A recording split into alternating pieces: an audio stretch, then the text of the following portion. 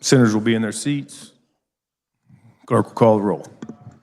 Alley, Baumgartner, Billinger, Blasey, Bowers, Clays, Corson, Dietrich, Dahl, Erickson, Fagg, Vascadeau, Francisco, Gossage, Haley, Holland, Holscher, Kirshen, Cluse, Longbine, Masterson, McGinn, Olson, O'Shea, Peck, Peterson, Petty, Pittman, Kyle, Clays, Reddy, Corson, Reichman, Dietrich, Schallenberger, Dahl, Steffen, Erickson, Straub, Fagg, Sykes, Vascadeau, Thompson,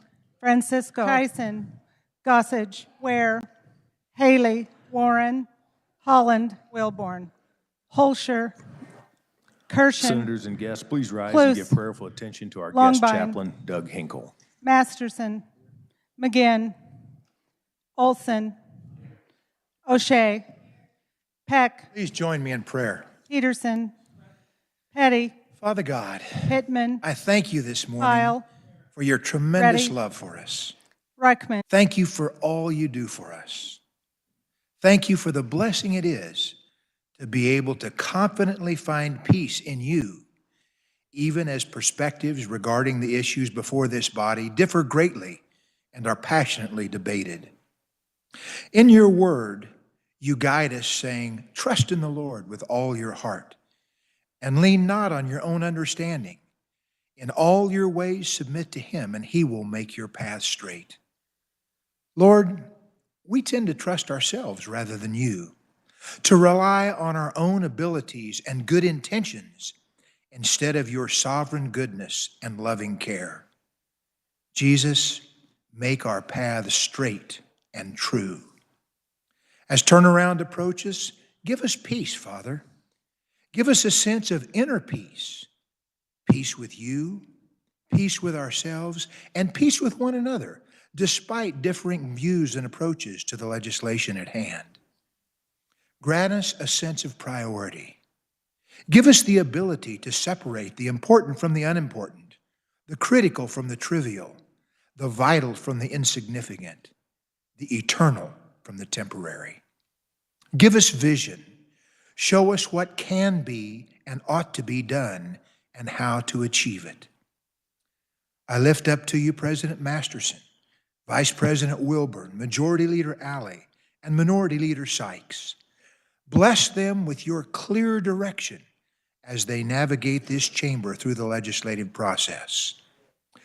I lift up Speaker Hawkins and the entire leadership team of the House to you as well. May your will in each of us, individually and collectively, in the Kansas Senate and in this entire building, be accomplished to your glory and the benefit of all Kansans. In Jesus' name, amen. Please continue standing for the national anthem performed for us today by Dacia Reynaud from Leavenworth, a guest of Senator Pittman.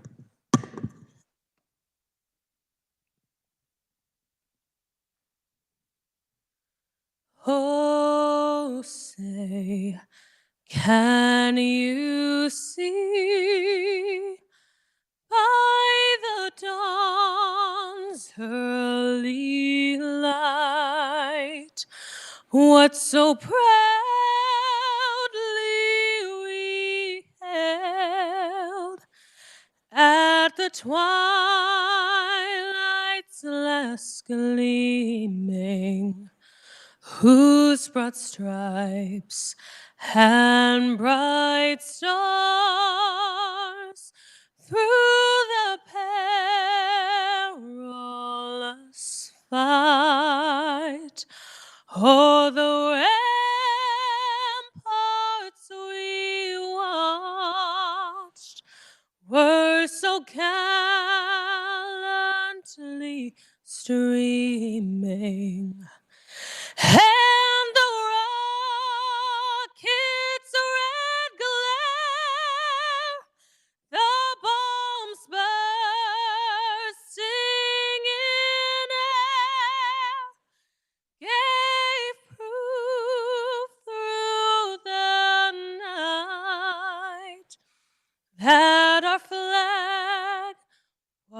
still there. Oh, say does that star-spangled banner yet wave o'er the land of the free and the home of the brave.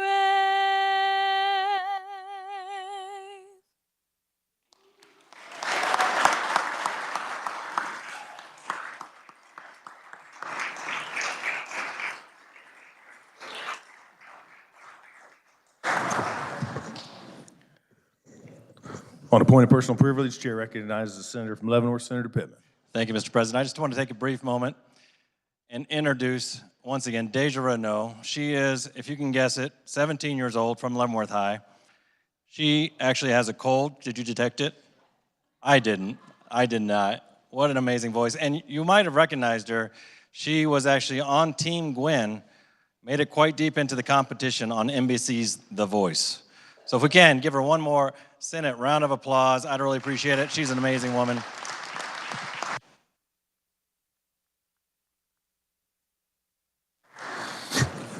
Thank you, Daisha. We were honored to have you here today. On another point of personal privilege, Chair recognizes the senator from Johnson, Senator Sykes. Thank you, Mr. President.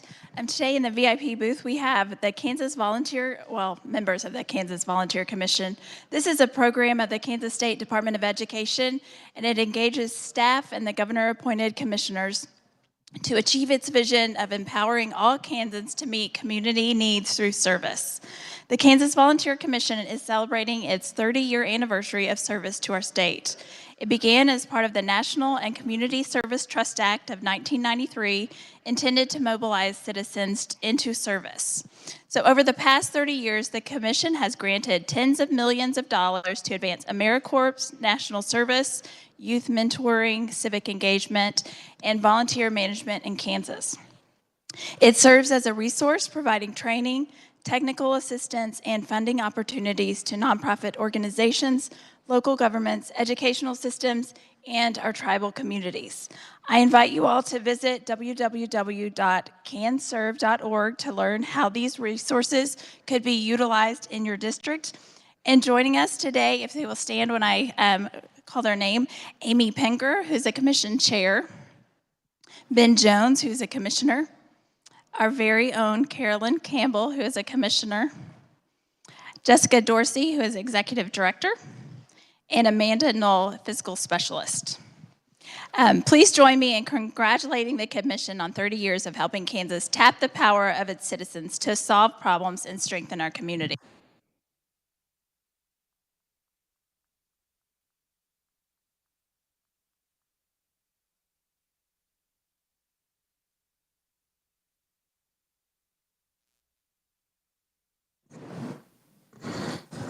And welcome to the Kansas Senate. Please note references to bills on page 1 and 2 of the calendar. Committee, we're going to skip final action to get into GO real quick. So Chair recognizes Majority Leader from Cali, Senator Alley. Thank you, Mr. President. I move that the Senate resolve itself into the Committee of the Whole for consideration of bills on the calendar under the heading General Orders. You've heard the motion. All those in favor say aye. Opposed, nay. Motion carries. Chair appoints the senator from Lyon, Senator Longbine, to preside over the Committee of the Whole.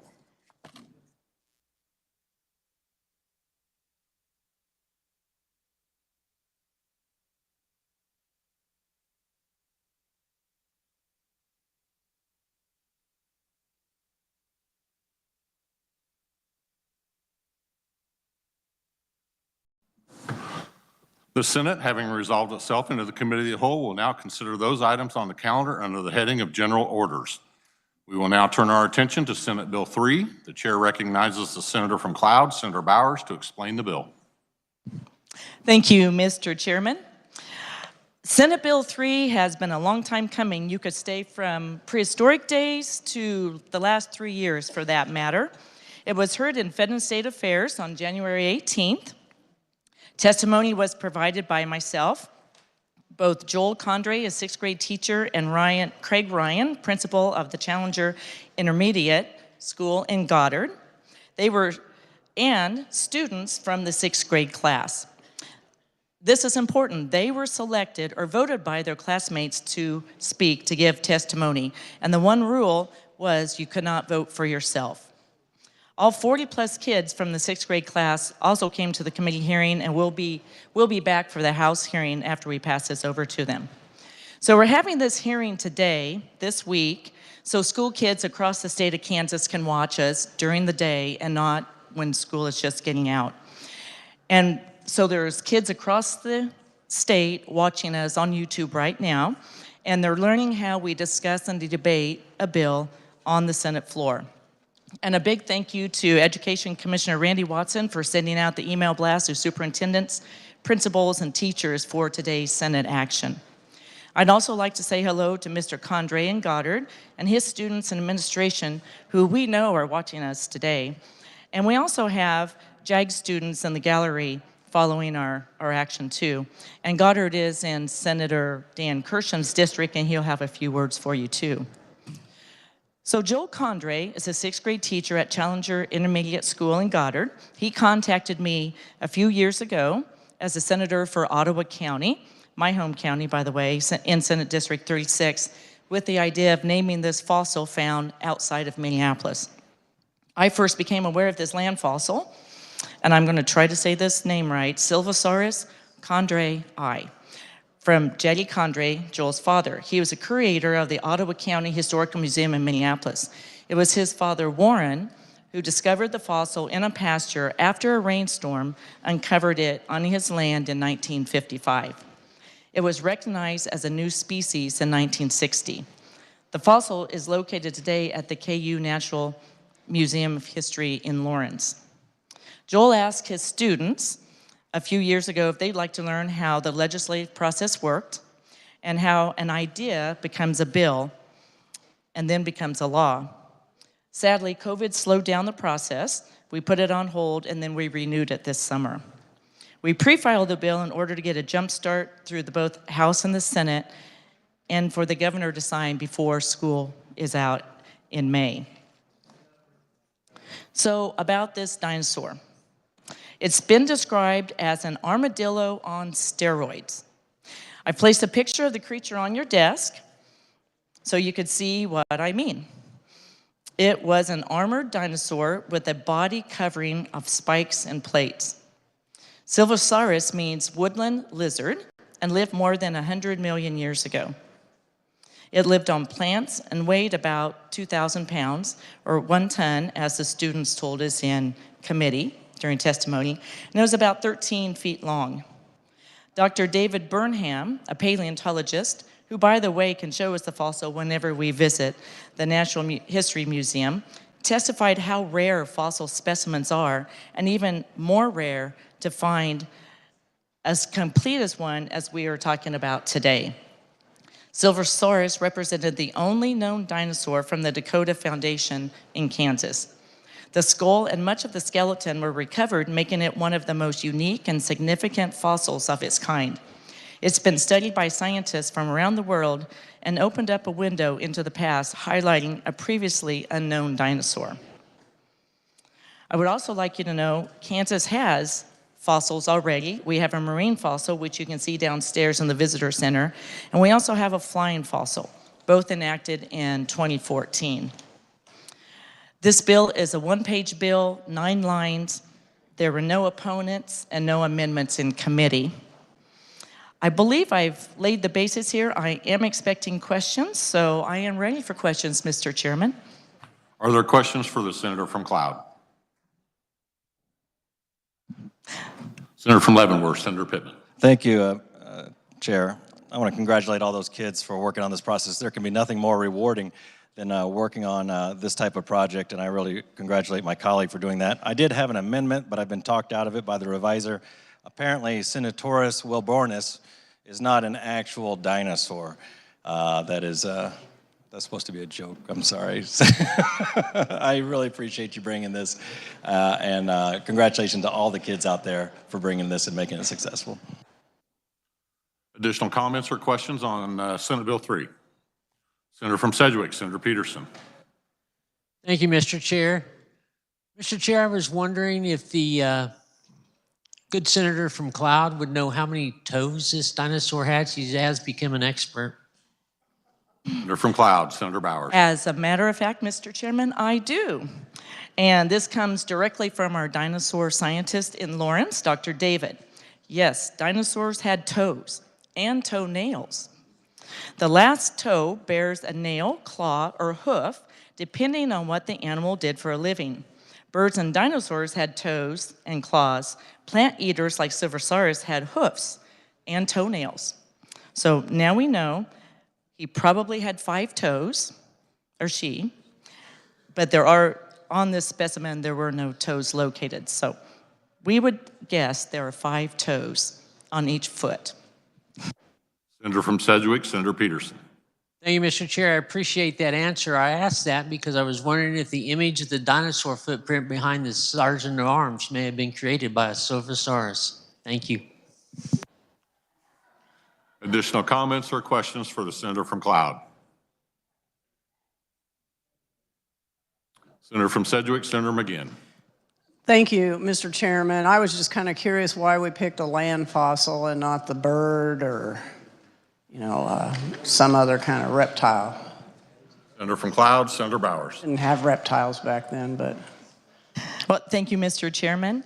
I actually do have an answer for that one as well. So our scientist friend, Dr. Bergman at KU, calls this guy an early Kansan, at least one of the earliest dinosaurs in Kansas, unlike others that were found here.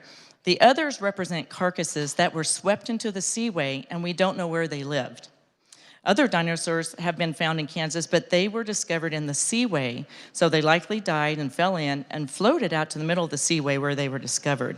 He also noted the fossil was found at the mouth of a river, and its bones remain preserved and intact in that same spot. And we also have footprints in the Dakota Foundation to back up why this was a land dinosaur. Thank you. Additional comments or questions? I would like to add, Mr. Chairman, that these students are from Dan Kersham's district, and he met with the students and attended the hearing with us. He should be very proud of these kids. They've done a great job. They researched much of my testimony today was taken from their testimony, and they were just very competent in what they said. And they'll be back if you'd like to watch them in the House as well. The chair recognizes the Senator from Sedgwick, Senator Kersham. Thank you, Thank you very much, Mr. Chairman. And I want to most of all thank Senator Bowers for all the work she did on this project and to get the kids all together over that period of time and get that all set up so we could participate in here. And also, we went through the process of doing a bill and how it shows up on the floor and those kinds of things with the students I'd never seen before. And I want to thank the kids from Goddard that are watching us right now and getting a full glimpse of what voting action is taking place and what we do in the Topeka. So that's great welcome to Senator Bowers for all the work she did. I really appreciate that very much. And with that, that's all I have to say. Thank you. Additional comments or questions for the Senator from Cloud? Seeing none, Senator, you may close. Thank you, Mr. Chairman. So in closing, I wanted to mention how impressed I was with the students Senator Kersham just mentioned for their research, their speeches, and their positive attitude in this legislative process. Principal Ryan told us the school's motto is be part of it. So how cool is it to see these young people lead the way on naming a new state fossil? And also from our dinosaur scientist friend, Dr. David. He said this: we owe a debt of gratitude to Warren Condrey for bringing his discovery to our attention, and all Kansans can be proud of this rare find, which is unique to our state. So, Mr. Chairman, I move when the committee rises and reports, it reports Senate Bill 3 out favorably for passage. You've heard the motion. All those in favor say aye. Opposed, no. Motion carries. We will now turn our attention to Senate Bill 123. The chair recognizes the senator from Miami, Senator Baumgardner. Thank you very much, Mr. Chair. Senate Bill 123 is going to allow that a veteran that has been stationed in Kansas for at least 11 months during their service, they or their spouse or any of their dependents may have in-state tuition in any of our institutions of our public institutions of higher education. So the only requirement is they have to be permanently stationed in Kansas during their service in the armed forces for 11 months, or they had established residency in Kansas prior to their service in the armed forces. Mr. Chair, I will stand for questions. Are there questions for the senator from Miami? Seeing none, Senator, you may close. Thank you, Mr. Chair. I move that when the committee rises and reports, it reports Senate Bill 123 favorably for passage. You've heard the motion. All those in favor say aye. Opposed, no. Motion carries.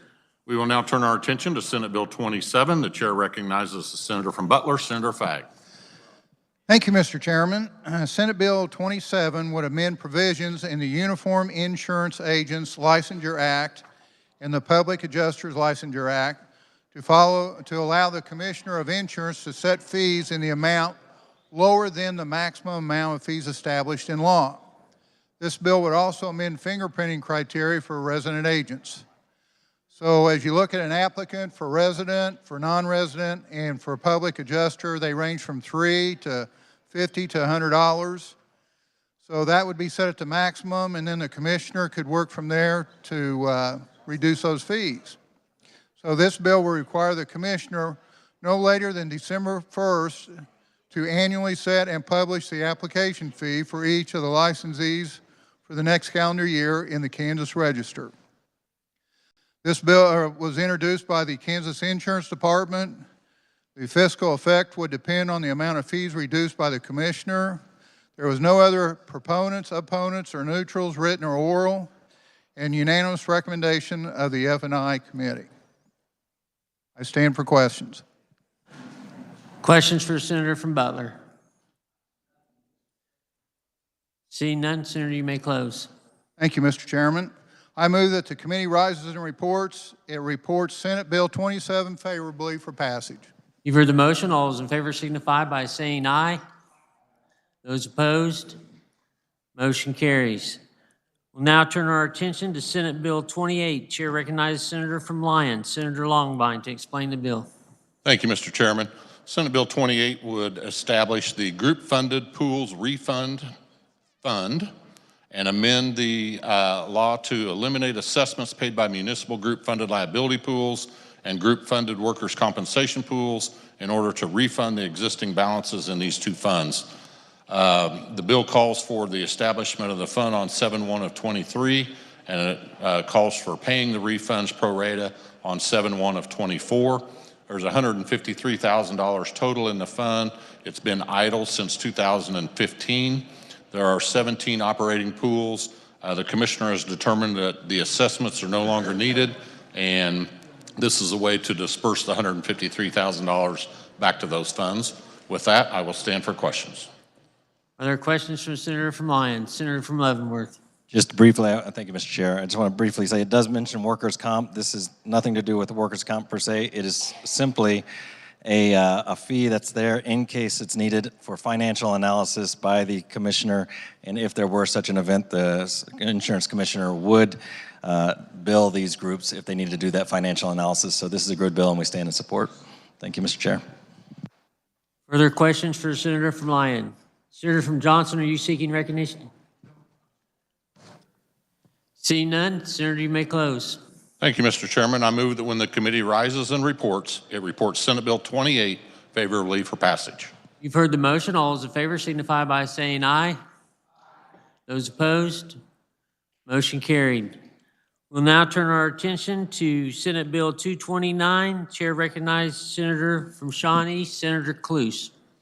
Thank you, Mr. Chairman. And someone said the little things make big difference, and SB 229 would authorize the city of Topeka to have its own license plate. The license plate would display an image of the city of Topeka flag, and incidentally, this particular bill was reference to Transportation from Commerce, and Senator O'Shea speaks well of this bill because her husband had part on the whole introduction of the flag, so we appreciate that. And of course, being from Shawnee County myself and Senator Dietrich, we stand in good support of this bill. This bill would require a person desiring this plate to make a flag image payment, which would be paid to the Greater Topeka Partnership. And during the testimony, Mr. Chairman, the thing that really struck me was the enthusiasm and just all the groups coming together in support of this great bill. You know, Wichita has its own plate that has its flag on it, Hutchinson, and why not Topeka? You know, I moved to Topeka in '98 with my family, and, you know, I've heard a lot of negatives about Topeka, and I don't like that, a lot of smack talk. And, you know, from the zip code being 666, well, now that I'm a legislator, I'd like to bring a bill that says 777. But anyhow, it's exciting to see the progress, and with the Topeka Chamber of Commerce and the Greater Topeka Partnership, and we have all these young people that have tuned in today and are watching and here in this chamber. It's good to know that this flag has a representation of the history and the past of Topeka. When you think of the sunflower, that echoes Kansas. Everywhere you go in Kansas, you see all the sunflower fields. But more particular, and I wish I had a copy of this plate for all my colleagues today, but I don't. But curiosity hopefully will get you to look into this. The 9 petals represent the founders, and you know, it's the founders of this great city that prepared the way for what we're seeing now in the economic development and the progress. And so this particular plate with the flag on it, I believe is just going to be a fantastic reminder to people to say, wow, look where we've come over the years. And I just believe, you know, all the involvement, it speaks of the community coming together and holding a sense of pride. You know, it reminds us not only of our past, but the present and the future. And so when we think of the leaders that paved the way in this city over the years, and now the current leadership and through Greater Topeka Partnership and the vision that they have for our young people and development in the days ahead, I think it's really important that we come together and let this plate and this flag speak for itself. There's not going to cost us anything. That's a good thing.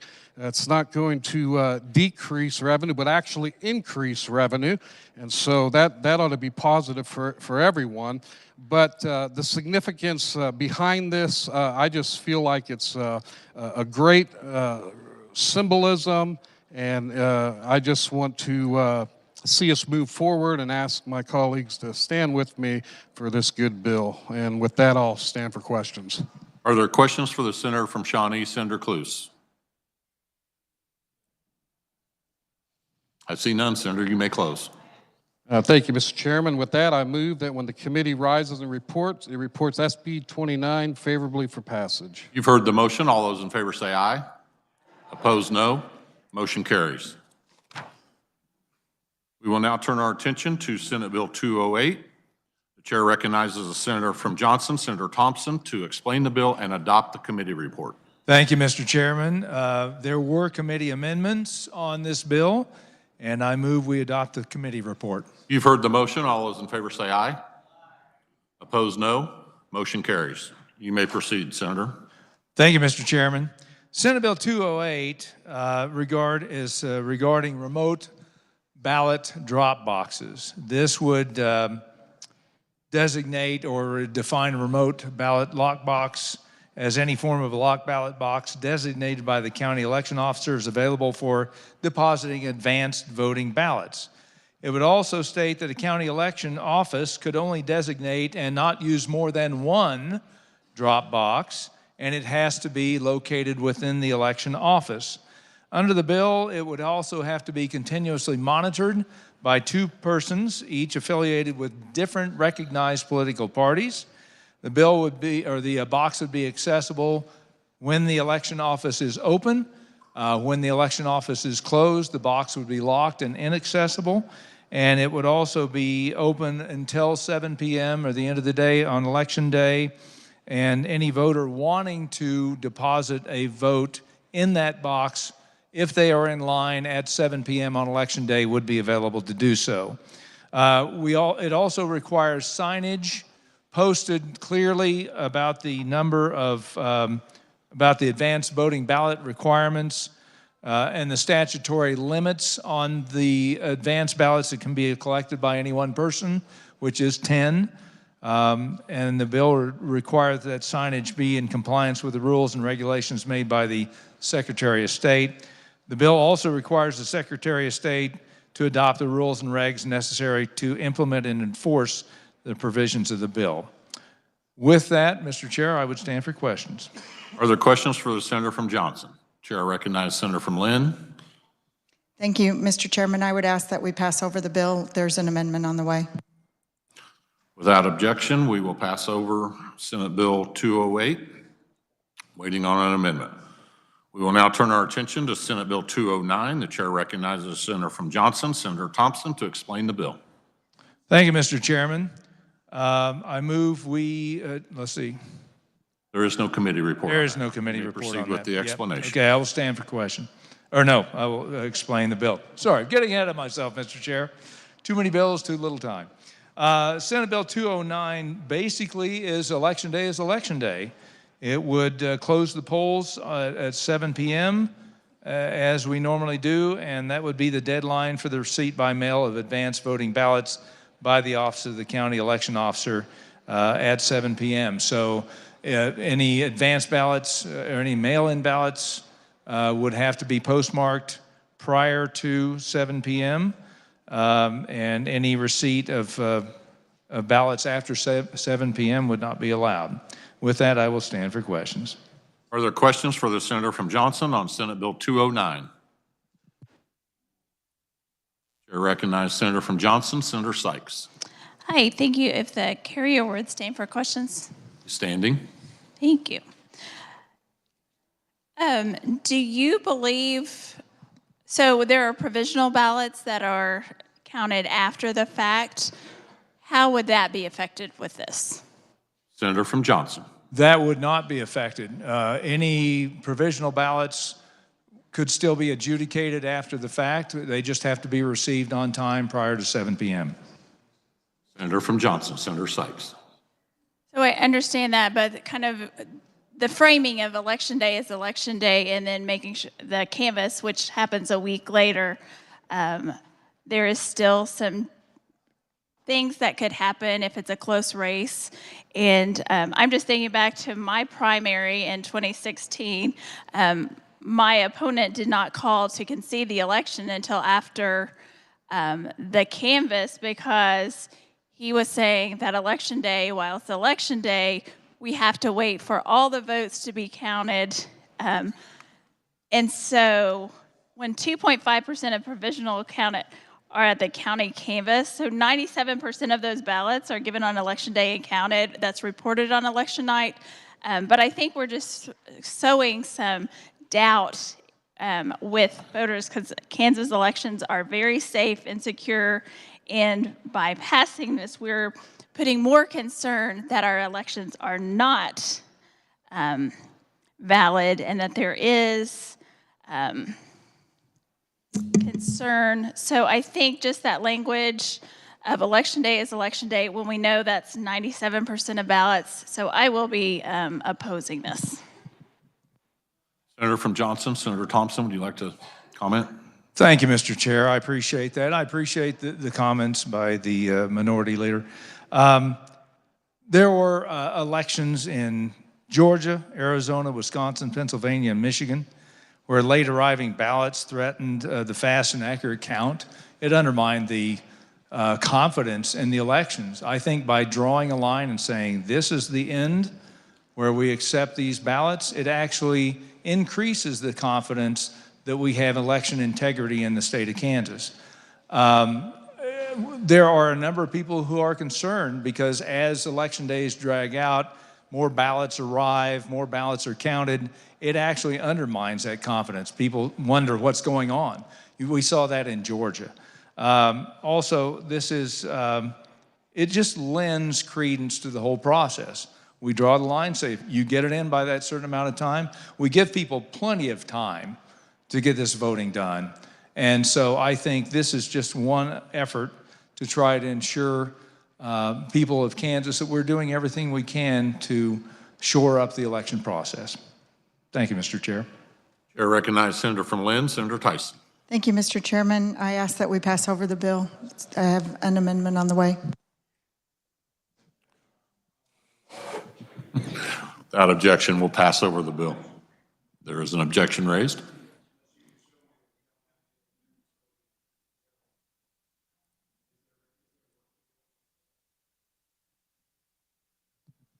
Senator from Brown, Senator Thank you, Powell. Mr. President. Yes, I object unless we can show that there's no work to be done on this bill, that there aren't amendments already prepared. We can continue to discuss and move forward on this bill while we're waiting for other stuff to be developed. Are there additional comments or questions on this bill for Senator Thompson? Senator from Douglas, Senator Francisco. Thank you, Mr. Chair. I did have a question for the Senator from Johnson, if he would stand for it. He's standing. Thank you, Mr. Chair. So I'm wondering if the Senator has some information for us about the length of time it takes for a ballot that's mailed either from the county election office to arrive at a voter's home, or vice versa, how long it might take for a ballot that a voter mails back in to arrive at the election office. Senator from Johnson, Senator Thompson. Thank you, Mr. Chair. That's going to be variable depending on how the post office operates, whether or not they have to go through a contractor or something to deliver that mail. So again, this bill doesn't speak to how the post office operates, so I don't have a good answer for that. Thank you, Mr. Chair. Senator from Douglas, Senator Francisco. Thank you, Mr. Chair. I know that it does vary across the state, and that often communities have mail that is now being processed out of state.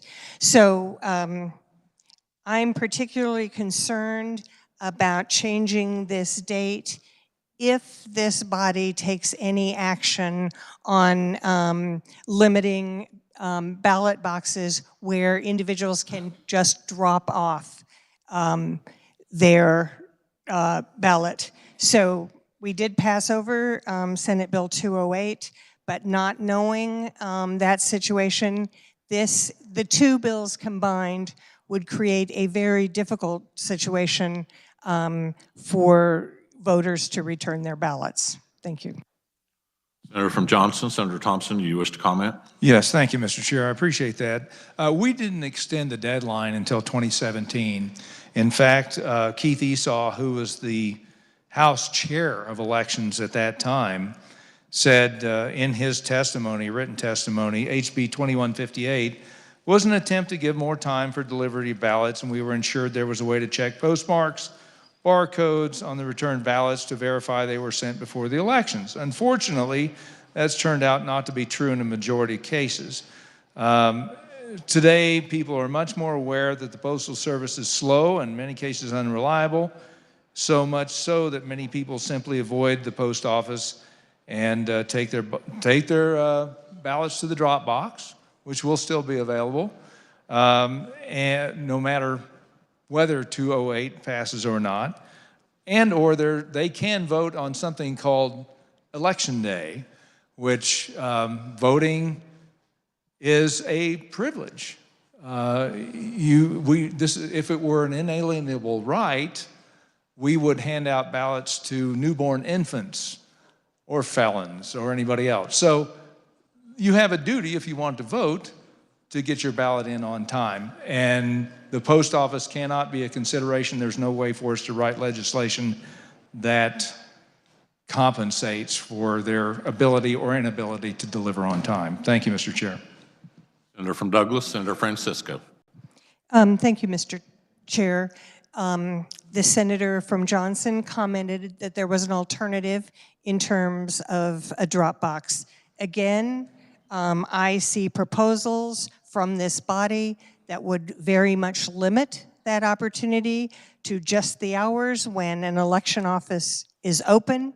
And that's also one of the problems for some people being able to vote in person. If you work in a community that's not where you reside, you may have to leave to get to work before 7 p.m., a.m., and you may not know if you're going to be asked to work overtime. We need to make sure in this combination of mail and drop-off ballots that there are alternatives. I don't see that in what's being proposed in front of us today. Thank you. Chair recognizes Senator from Wyandotte, Senator Haley. Thank you, Mr. Chair.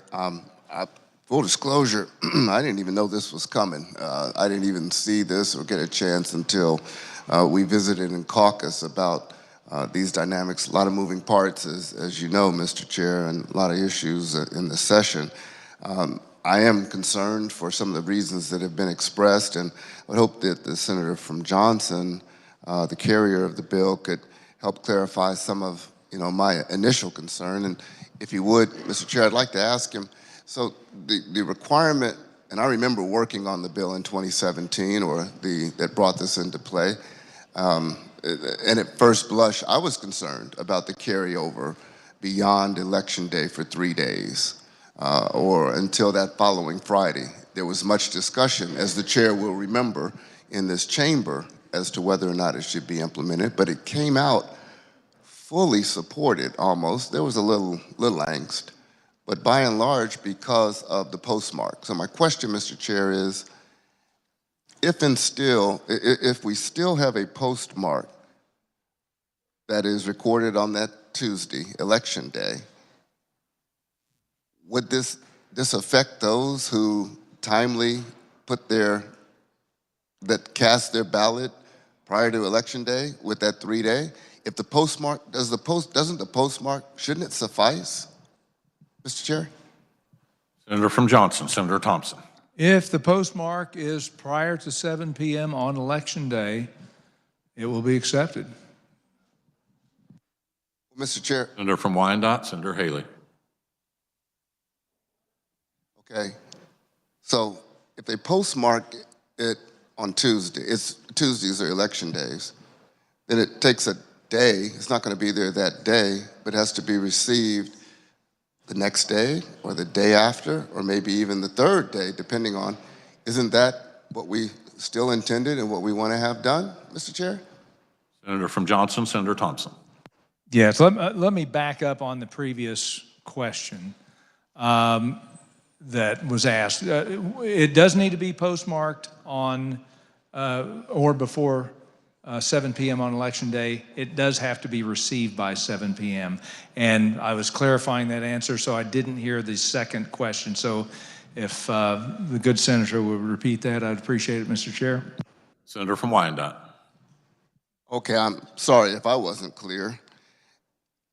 The intent of the law as it is now that was discussed and promulgated from this body and this legislature was to ensure that every voter cast a ballot prior to, I'll say, 7 p.m. on Election Day. And it can be done by many means. I won't enumerate all of those. We know what they are. You can go in advance vote. There was some discussion about that, advanced voting places. Ballot boxes that are placed in different counties. Of course, in-person voting on the day of the election from, I believe, the hours are 7 to 7, and by mail. Mail was universal. It's been universal. We are a state, Mr. Chair, that has some broad geographic areas often where people are unable to get to the polls and they want to cast their ballot by mail. Now, my county, Wyandotte County, is pretty densely compact in population. The carrier of this bill, Senator from Johnson, as is his county, but there are some people in the state of Kansas who are a long way away from the polling place or ways away and want to vote by mail. So to rephrase the question, if they get that to their post office, if they get their ballot completed and turned in and the postmark is on there on election day, shouldn't there be a reasonable amount of time, as has already been decided? Yes, there should, but shouldn't there be, Mr. Chair, a reasonable amount of time for those people to have their ballot counted, which is going to be obviously the next day. It's not immediate service. It'll be at least the next day, or depending on what the post office can deliver, up to maybe 3 days. Mr. Chair. Senator from Johnson, Senator Thompson. Thank you, Mr. Chair. Well, let's pose another scenario. Let's say they do that. Let's say they get it postmarked at noon on election day, and they drop it in the post office box, and the post office has a whole bunch of Amazon packages they have to deliver, and it arrives 5 days afterward. When do we draw the line and say election day is over? That's what this bill is intended to do. It gives everybody the same finish line. This would be the same as if we, in the Super Bowl, Kansas City won, the clock runs to 0, and we give them, well, you know what? This other team didn't have enough time to potentially win the game. Let's give them 3 more quarters. Everybody would throw a fit. This ensures that everybody has a level playing field. Everybody across the state has the same finish line. You got to get there on time no matter how, no matter whether you use a post office. You need to compensate by adjusting how early you vote, or you make some alternate plans to be able to vote, or you can give it to someone to hand in that ballot. We still allow up to 10 ballots to be collected and dropped in that remote drop box. So even if we pass 208, there's still going to be a drop box available. So again, this is a fairness issue. This is an election integrity issue. This is ensuring confidence. We have to say, this is the in line. We draw it out 3 days. It's just too much. And there are 30 other states who require absentee mail ballots to be received on or before Election Day. So this is not a new concept. There are a majority of states in the United States that require this, and I think Kansas needs to be one of them. Thank you, Mr. Chair. Senator from Wyandotte. Yes, Mr. Chair, this is a fairness issue, and I couldn't agree more. It's fair to ensure that regardless of your geography or regardless of your condition or your ability, that you post your ballot by noon, by 7 o'clock on election day, that is postmarked. Now, no one has control over what the delay is or the delivery time is. Beyond that, that's not up to the voter. The voter can't control what the post office does. So indeed, it is a fairness issue. I mean, if I don't want to pick on any particular city, but if West Acres, Kansas post office takes 3 days to deliver, but in Shawnee, Kansas, it's overnight, it is a fairness issue. There should be an equal protection for the delivery of the mail of the people of West Acre, Kansas, as there are for the people of Shawnee. And if it's overnight in one place or it takes 3 days in the other, those ballots should still be counted. And I just don't understand the necessity to it. And I have one follow-up question, Mr. Chair. And again, I'm just reading the bill brief. I can't believe this is being revisited because there's really no issue that's being addressed here except to alienate people that vote by mail, and I don't know what the underlying reason is. If the carrier could share with us that the neutral conferee was the Secretary of State, neutral, saying there were no mechanics implications from that. I'm reading from the bill brief. But the conferee, the Secretary of State, Mr. Chair, said there were estimates for how many ballots were received during the 3-day period following the 2016 and 22 elections, and what percentage of ballots were counted and reported? Does the chairman of Fed and State Affairs who's carrying the bill, does he know what those numbers are, or can he share with us approximately how many numbers between the end of election day and that Friday following, on average, are received, so that we know how many he's attempting, or this bill is attempting to marginalize or have discounted in the future? Senator from Johnson, Senator Thompson. On any one election, I don't have the exact numbers. I do not. But again, the legislature informs Secretary of State through statute how they are to operate an election. And if this were passed, those ballots, if they weren't received on time, would not be counted. And it would be, again, up to the voter to make sure they get in on time. It is their privilege to vote, and therefore they need to make sure they accommodate the process so that they can get it done. Thank you, Mr. Chair. Well, yeah, Mr. Chair. Senator from Wyandotte. Thank you. It's a privilege to vote, but it's also a right, and that right should not be abridged, in my mind anyway. I don't think we should abridge the right based on one's geography or some pre-existing condition that might impair that through the mechanics that are in place in a free and open democratic society to have their vote be counted. I would like to know, or we would like to find out, how many people have been counted, how many votes have been counted between, well, I guess it would be 7 p.m. on election day and that Friday, those Fridays following. That would be, I think, very important to know, because this bill seeks to say that on average in the future, those votes wouldn't count. That their right to vote is being abridged for some procedural reason that is not clearly outlined. And so I appreciate the senator from Johnson sharing some of his thoughts with it. I don't understand why this is coming. Well, I understand why it's coming, but I don't think it's necessary that it would come, Mr. Chair. And I hope we find some way to underscore that our democracy matters and every vote should count. We should ensure that we encourage everyone that we can to participate. Thank you, Mr. Chair. Chair recognizes Senator from Johnson, Senator Sykes. Thank you. Just a few comments, not a question. While I disagree that our elections, the analysis that this is not a game, it's not the Super Bowl, really enjoyed the Super Bowl this year, but if you want to go on that journey, if you throw the ball and the clock goes to 0, that play isn't over until it's caught.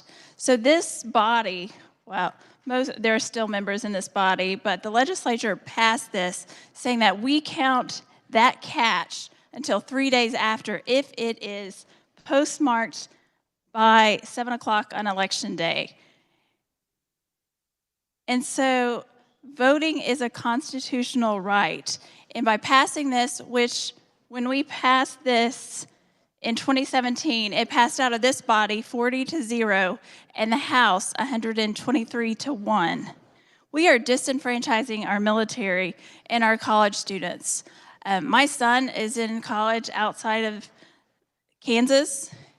He requested his mail ballot at the earliest convenience. It got sent. It took 2 weeks to get to his college in Nashville. He took maybe 2 days to fill it out. It took over 3 weeks to get to him. So if we take this out, yes, we have a responsibility, but it is also our constitutional right. And if we change the rules, we are disenfranchising our voters, and I will not be supporting this. Chair recognizes Senator from Finney, Senator Dahl. Thank you, Mr. Chairman. Where I live in Garden City, if I mail a letter to somebody who lives across the street from me, that letter goes to Wichita before it comes back to Garden City.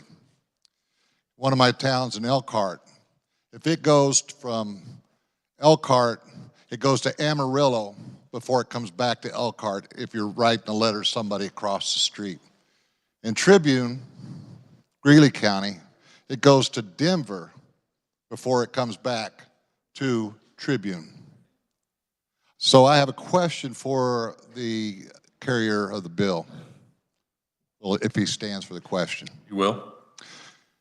Have you talked to the Secretary of State about election fraud? Senator from Johnson, Senator Thompson. Not extensively. Senator from Finney, Senator Dahl.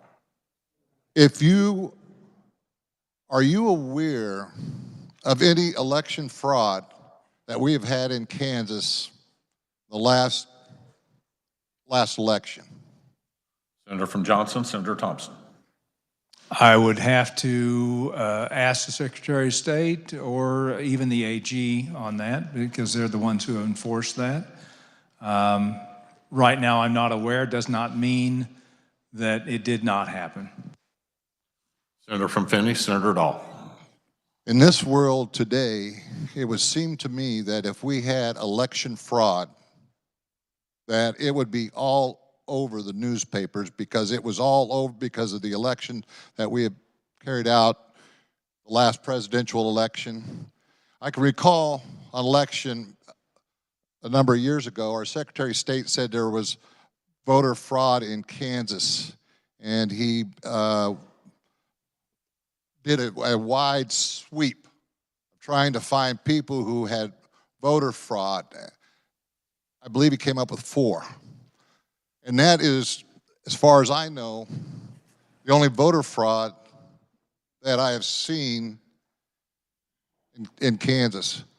You know, I think that government, we pass too many laws. We pass too many regulations. We find things. We look for the boogeyman. Well, the boogeyman isn't out here on this.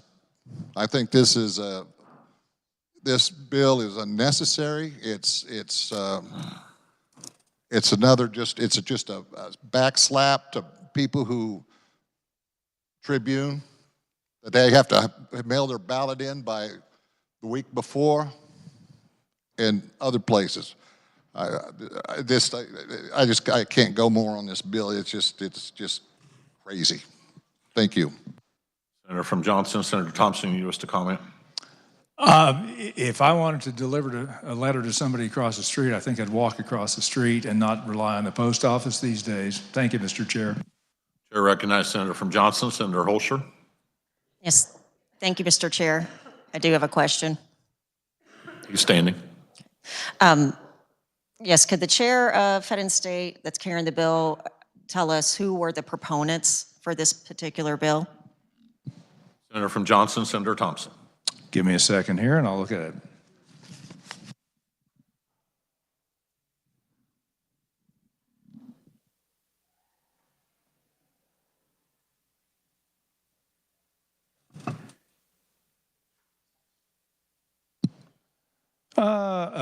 Opponents or proponents? I'm sorry, Mr. Chair. The question was proponents. Proponents, okay.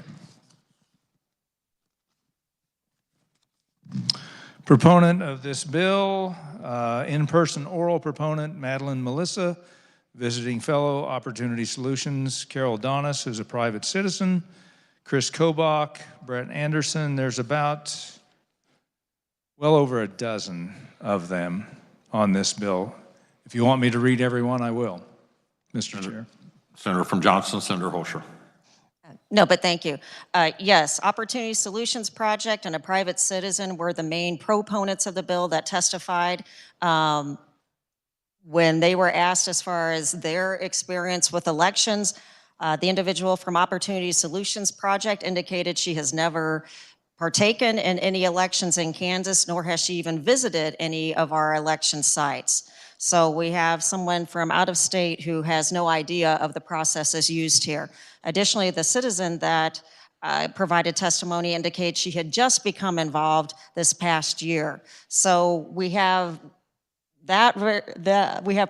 proponent testimony from individuals who have little or no experience with Kansas elections, countered by the fact that we had opponent testimony by over, 2 dozen organizations and individuals, including the Kansas County Clerks and Election Officials Association. The people who basically are in the trenches working elections indicated this was not a good idea. And part of the reason why we have this 3-day grace period, I think it's important to know that there were changes to the USPS in 2017 that affected delivery. Those changes have not been overturned as far as what happened. And as a previous senator alluded to, now some of our mail goes to other locations further away that causes delays. Those changes have not been corrected. We still have those in effect here. That is why the 3-day grace period was implemented. And that was a unanimous vote in the Senate in 2017, and all but one person in the House approved that change because of the way that the mail was being slowed down. This bill would affect people in rural areas. It would affect 700 long-term facilities that rely on mail ballot. Essentially, this bill would punish people who are doing everything right and abiding by the rules. I am against this bill, and I hope that the body will vote it down. Additional comments or questions for the senator from Johnson? I see none. I also do not see the senator from Lynn who requested to pass over this bill, so we will pass over waiting for an amendment. We will now turn our attention to Senate Bill 119. Chair recognizes Senator from Butler, Senator Fagg, to explain the bill. Thank you, Mr. Chairman. Senate Bill 119 is a little easier. This would clarify the definition of insurance company and make other technical corrections in reconciling changes in the insurance code.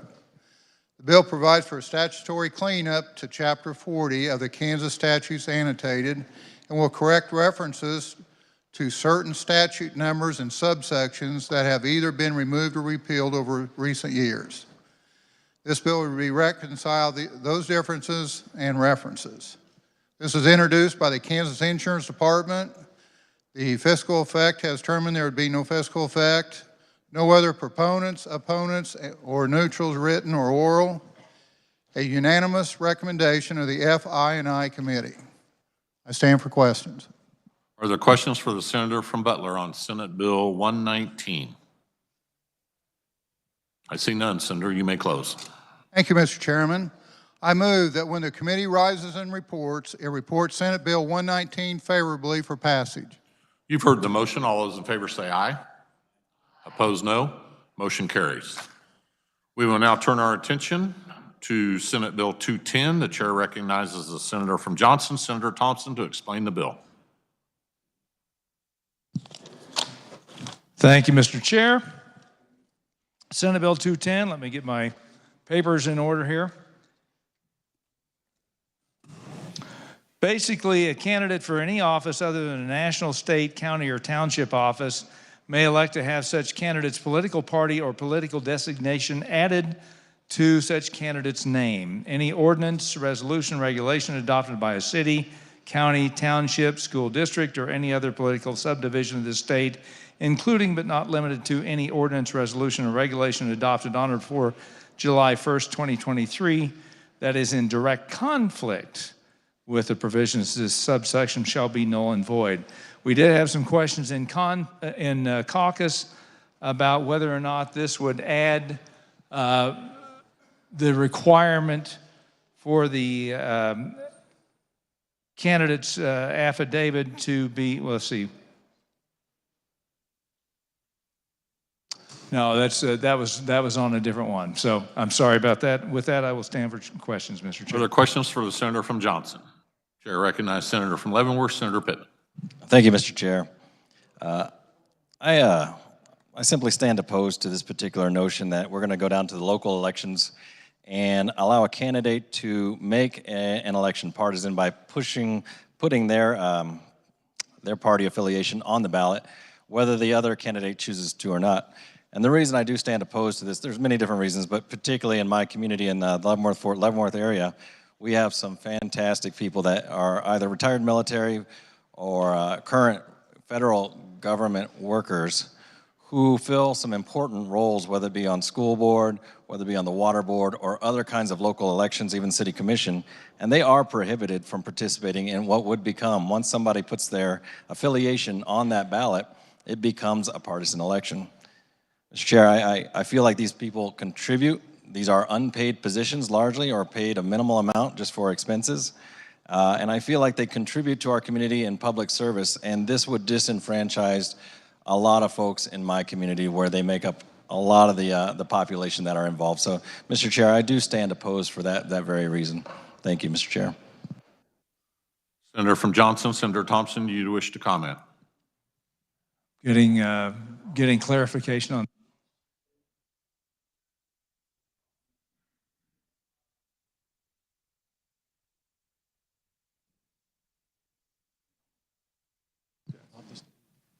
Okay, so as I understand this, in the state of Kansas, these are nonpartisan elections. The state has set that up. Only in the federal, through the Hatch Act, have they set that up. So with regard to that, the Hatch Act would apply to a very small subset of Kansans who desire to hold federal jobs, and they self-eliminate on this particular situation, so that they, if they decide they want to take a job that is funded federally in part or in full, they do so at will, and by will elect not to participate. Thank you, Mr. Chair. Chair recognizes Senator from Wyandotte, Senator Haley. Thank you again, Mr. Chair.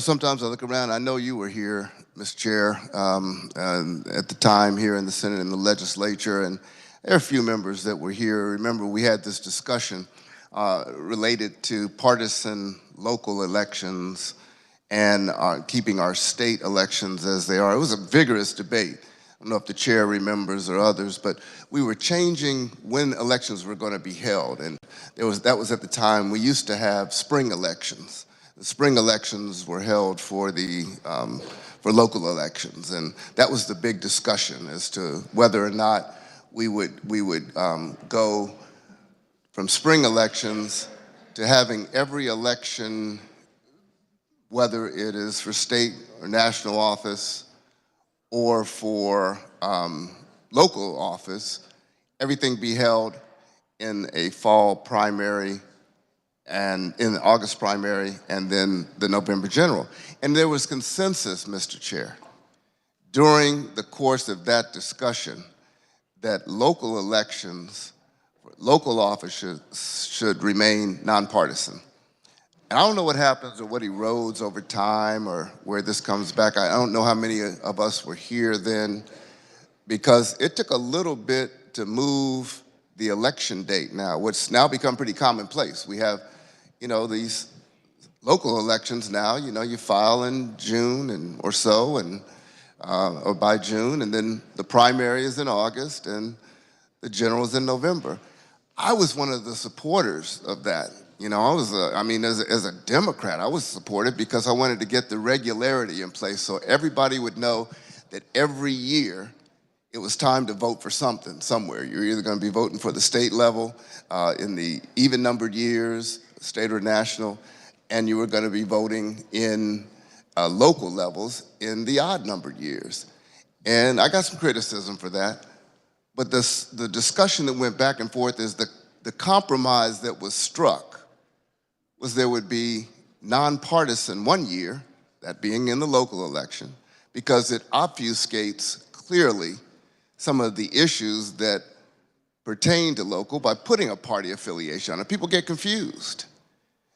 And that local politics should not be muddled with partisanship. And I don't even remember, sometimes I feel like I'm by myself. There were some people in this chamber who clearly understood that. I'm talking in a bipartisan fashion. It wasn't Democratic or Republican or independent. It was clear that if we were going to change, there should be 1 year when the concept of voting for a candidate or an issue was not muddied or team sported, if you will, by party affiliation. And that was how the compromise was struck. That was how this legislature adopted having even-numbered years for state and federal and partisan elections, filing with your party affiliation, but not clouding that up in odd-numbered years with the local elections. That's what was fully agreed to and has been adhered to, and I don't understand why there's an attempt to roll that back and muddy the waters up again in that discussion. Thank you, Mr. Chair. Senator from Johnson, Senator Thompson. Thank you, Mr. Chair. Really, all this is a transparency issue. For most people who are going to run for these offices, if they want to declare their party affiliation, it just actually allows the voter more information to utilize to make a decision rather than less. And they can voluntarily do so. It doesn't require them to do to declare this, but it may be to an advantage on either side. Either you're, reveal that you're a Democrat or a Republican, depending on the district. It may have an impact, it may not. And we're just giving them the option, Mr. Chair. Thank you. Chair recognizes Senator from Finney, Senator Dahl. Thank you, Mr. Chairman. I think what this bill does, it eliminates a lot of people having to study their candidates. Because a lot of us, we know, just look down a ballot and if we vote R, we vote D, we know nothing about a candidate. And I think it's very important for the constituents to study the opponents or the candidates to make sure that they understand what that candidate stands for. The last 3 governors' races, we have not had a majority winner. And in one of those, actually, 2018, the senator from Shawnee and myself played a part in that, not being able to get over 50%. So I think it's important that we have a way to, I think that our constituents, that the governor will have over half the people supporting that votes for them. And with that, I have an amendment. I've turned it in, it's 1398. Okay, let us give us a minute to distribute.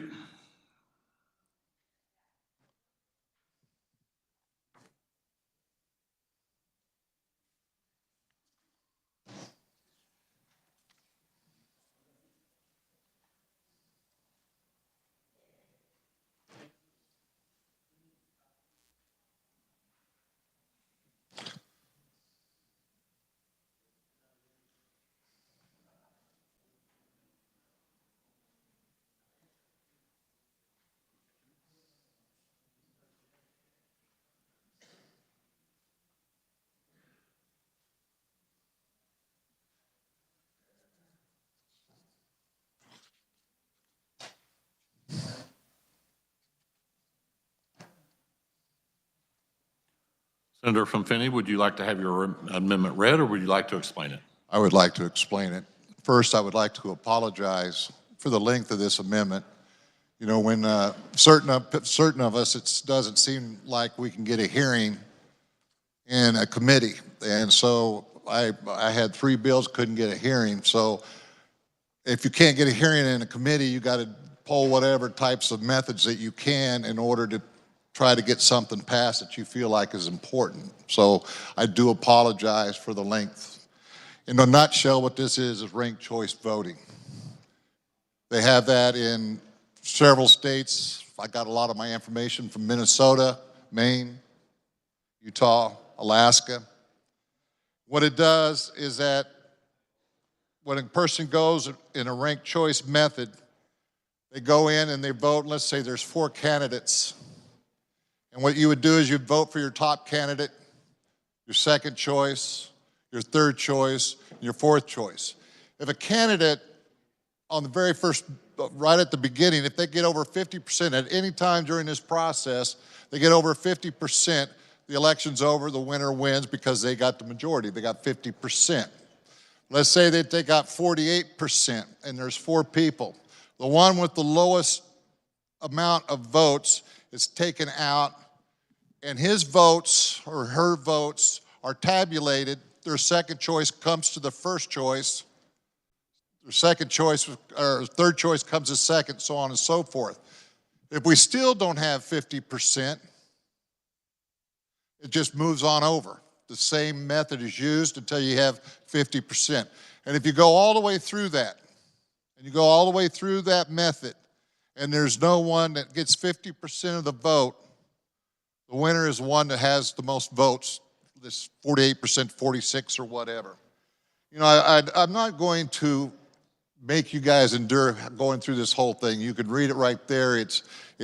I apologize again. I feel strongly that this should have got a hearing, but it didn't. And with that, I'm ready for questions. Are there questions on the amendment? Senator from Johnson, Senator Thompson. Mr. Chair, because this creates a separate question, I challenge your germaneness of this amendment. Germaneness has been challenged. The Rules Committee will meet.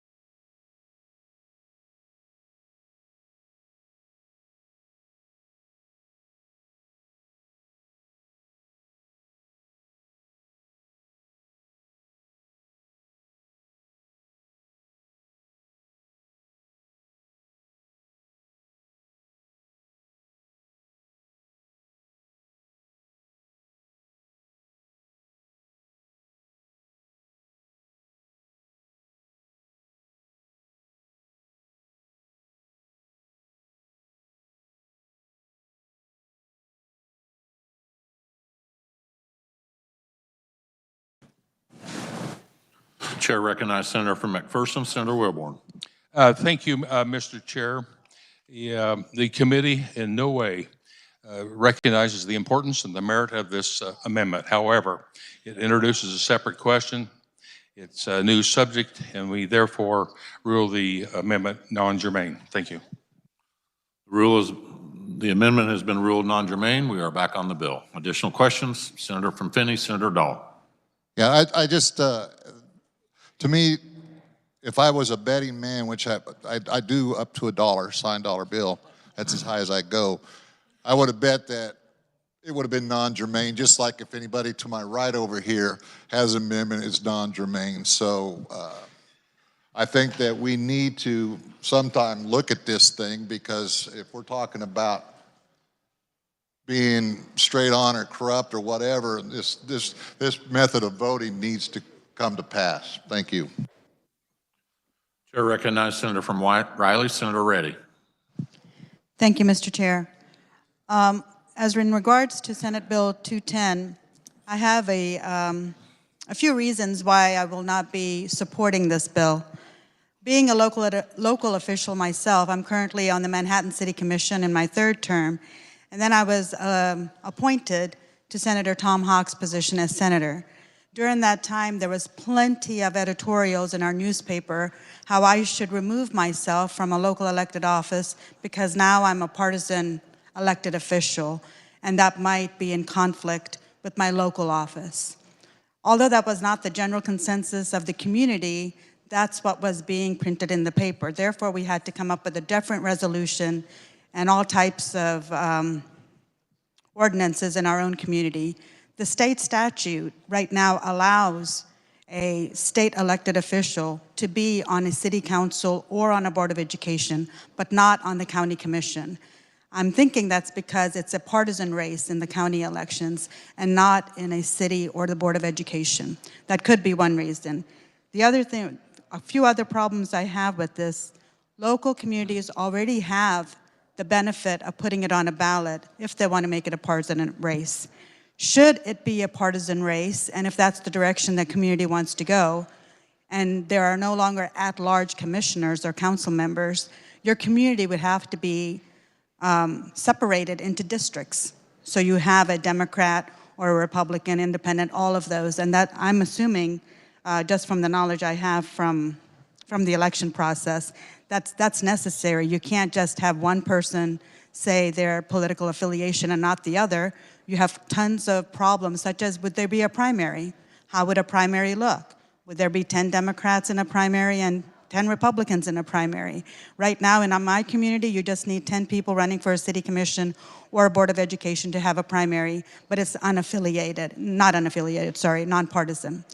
This brings up a lot of issues, and local communities can already decide that on their own. And I feel this would also be bringing that partisanship to a city commission, which in my community, like I said, it may not be in other communities. Other communities have embraced a state official also being on their city commission or the board of education. So people understand partisanship, and people understand how they want their local governments to be run. So with those factors in my mind, I will not be supporting this bill. Thank you. Senator from Johnson, Senator Thompson, wish to reply? No, thank you, Mr. Chair. Chair recognizes Senator from Barton, Senator Straub. Thank you, Mr. Chair. While debating this bill in committee, it brought to mind a lot of things that I'm aware of from my prior service as a county commissioner, and which are partisan races.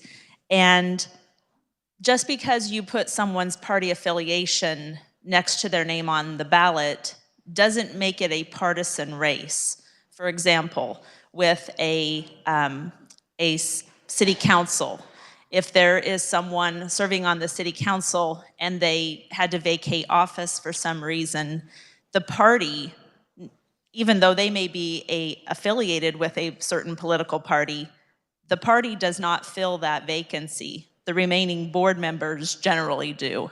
So just because you put somebody's party affiliation next to their name on the ballot doesn't automatically make that a partisan race. I can think of numerous examples with school boards where this information could be very beneficial to the voter. And the information on someone's political party registration is available at any time from your county clerk's office. So it's not that the information is not available, and it's not that those people don't have party affiliations. They very much do, and the information can be accessed. It's just much more difficult to go about getting that information that way. This is definitely a transparency issue. I believe it helps inform the voter in races where there may not be a lot of money involved in campaigning. So it definitely can help inform the voter. And if you think about our city council races, our school board races, there are lots of state tax dollars, federal tax dollars that come through those entities that the voter may want to know more about that candidate and how they would how that candidate would react. But just because you put your party affiliation next to your name on the ballot doesn't make it a partisan race. Senator from Johnson, Senator Thompson, you wish to respond? No, I think the Senator from Barton added some clarification to this. Thank you, Mr. Chair. Chair recognizes Senator from Johnson, Senator Holscher. Yes, I have a question, if I may. He's standing. Yes, I just want to clarify, can't cities already determine if they want partisan elections? Senator from Johnson, Senator Thompson. If they have a charter. Senator from Johnson, Senator Holscher. Okay, so they can draw a charter to clarify if they want partisan elections. Senator from Johnson. Sorry, repeat that. I missed that, Mr. Chair. Senator from Johnson, Senator Holscher. It's okay, I'll just go ahead and clarify. Cities can already determine if they want partisan elections. It's a local decision that they can make. This bill, if passed, invalidates those local ordinances. Additionally, it creates confusion as you'll have November races with declared candidates of the same party running against each other. Topeka in particular, and possibly other cities, already have provisions in place as far as their charters. This bill would require them to scramble and elect and to put together new provisions. I will mention in particular the city of Topeka as well as several other municipalities, including Overland Park and others, submitted testimony in opposition to this bill. And city of Topeka, and I quote, said, Our community believes that the vast majority of issues faced by a governing body are nonpartisan. You do not have to be a Democrat or a Republican to fill a pothole, provide public safety, or produce clean water.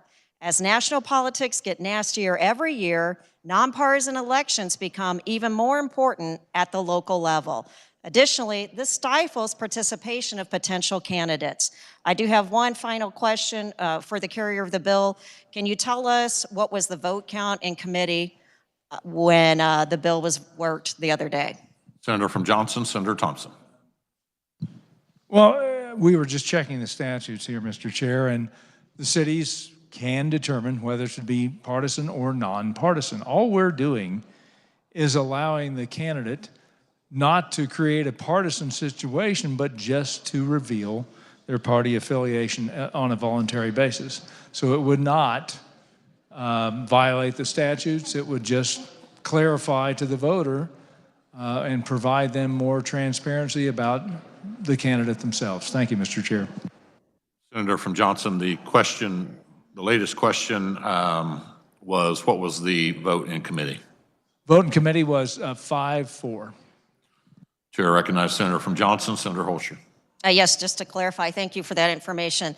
The vote was tied 4-4, 4 yes and 4 no, with the chair breaking the tie. And yes, cities can already do this. This is overreach. This bill is not needed. Thank you.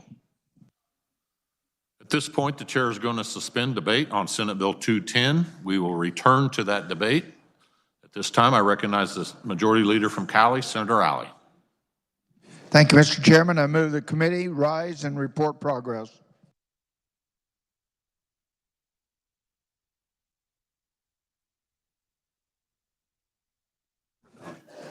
You've heard the motion. All those in favor signify by saying aye. Opposed, no. Motion carried.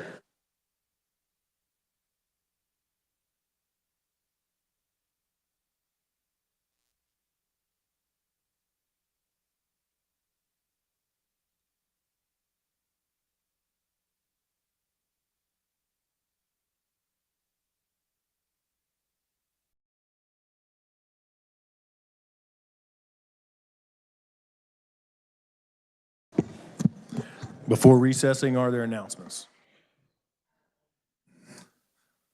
Seeing none, Chair recognizes the Majority Leader from Cali, Senator Alley. Thank you, Mr. President. The Republicans will caucus in room 548 at 1:30, and I yield to the Senator from Douglas, Senator Francisco. Senator from Douglas, Senator Francisco. Thank you, Mr. President. The Senate Democrats will caucus also at 1:30 p.m. in 287 North. I yield back to the Senator from Cali. Senator from Cali, Senator Alley. Thank you, Mr. President. I move the Senate recess until 2:30 p.m. For the motion, all those in favor say aye. Opposed, no. Senate is recessed.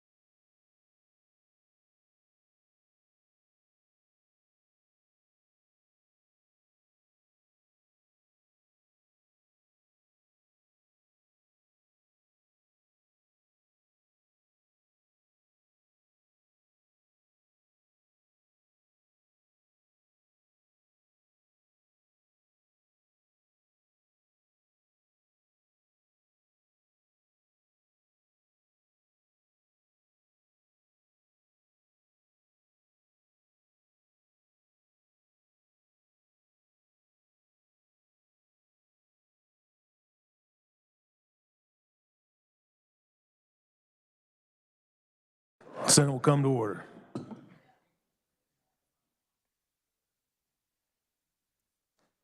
I'll give you a few minutes because we are ready for final action from yesterday.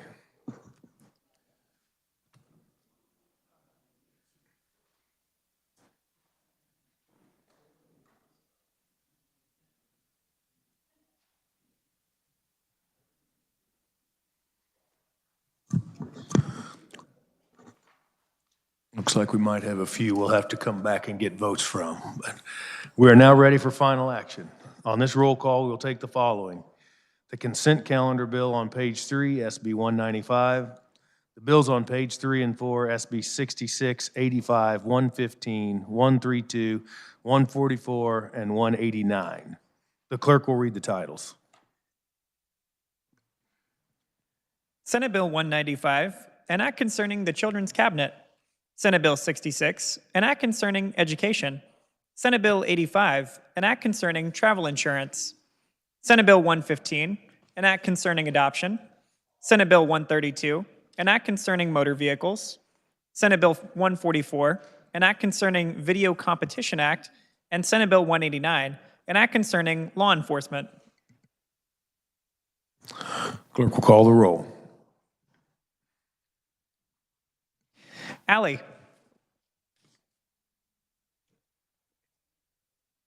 Baumgartner. Billinger. Blasey. Bowers. Clays. Corson.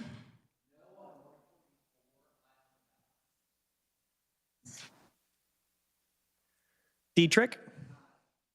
Dahl. Erickson. Fag. Faust Goudreau. Francisco. Gossage. Haley. Holland.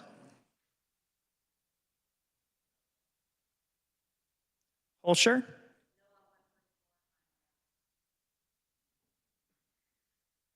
Kirshen.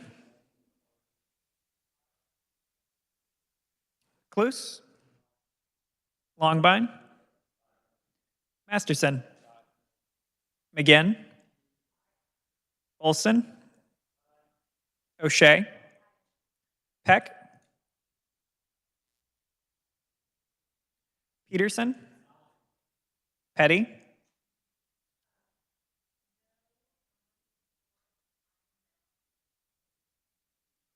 Pittman. Pyle.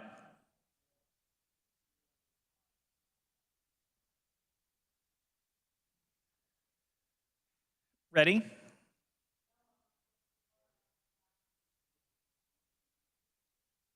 Reichman. Schallenberger.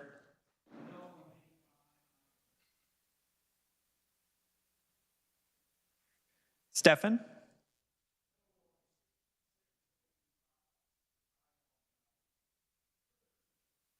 Straub. Sykes.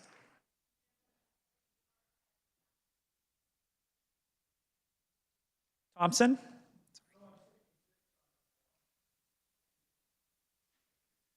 Where? Yeah, sorry, Tyson.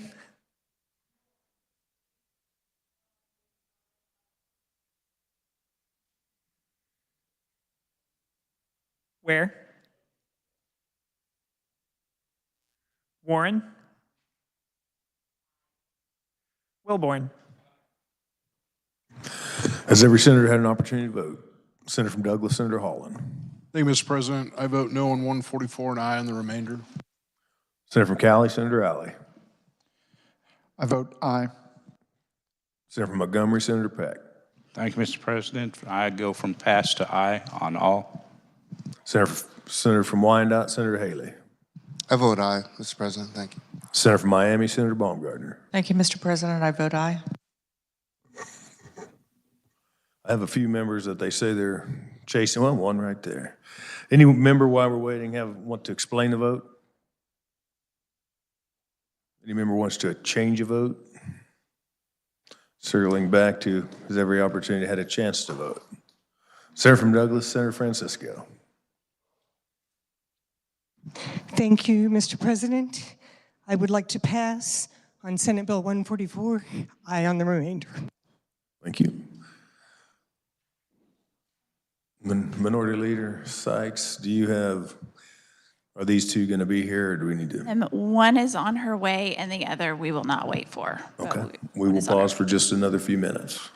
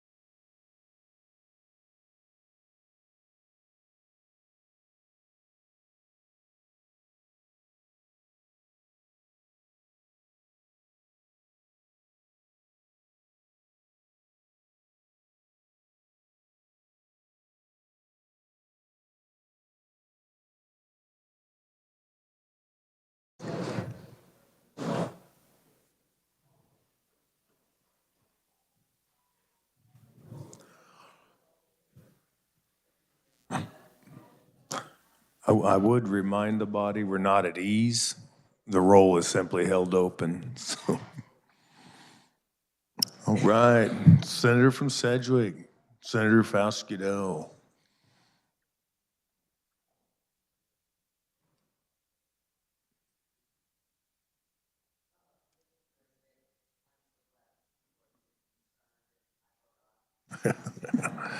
Does any member wish to explain or change their vote? Seeing none, clerk will close the roll, tally the vote.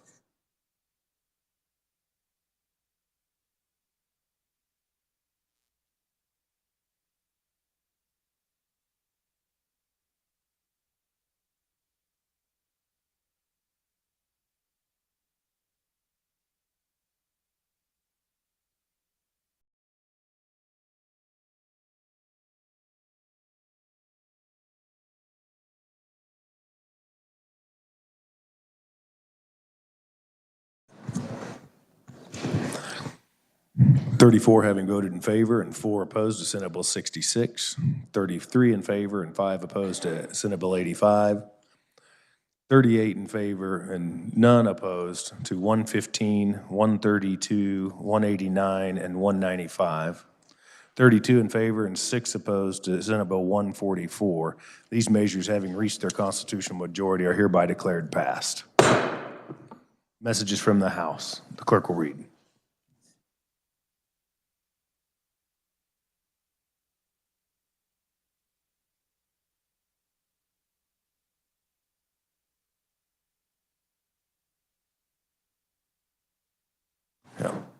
Messages from the House. Clerk will read. Announcing passage of House Bill 2024, House Bill 2082, House Bill 2092, House Bill 2094, House Bill 2097, House Bill 2098, and House Bill 2160. Additionally, House Bill 2024, an act concerning children and minors, House Bill 2082, an act concerning counties, House Bill 2092, an act concerning municipal universities, House Bill 2094, an act concerning insurance, House Bill 2097, an act concerning insurance, House Bill 2098, an act concerning insurance, and House Bill 2160, an act concerning traffic regulations.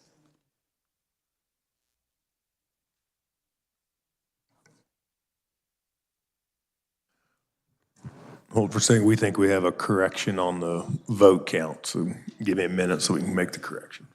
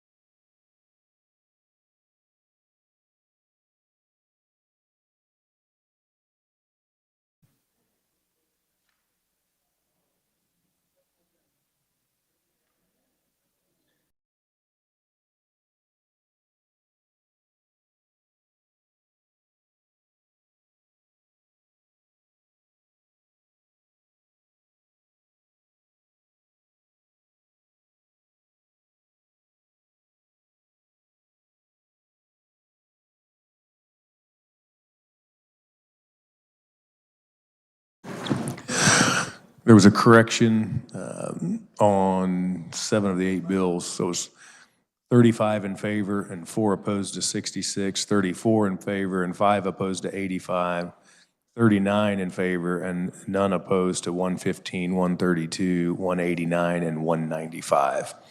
144 was read correctly at 32 in favor and 6 opposed, and they have all been declared passed.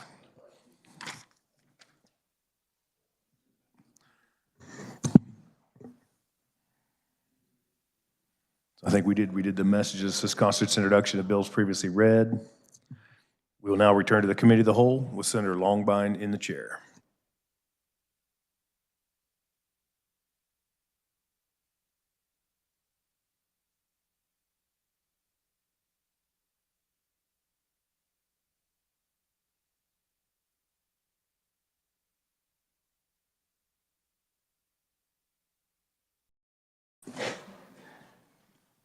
Okay, when we recessed, we were on Senate Bill 210, and we suspended debate on that, so we returned to debate on Senate Bill 210 with Senator Thompson. Any additional questions or comments on Senate Bill 210? Seeing none, Senator, you may close. Thank you, Mr. Chair. I move that when the committee rises and reports, it report Senate Bill 210 favorably for passage. You've heard the motion. All those in favor say aye. Aye. Opposed, no. Motion carries. We will now redirect our attention to Senate Bill 208. Senator Thompson, and we have an amendment, I believe. Senator from Lynn. Yes, I believe. Thank you, Mr. Chairman. I do have an amendment, and I have turned it in. It's 1405. Okay, give us a moment to distribute.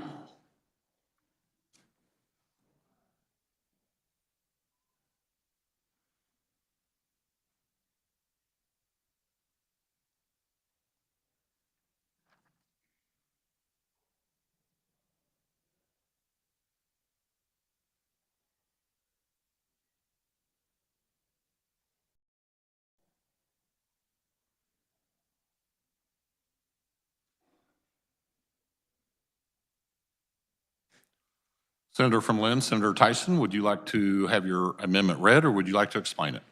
Thank you, Mr. Chairman. I can explain it. What this amendment would do is remove the language that accepts drop boxes use in Kansas.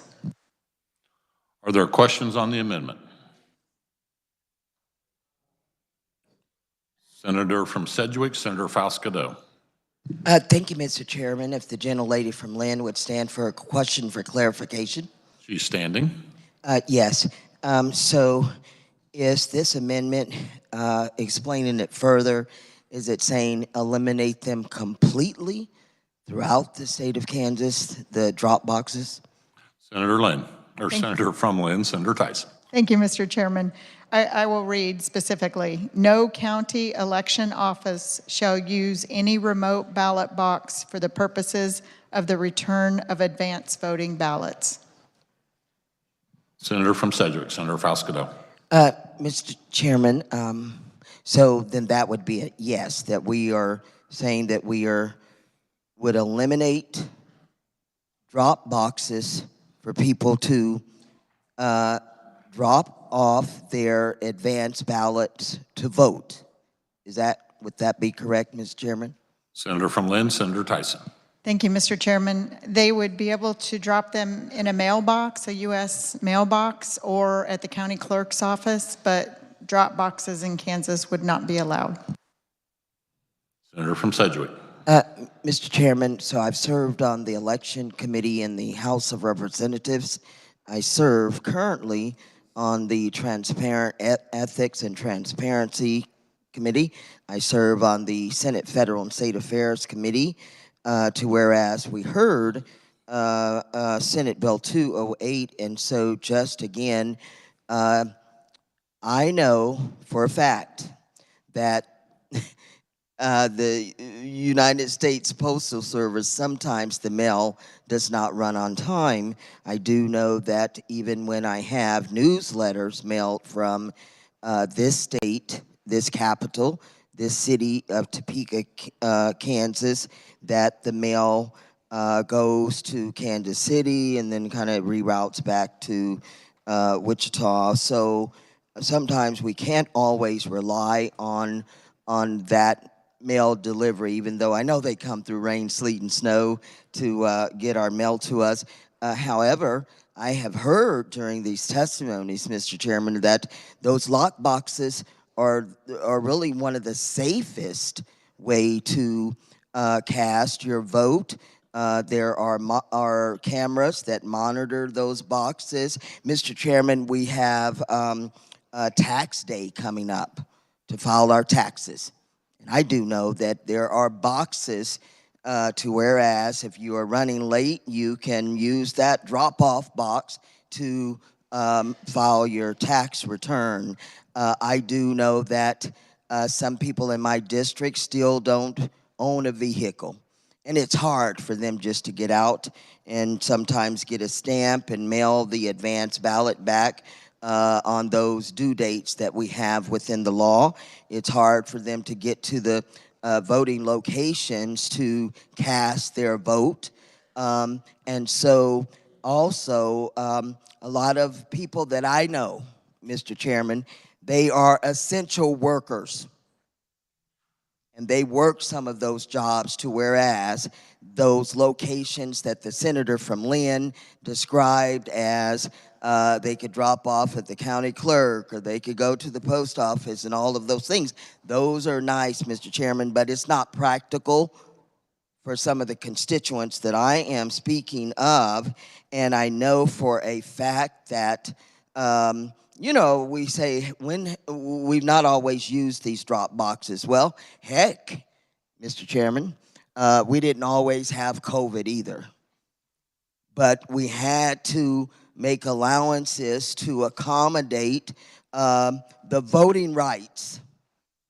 That's why I'm standing here right now in this chamber as the only black woman to serve in the Kansas Senate. And my mother and her 10 sisters, you know, they were born in 1929, my mother was, and her twin sister.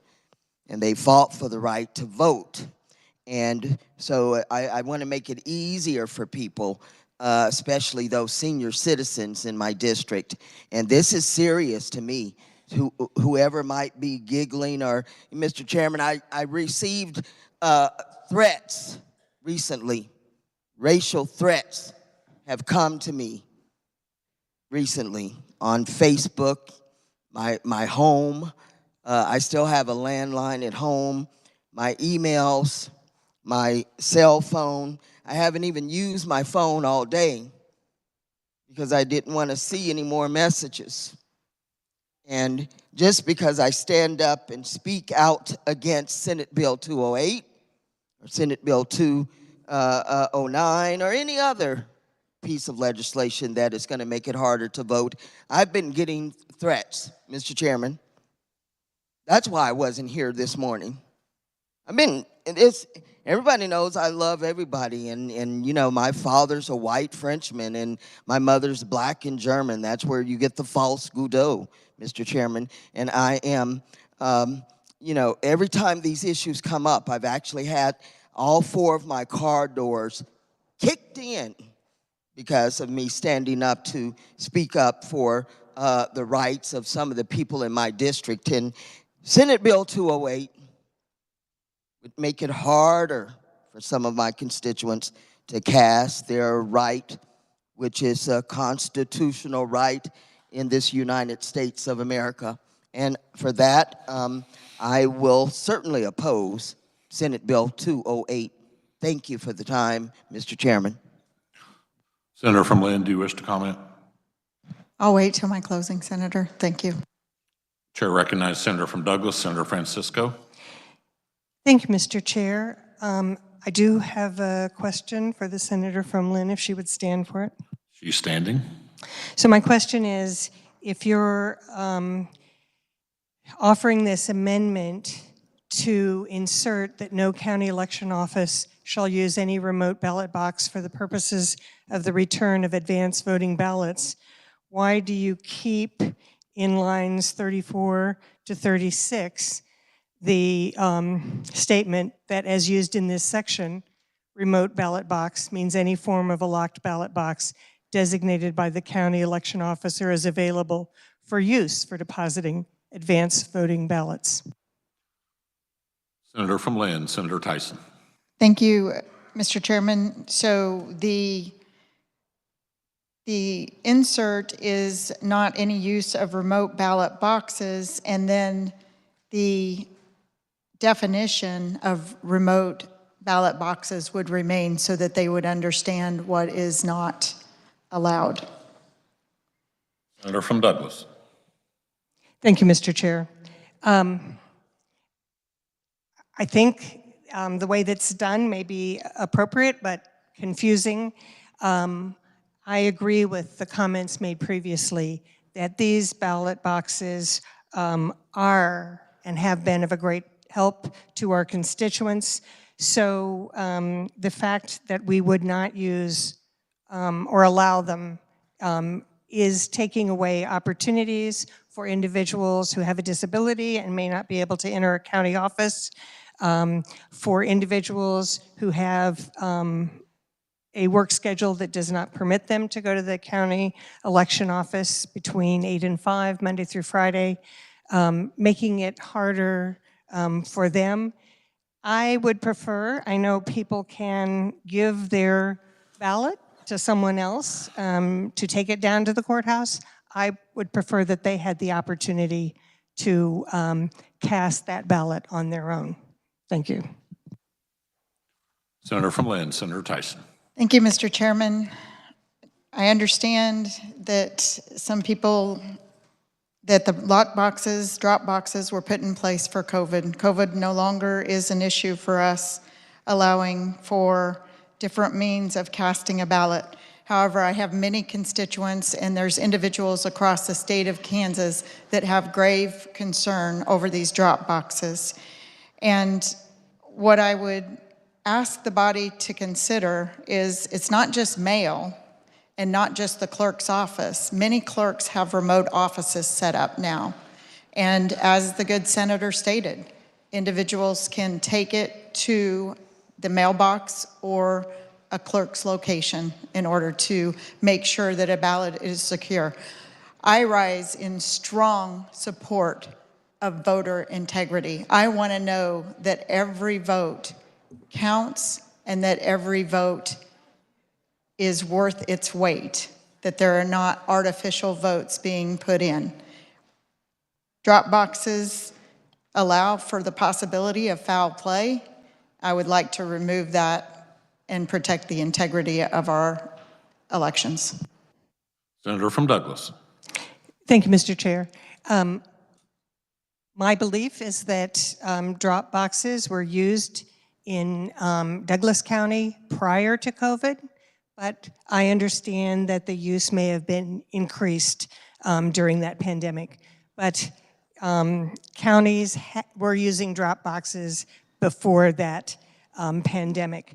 I don't think that there is any less of a concern that less of a concern that foul play would be involved in a drop box than there is in a U.S. mail box. Thank you. Chair recognizes Senator from Sedgwick, Senator Fausto. Thank you, Mr. Chairman, for my second time on this amendment by the gentlelady from Lynn on Senate Bill 208. I believe in integrity. I also believe in people having the right to cast their vote. I'm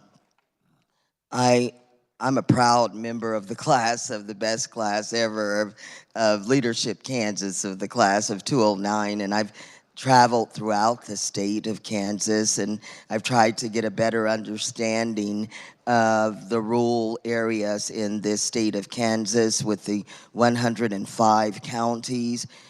So I've for 6 months, every 2 weeks, we traveled to a different part of the state of Kansas, all four corners.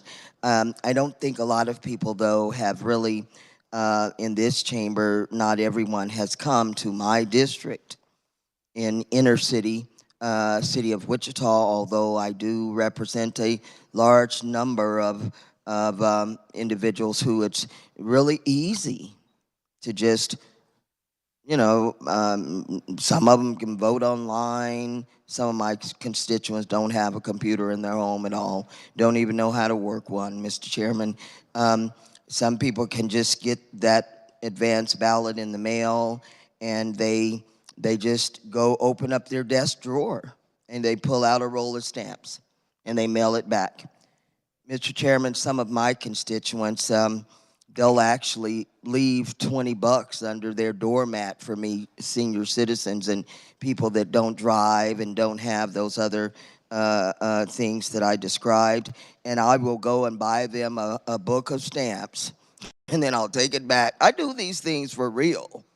And I go take it back and put it under their doormat so that they can mail out their utility bills and these are senior citizens, Mr. Chairman, and their advance ballot to mail it out. And then they sit at home and they wait for their Meals on Wheels to come, or, you know, and I try to help as best I can. But it's not that easy for those individuals to cast that vote. And so having that right and having that option, we have moved into the 21st century, and we're supposed to make things easier and better for our constituency, for all Kansans. And we know it's not a level playing field. We know it's not. If it were, all 40 of us in here, we would live all in the same district. I have to drive 2.5 hours through rain, sleet, and snow and fog to get here to advocate for my constituents. And I do know that this would, it would make it harder for them to cast their vote. So I believe in all the things that we stand up here and pledge to the flag each morning or afternoon, Mr. Chairman. And I believe in integrity, loyalty, and the right to vote, just for the record. Thank you, Mr. Chairman. Additional comments or questions on the amendment? Seeing none, Senator, you may close. Thank you, Mr. Chairman.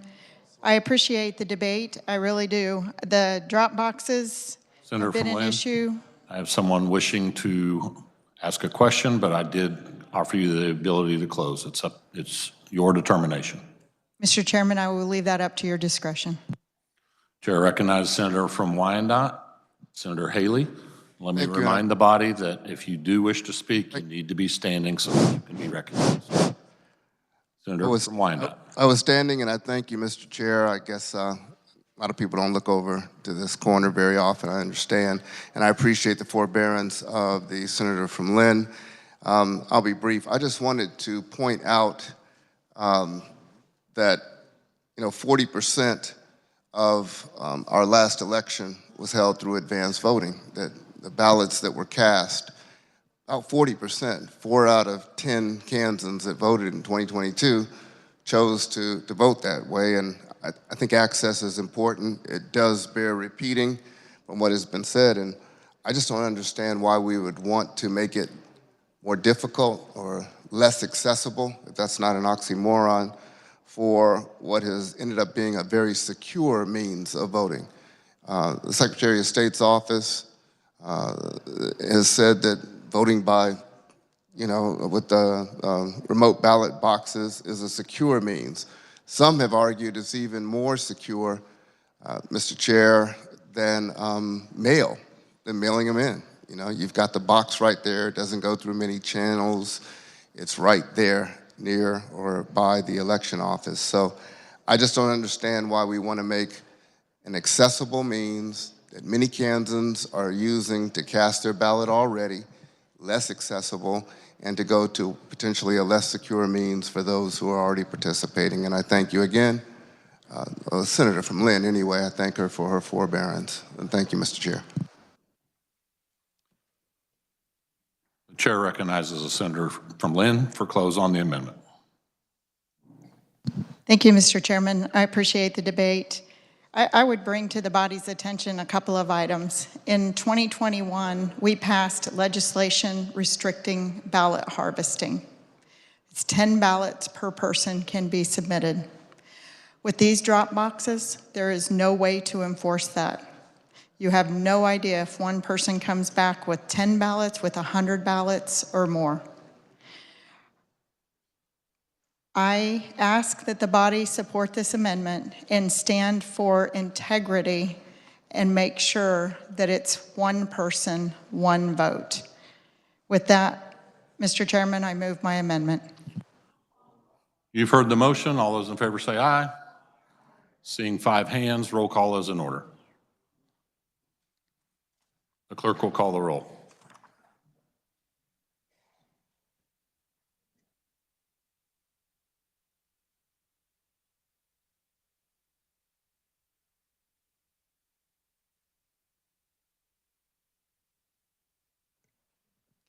Alley.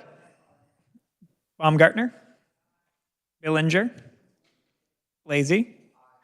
Bowers. Clays. Corson.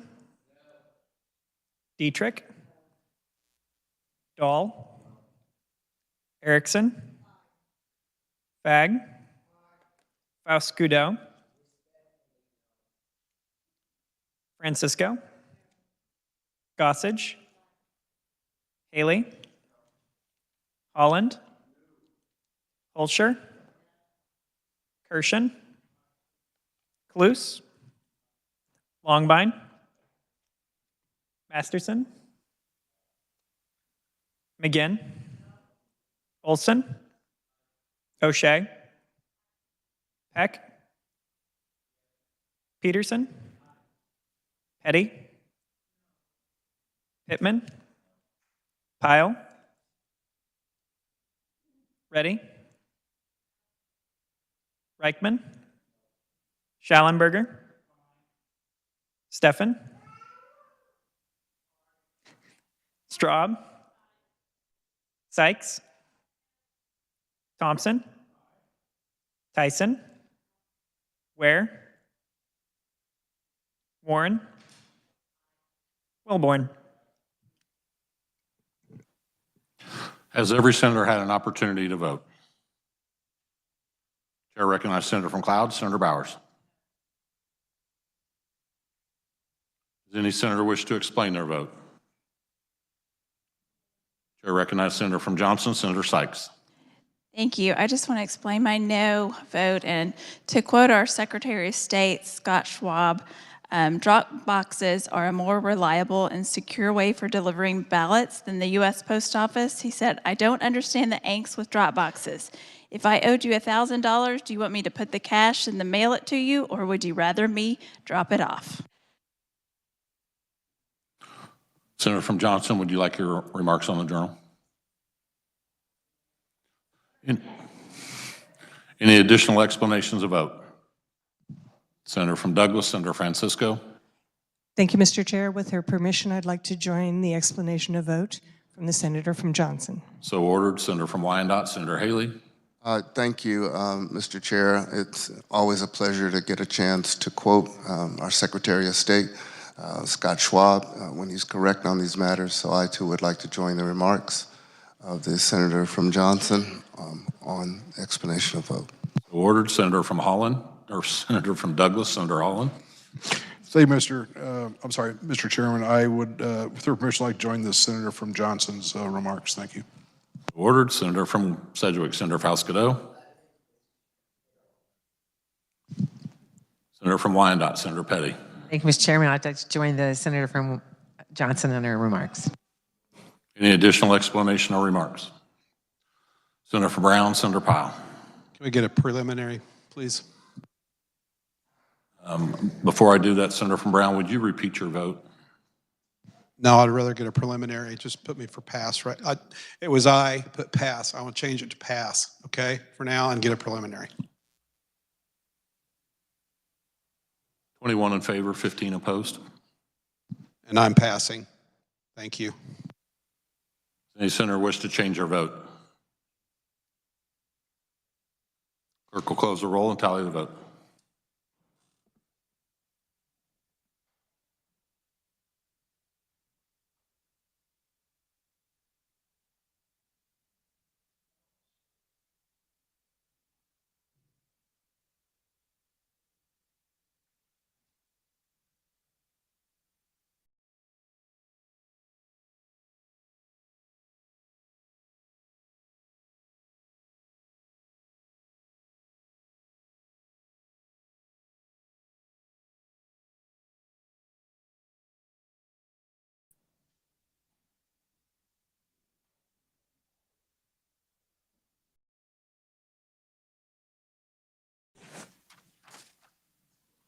(22 voting in favor and 16 opposed). The amendment is adopted. We are back on the bill. Additional questions for the Senator from Johnson, Senator Thompson. Senator from Wyandotte, Senator Pittman. I'll take that. Mr. Chair, I just want to make one mention. I was very bothered earlier that we heard that the right of voting is a privilege. I think that's the kind of thinking that we're facing here. We are a democracy, Mr. Chair.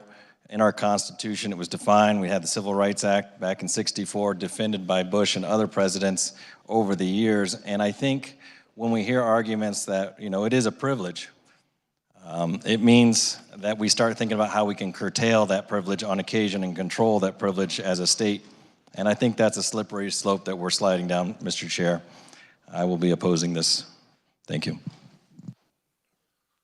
Additional comments or questions on Senate Bill 208 for Senator Thompson?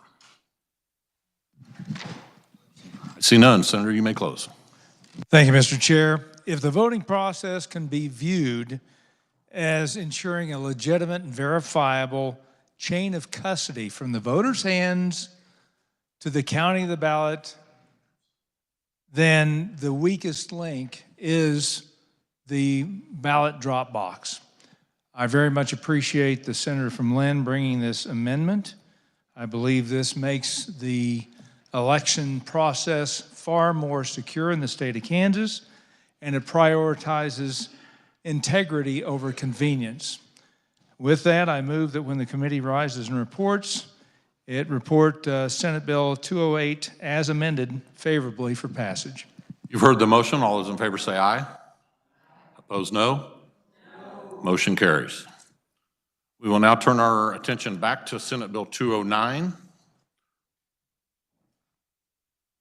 Senator from Lynn, is your amendment ready? Yes, Mr. Chairman. Have you turned it in? Yes, Mr. Chairman. It's 1408. Allow us to distribute, please.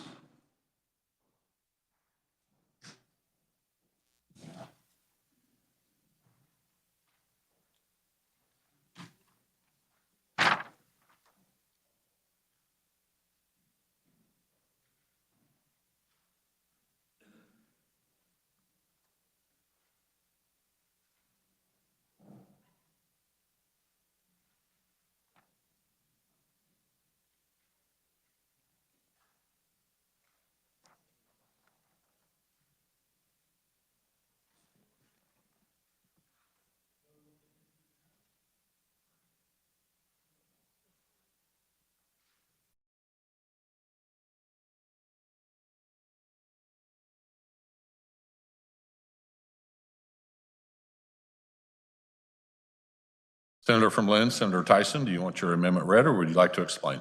No, thank you, Mr. Chairman. I can explain it. This amendment would make all final canvas results available for inspection by any member of the public. Questions on the amendment? Senator from Douglas, Senator Francisco. Thank you, Mr. Chair. I would question whether this amendment is germane. Germaneness has been requested. The Rules Committee will meet.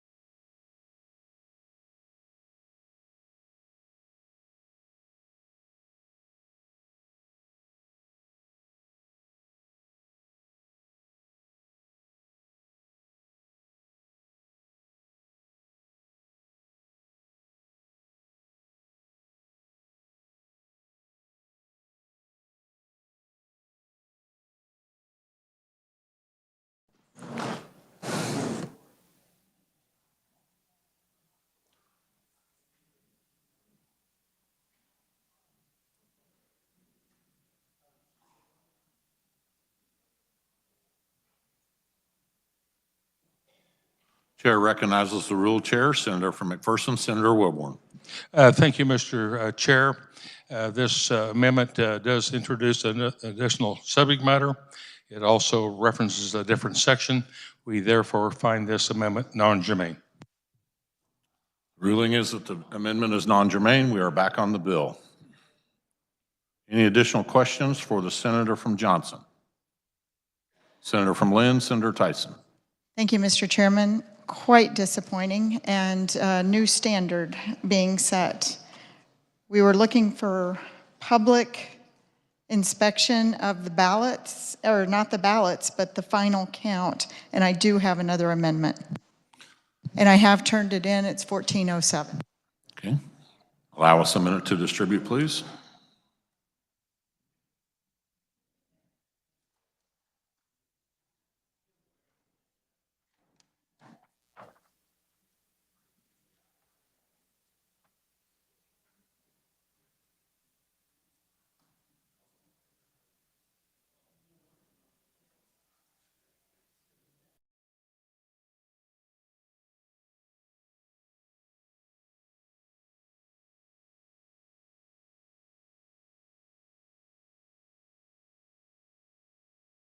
Senator from Lynn, would you like your amendment read or would you like to explain it? No, Mr. Chairman, I'd like to explain it. And what this is, we've had discrepancies throughout the campaigns, and all you have to do is look at the elections in 2022. I can point back to elections in 2004 where ballots were inverted or miscounted by machines.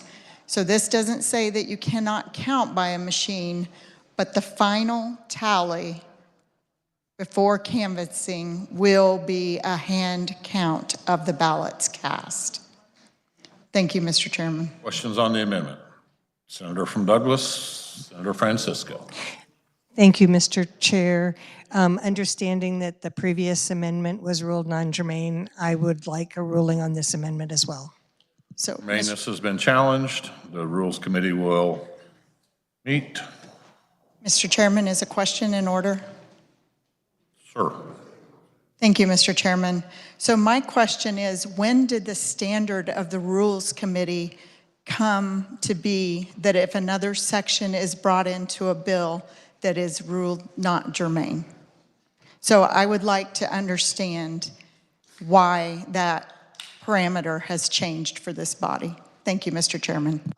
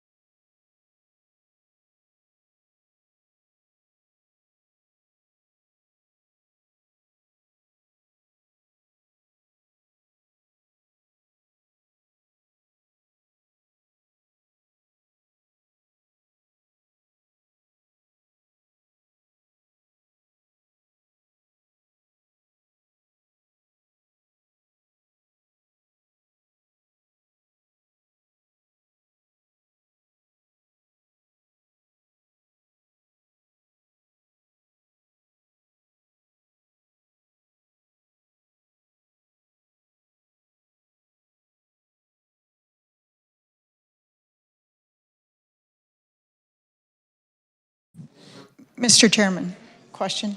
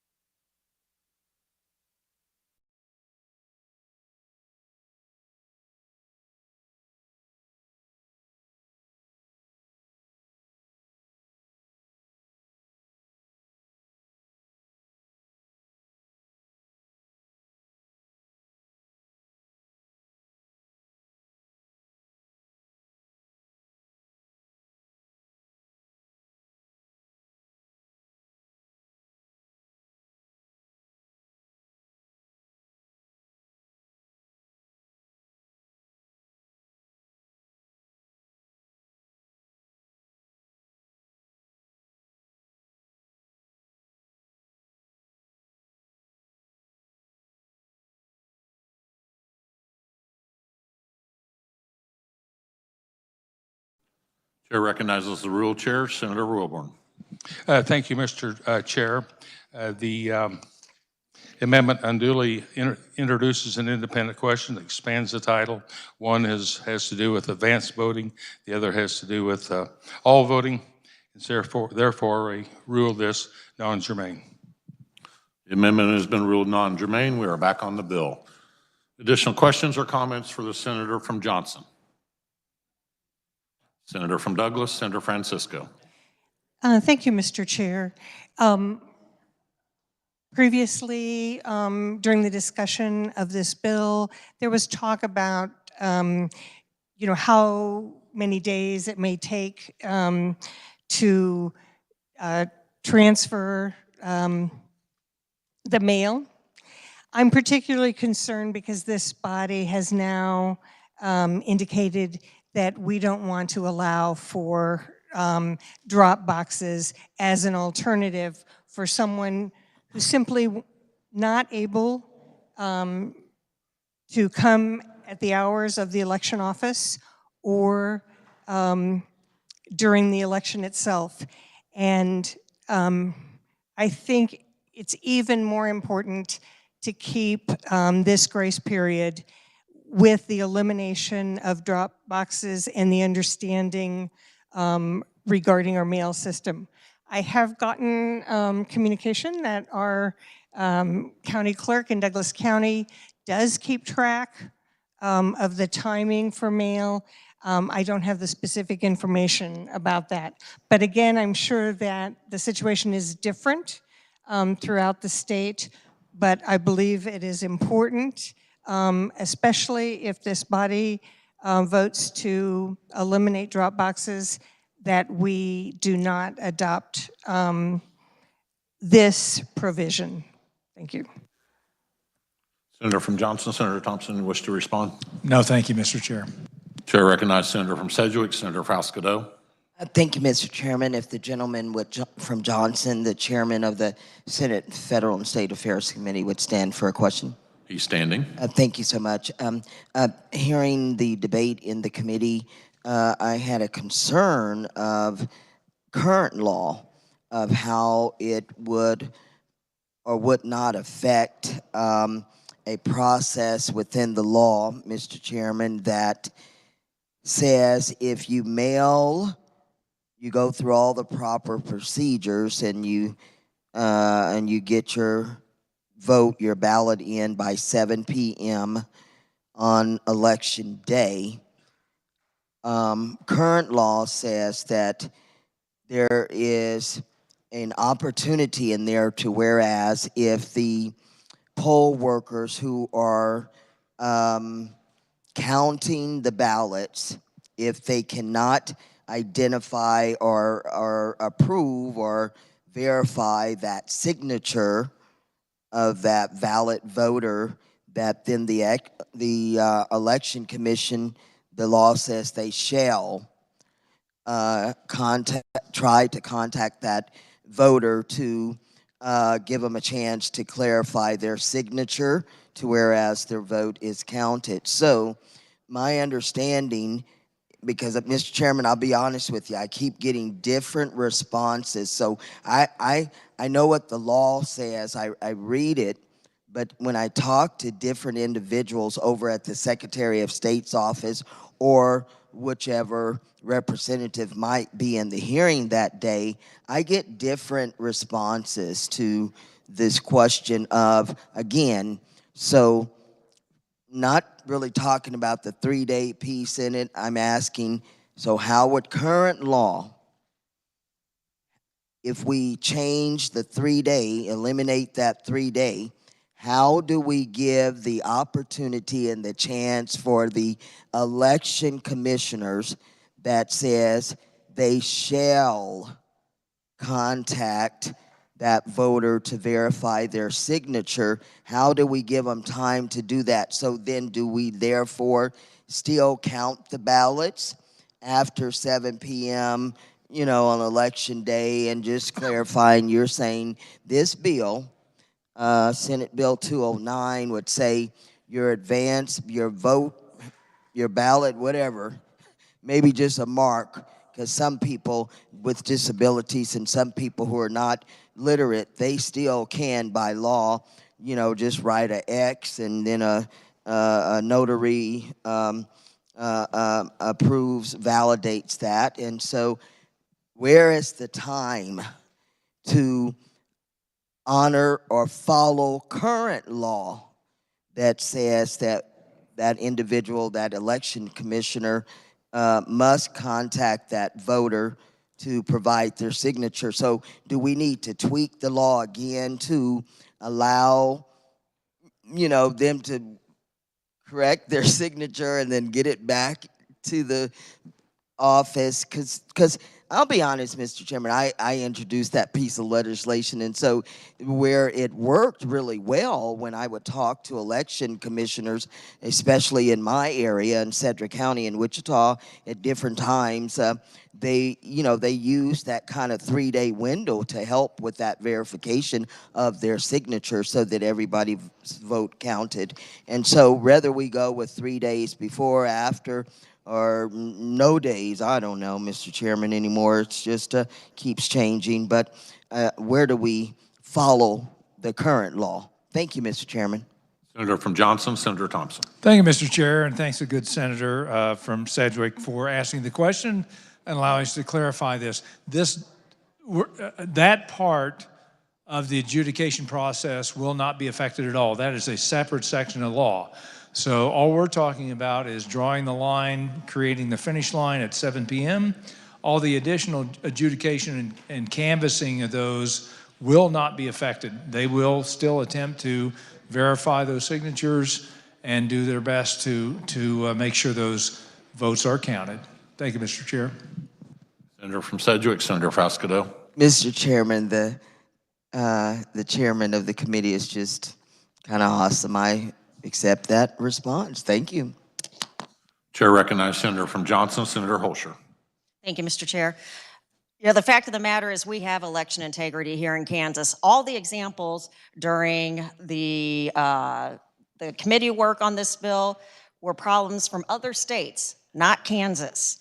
And again, the proponents testifying, one of them had never worked a Kansas election, had never even visited one of our county offices. And we had another person who testified, had just recently become involved. Yet we have experts who work in our county offices and across the state who say that our processes are fair and accurate and there is integrity. So it comes down to this. We made updates in 2017 due to changes with the USPS. What changed since 2017? Nothing. Additionally, I will tell you, I'm from the farm, so I do try to look out for my rural areas as well as my own area, Johnson County. And here's something you need to think about. Johnson County has a lower percentage of mail ballots and the 3-day grace period than rural counties. So maybe we need to think about which areas this affects. The biggest benefit of the 3-day grace period is for rural areas. And it's been brought up as far as voter confidence. The biggest thing that hurts voter confidence is constantly changing the rules, especially when we don't have an issue that needs to be addressed. We need to vote this down. Chair recognizes Senator from Barton, Senator Straub. Thank you, Mr. Chairman. Just going back to discussion during committee on this bill, and the question I had posed during committee was how many other states have a 3-day grace period. We actually heard that there were over 30 states that have a grace period or an extension beyond 7 p.m. of election day beyond Kansas, that is shorter than Kansas's. And I can't remember the other numbers, but this just shows that many other states don't have that 3-day extra receiving period for ballots. So I fully support this bill. Thank you. Additional comments or questions for the Senator from Johnson? Seeing none, Senator, you may close. Thank you, Mr. Chair. Obviously, this would provide a clear end to the election process or the collecting of ballots. I think it would instill voter confidence in the integrity of the election process. 30 other states already do this, and therefore I believe and strongly believe that this will help the voting process and help the confidence of the voters in Kansas. And with that, I move that when the committee rises and reports, it reports Senate Bill 209 favorably for passage. You've heard the motion. All those in favor say aye. Opposed, no. Motion carries. We will now turn our attention to Senate Bill 219. The chair recognizes the senator from Johnson, Senator Gossage, to explain the bill. Thank you, Mr. Chair. Senate Bill 219 is regarding the Healthcare Stabilization Fund. Healthcare Provider Insurance Availability Act adds the facilities where elective abortions are performed to the list of entities that are not allowed to participate. Actually, this fund began in 1976 under the Department of Insurance, and then was later changed to an independent department and agency in 1989. Currently, there are 21 employees, and the director of that is Clark Schultz. Came to testify to our committee about how they get their funds, etc. Also explained that it's up to the legislators to determine who can participate in this fund. The participants receive lower costs for medical liability coverage, assured coverage availability, additional resources relating to a defense should they have claims. There are currently 8 facilities, etc., that are not allowed to be a healthcare provider. One of them is any state institution for people with intellectual disability, any state psychiatric hospital, and so forth. This bill merely states that any facility where an elective abortion is performed, not the physicians in the facility, but any facility where the elective abortions are performed, are the 9th exemption from being allowed to be in the Healthcare Stabilization Fund. I'll stand for questions. Are there questions for the senator from Johnson? Senator from Wyandotte, Senator Petty. Thank you, Mr. Chairman. I do have a question for the senator for Johnson. She's standing. As we listen to testimony on this bill, on Senate Bill 219, about the Healthcare Stabilization Fund, and you did mention about, as you were talking about who is covered, but I know in the discussion it came up about public funds being used and that the state, we do not allow public funds to be used for abortions. So could you elaborate, where are the state funds involved in this particular Healthcare Stabilization Fund? Hi, Senator Mr. from Chair. Johnson, Senator Gossage. Thank you. I did not mention anything regarding state funds. Senator from Wyandotte, Senator Petty. That's why I'm asking the question. Senator from Johnson, Senator Gossage. If she's asking where do these funds come from, that's kind of irrelevant as to who can participate. Senator from Johnson, or Senator from Wyandotte, Senator Petty. Thank you, Mr. Chairman. I do sit on the Public Health and Welfare Committee, and I did listen to the testimony in that committee, and the senator from Johnson is the chairman of that committee, and I am asking her a question about the discussion that came forward in that committee concerning the fact that public funds were involved, and so I would like for her to provide that information to the body as a whole. Senator from Johnson, Senator Gossage. As part of the discussion, as I said, the director was invited. There was a discussion about in the state general funds, it showed a transfer from the general fund to the Healthcare Stabilization Act, causing some to think that those were taxpayer dollars. It was explained from the director when he was invited to come that those dollars were a transfer as a surcharge from the KU hospital for liability insurance for their students and their physicians. Senator from Wyandotte, Senator Petty. Thank you, and thank you to the chairman for that explanation, because the genesis of this bill was the fact that there were public dollars involved in providing for abortion, and in fact, there are no public dollars that are involved in providing for any abortions in the state of Kansas, and there are no public dollars that are provided through the Healthcare Stabilization Fund. The director of the Healthcare Stabilization made that very clear in his testimony in our Public Health and Welfare Committee. There is a category of funds that are in the Healthcare Stabilization Fund, the University of Kansas Foundation and Faculty, that specifically covers their residents and faculty at the university. In fact, in 2018, there were 849 residents and there were 735 faculty that are under that category of the fund. That's the money that's coming through them. But all of the other funds that are in the healthcare stabilization are funds that come directly from those that are participating in the healthcare stabilization fund for their self-insurance.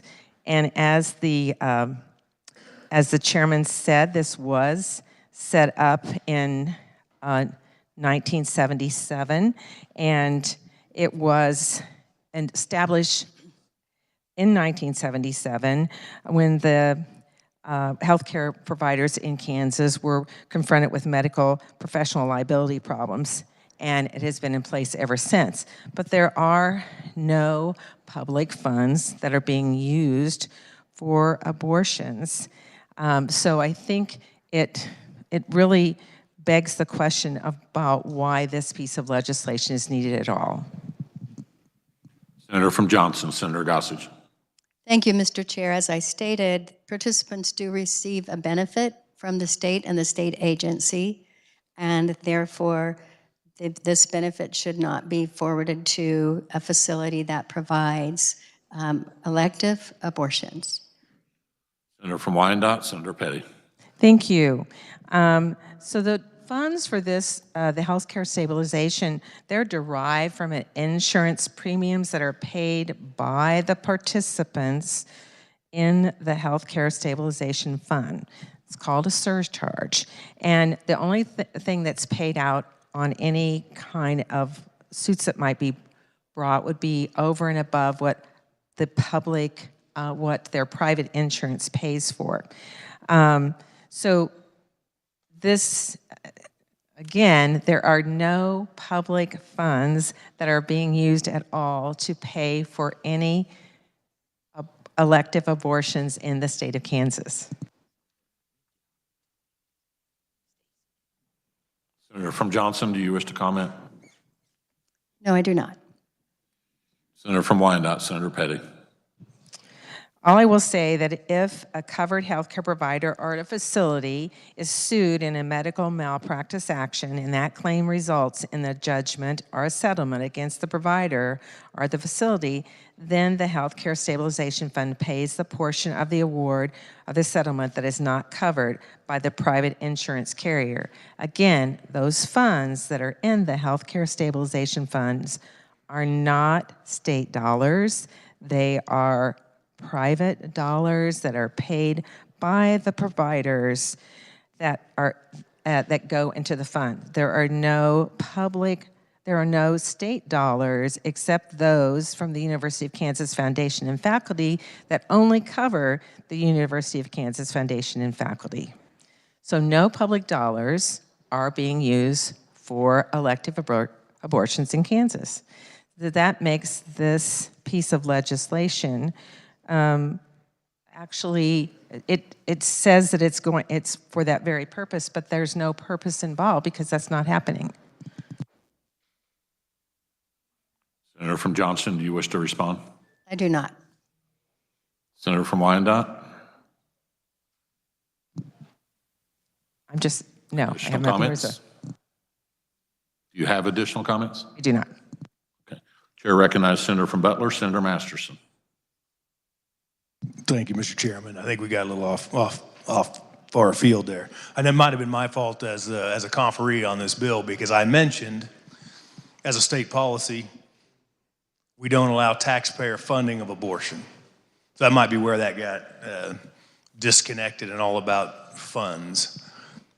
What I said was that an extension of that policy is the using state resources to benefit the abortion industry. Has nothing to do with where the funds come from in some fee fund. We have a host of fee funds that are state managed to bring benefit. This happens to be one of them. This chair is a state resource. A building can be a state resource. So if you let abortion clinic come in and have abortions here, they're using state resources. And that's what the Healthcare Stabilization Fund is. It is a state resource. Executive director is a state employee. So the logical connection is, if we don't allow taxpayer funding to support abortion, not to allow any of our state resources. Point of order, should the speaker be addressing the chair? I am addressing the chair, Mr. Chairman. Thank you, sir. Unless never mind. I'm done anyway. It's not about the funding. It's not about where the money comes from, whether it's all funds or SGF or it's a fee fund or it's a tax dollar. It's about using state resources to benefit the industry, and we as a state generally reject that, and this is the logical conclusion. Thank you, Mr. Chairman. Senator from Johnson, do you wish to respond? I do not. Chair recognizes Senator from Douglas, Senator Francisco. Thank you, Mr. Chair. I do have a question for the senator from Johnson. She's standing. Are state resources being used to inspect elective abortion facilities? Senator from Johnson, Senator Gossage. I'm sorry, but I don't believe that's relevant. Senator from Douglas, Senator Francisco. Thank you, Mr. Chair. This was a discussion about whether we should allow state resources, even if they're not state tax dollars, to fund reproductive health care. And I think this doesn't make sense to use it in this way, but I also think we should be careful about the other resources we are using, especially those that make health care safer for women. Thank you. Senator from Johnson. No comment, sir. Chair recognizes Senator from Wyandotte, Senator Petty. Thank you, Mr. Chairman. So it was mentioned about state resources and going towards these clinics when under the Healthcare Stabilization Fund, but in fact, the only payments that the Healthcare Stabilization Fund pays out are to the patients who have been injured and who have obtained a judgment or a settlement against the healthcare provider or the facility that provided the care. The Healthcare Stabilization Fund does not and cannot pay for an abortion or any other medical care for that matter. In fact, most medical malpractice suits are resulting payments to patients and not even resolved until several years after the care was provided. So, in fact, nothing from the Healthcare Stabilization Funds goes directly to any provider. It goes to a patient that's brought a lawsuit concerning their care. The Healthcare Stabilization Fund exists to assure that injured Kansans that funds are available to compensate them in the event they are injured through the negligence of a healthcare provider. That's why it was set up in 1997 or 1977 to be on top of the base health insurance that a provider would have. So the healthcare stabilization does not pay for any abortions, and it does not pay any providers directly. It pays the injured parties. So again, this bill talks about that very thing, about using any facility that where an elective abortion is done, but they're not receiving any compensation through this healthcare stabilization fund. Additional comments or questions for the senator from Johnson? Seeing none, you may close. Thank you, Mr. Chair. Just to be clear, medical malpractice insurance, there are premiums that are paid. It's a benefit to be able to pool your claims, your liability with others, which is why the state of Kansas allowed this particular pool. There are also reasons why there were 8 entities that were not allowed to participate. And because this is a benefit, it's a resource, this is an agency of the state of Kansas, it does help them reduce their premium of their liability. That's why we're asking that this facility be number 9 as being eliminated from being allowed to participate in this fund. With that, I move that when the committee rises and reports, it reports Senate Bill 219 favorably for passage. You've heard the motion. All those in favor say aye. Aye. Opposed, no. Motion carries. We will now turn our attention to Senate Bill 221. The chair recognizes the senator from Johnson, Senator Thompson, to explain the bill and adopt the committee report. Thank you, Mr. Chair. I move we adopt the committee report.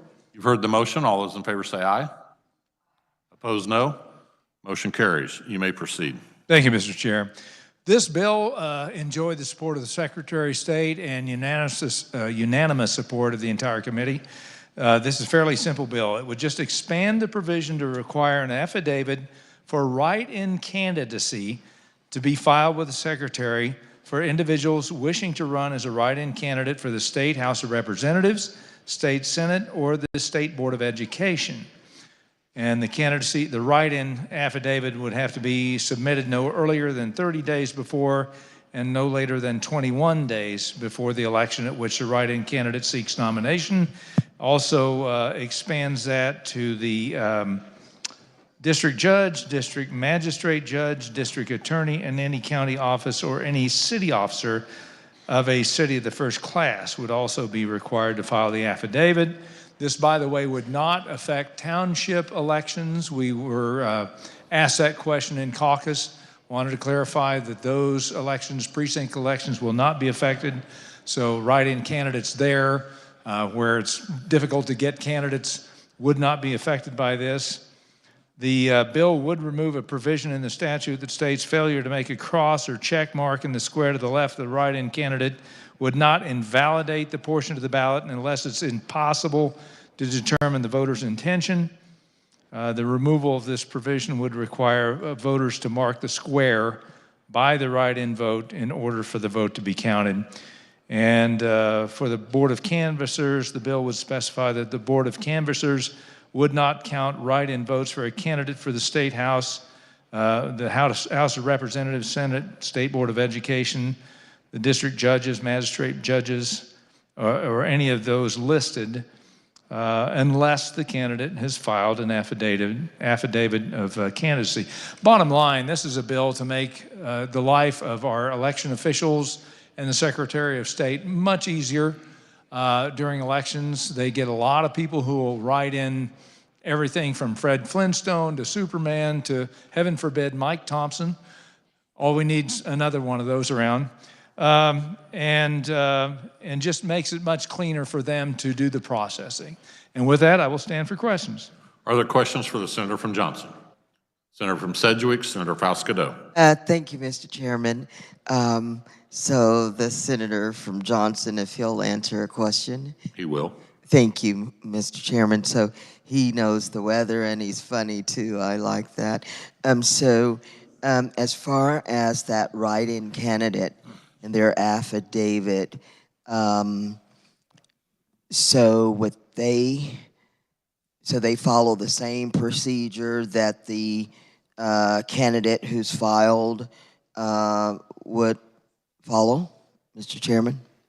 Senator from Johnson, Senator Thompson. Thank you, Mr. Chair. Yes, that is correct. It just makes it very clear that they are legitimate write-in candidates, and they intend to hopefully be written in as a candidate. And again, helps the election officials weed out any of those that are either can't seem to follow the rules or just frivolous type write-in candidates. Senator from Sedgwick, Senator Falscadeau. Thank you, Mr. Chairman. And just a follow-up question. So I support that concept of transparency and a legitimate person as a write-in to run for office or However, how with this, the part that I don't really get, if it's a nonpartisan election, so do you think that putting the R or the D, giving those, or, Mr. Chairman, let me rephrase the question, if I could. So, the fee, would they pay the same filing fee as a write-in candidate? I believe the fees for the write-ins are consistent. Let me double check if I could, Mr. Chair. You may.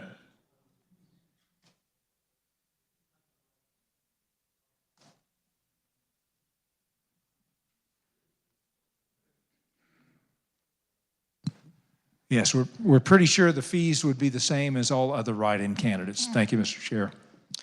From Sedgwick. Thank you, Mr. Chairman. That answers my question. Thank you. Are there additional questions for the senator from Johnson? Senator from Lynn, Senator Tyson. Thank you, Mr. Chairman. Will the senator from Johnson stand for questions? Will. Thank you. I would ask the carrier of the bill, we had a situation in Lynn County where there was one name on the ballot. 3 days before the election, there was a write-in candidate effort, and the write-in won by almost 100 votes. Would this bill preclude those actions to occur again? Senator from Johnson, Senator Thompson.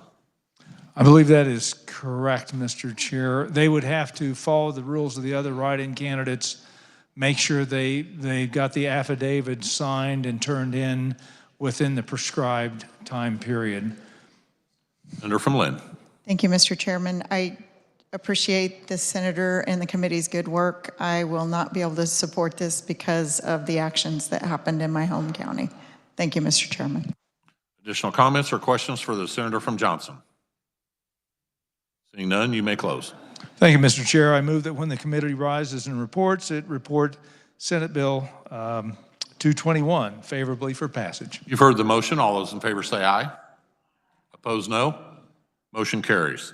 We will now turn our attention to Senate Bill 194. The chair recognizes the senator from Sedgwick, Senator McGinn, to explain the bill and adopt the committee report. Thank you, Mr. Chairman. I make a motion to adopt the committee report. You've heard the motion. All those in favor say aye. Opposed, no. Motion carries. You may proceed. All right, thank you. Senate Bill 194 is a bill that was brought to us by a senator from Western Kansas, Senator Billinger, and brought a situation to us about a county hospital not having enough, individuals to pick from to run for a board, a county board, but also having individuals who wish to be on the board and then perhaps move across the street and they're in a different county. So we've had county hospitals since it seems like the beginning of our state. And those are slowly changing. Learned a lot from this bill in the fact that there's districts and different sizes, and it's not just county hospital. But what this bill does is it allows members who are qualified electors of a county where the hospital is located or any county adjacent to that county have the opportunity to serve on the board.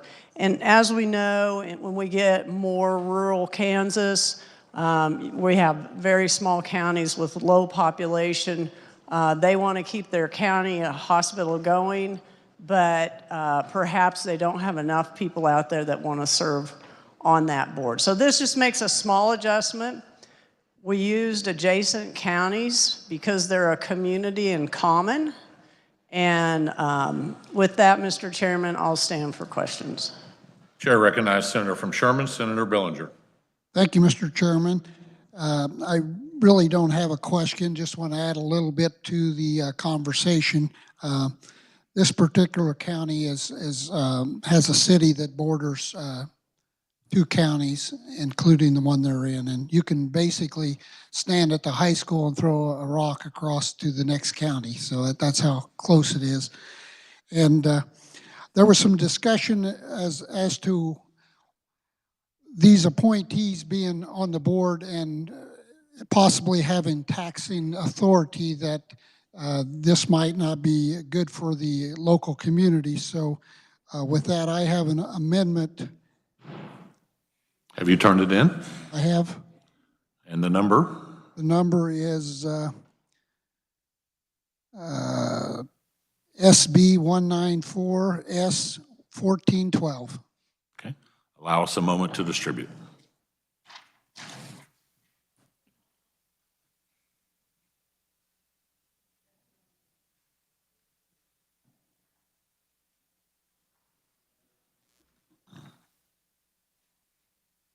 I've got one. Thanks.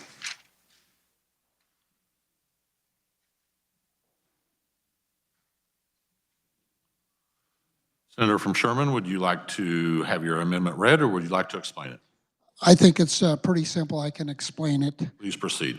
Basically, we just add in there that they not only live in adjacent county, but and own real property located in the territory included in the taxing district of the hospital. So in other words, they would own property in that county.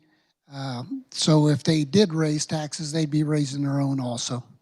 With that, I'd stand for questions. Comments or questions on the amendment? Senator from Barton, Senator Straub. Thank you, Mr. Chair. I just wanted, and this might be a question more for on the bill. Sorry for my... We are on the amendment at this point. I can hold my question. Thank you. Additional comments or questions? Senator from Sedgwick, Senator McGinn. Thank you, Mr. Chairman. We had some very good discussion yesterday in our Republican caucus and brought up the thought about, even though the bill says the majority of the board has to live in the county where the hospital is located, people were concerned that you could make votes that raises the taxes and the people from Logan County would be the only ones that are paying for those taxes. And what this does is it adds, if those individuals wish to be on the Logan County Hospital Board, they have to have property interest of some kind in order to be on the board. And so I consider this a very good amendment. This is something new that we haven't done with these rural hospitals, and I think this is a way to tighten it down and just take a slower approach as we move forward as needed. Additional comments or questions on the amendment? Seeing none, Senator from Sherman, you may close. Thank you, Mr. Chairman. I move my amendment. You've heard the motion. All those in favor say aye. Opposed, no. Motion carries. The amendment is adopted. Back on the bill. Chair recognizes Senator from Barton, Senator Straub. Thank you, Mr. Chair.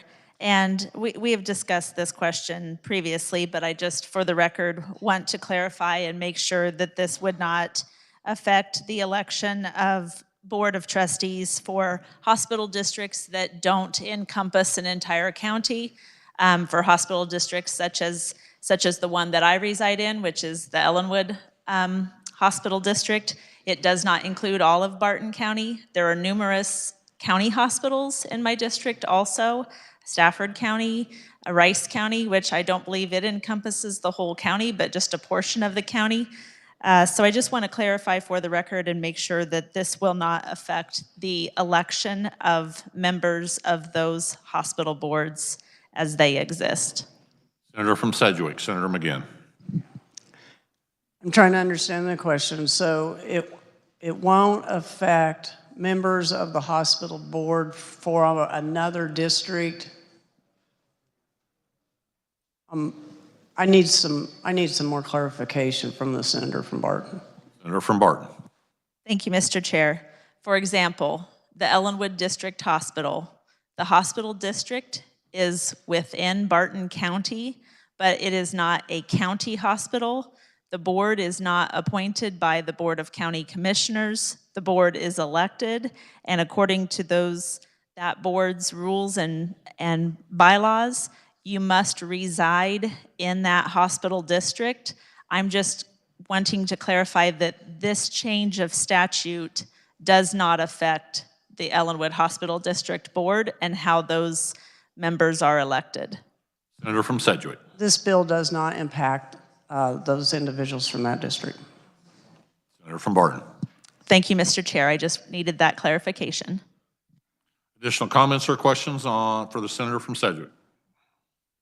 Seeing none, Senator, you may close. Thank you, Mr. Chairman. I move that when the committee rises to report, it reports Senate Bill 194 as amended favorably for passage. You've heard the motion. All those in favor say aye. Opposed, no. Motion carries. We will now turn our attention to Senate Bill 75. The chair calls on the senator from Johnson, Senator Warren, to explain the bill and adopt the committee report. Thank you, Mr. Chair. I move we adopt the committee report. You've heard the motion. All those in favor say aye. Opposed, no. Motion carries. You may explain. Thank you, Mr. Chair. Senate Bill 75 concerns prejudgment interest when we're dealing with a court case. So in Kansas, like many states, plaintiffs may recover interest on certain damages that they claim in lawsuits. States like Kansas that allow prejudgment interest do so to compensate the plaintiff for the lost time value of money or for other damages while litigating claims to the trial court and potentially on appeal. So in light of this purpose, prejudgment interest should reflect what's going on in the marketplace at the time. When we're talking about prejudgment interest rates, we're talking about interest before liability has been determined. So it's prejudgment, as opposed to post-judgment interest rates when you're trying to collect on a litigant, a defendant who has been found liable but is not paying the judgment. So two different areas. And what the bill proposes is to help regulate the prejudgment interest rate for civil tort claims. And that would be anything that essentially is not a breach of contract claim. And that's in Section B of the bill, that the rate of prejudgment interest that a court may award, should the court decide to do so, it's not required, but the prejudgment interest rate shall be at the rate per annum of 2 percentage points below the rate specified in statute. And that rate is based on the New York Federal Reserve Bank as reported in the Wall Street Journal. The Secretary of State is required to determine what that rate is, publish it in July, and that rate will then be in place from July to the next July when the Secretary of State publishes the new rate. The bill was supported by proponents, Kansas Chamber of Commerce. It was opposed in committee initially by the Kansas Credit Attorneys Association. However, with the bill, with the amendment, which is dealing with civil tort actions, the Kansas Credit Attorneys Association dropped their opposition, and the bill as presented was also opposed by the Kansas Trial Lawyers Association, and their reasoning was that with the change in how prejudgment interest rate would be calculated, it would be too complicated for litigants and their lawyers in the courts to figure out. And I find that to be a little bit interesting that when money is at stake, folks will figure it out, and our courts are very adept at doing that. And with that, Mr. Chair, I will stand for questions. Are there questions for the senator from Johnson? I see none. Senator, you may close. Thank you, Mr. Chair. I close. Senator from Johnson, I need your motion, please. Sorry, thank you. I close, and I move that when the committee rises and reports, it reports Senate Bill 75 favorably for passage. You've heard the motion. All those in favor say aye. Opposed, no. Motion carries. We will now turn our attention to Senate Bill 174. The chair recognizes the senator from McPherson, Senator Wilborn, to explain the bill and adopt the committee report. Thank you, Mr. Chairman. There were amendments. I move we adopt the committee report. You've heard the motion. All those in favor say aye. Opposed, no. Motion carried. You may proceed. Thank you. Senate Bill 174 amends the crime of interfering with law enforcement and adding conduct constituting a new crime. The crime would include knowingly fleeing from a law enforcement officer who has reason to stop the person under continuing law in the Kansas Code of Criminal Procedures by means other than operation of a motor vehicle. The offense would be classified as one of the following: a Class A misdemeanor in the case of a misdemeanor or civil case, severity 7 non-person felony in the case of a felony or while on parole, any authorized disposition or a felony, or severity level 5 non-person felony if the offender discharged or used a firearm while fleeing. This bill was requested by the law enforcement community, the Kansas Peace Officers, the Kansas Sheriff's Association, and the Kansas Association of Police. In the Senate committee, the testimony from the Peace Officers Association and the Chiefs of Police talked about the state of the objective of the bill is to update the Kansas Criminal Code to reflect the increasing number of foot pursuits that are occurring on a regular basis in which injury is occurring to law enforcement officers and, frankly, to the public. No other testimony was provided. The Senate committee amended the bill to clarify severity level 5 non-person felony would apply when a firearm is discharged or used rather than the original word possessed while fleeing. With that, I stand for questions. Are there questions for the Senator from McPherson? Senator from Wyandotte, Senator Haley. Thank you, Mr. Chair. Thank the Senator from Lindsborg for his review of the, the Senator, the Vice Chair of the Senate, Senator Wilburn, for the explanation. I'm concerned about this bill, and I was probably uniquely concerned about its content. Full disclosure, Mr. Chair and members, this 174, it sticks a little bit in my craw because of the actions of fleeing and eluding for someone who might otherwise just be detained, stopped, questioned for standing on the corner or what have you, and then law enforcement comes up and inquires as to why are you here, what are you doing, what have you, and for whatever reason, that person takes off running. The Judiciary Committee, in its wisdom, had a full discussion, as the Senator from McPherson. There's no fear in McPherson. So I should remember that the Senator from McPherson did explain that we had a fuller discussion to look at what the enhanced penalty this would be. It should be made clear, Mr. Chair, and those, that this is currently Kansas law. This is already, believe it or not, I learned this is already a crime to flee or to elude if one is questioned by a cop or by law enforcement in the course of their duties, if they're supposed to, Mr. Chair, suspect that the person that they're interrogating or that they've stopped for no other reason is committing a crime or has committed a crime, is into a crime. So my question is, of the gentleman from McPherson, what would this enhanced penalty, if this bill is enacted, what would it cause on our bed space impact?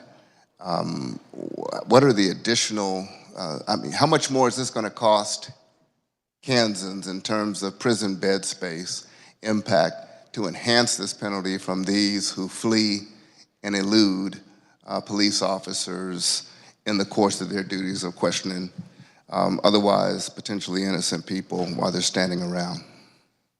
Senator from McPherson. Thank you, Mr. Chairman. According to the note that I have here, it's fairly difficult to determine, but they estimate it could be 1 additional bed space. Senator from Wyandotte, Senator Haley.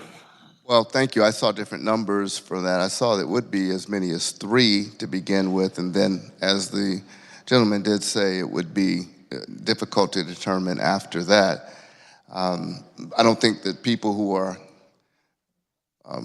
for whatever reason fleeing the police, whether they're in Kansas City or in Wichita or in Memphis or anywhere else in the country, that decide to flee from the police, do so with the thought at the back of their mind that they might do more time, that it's a greater infraction.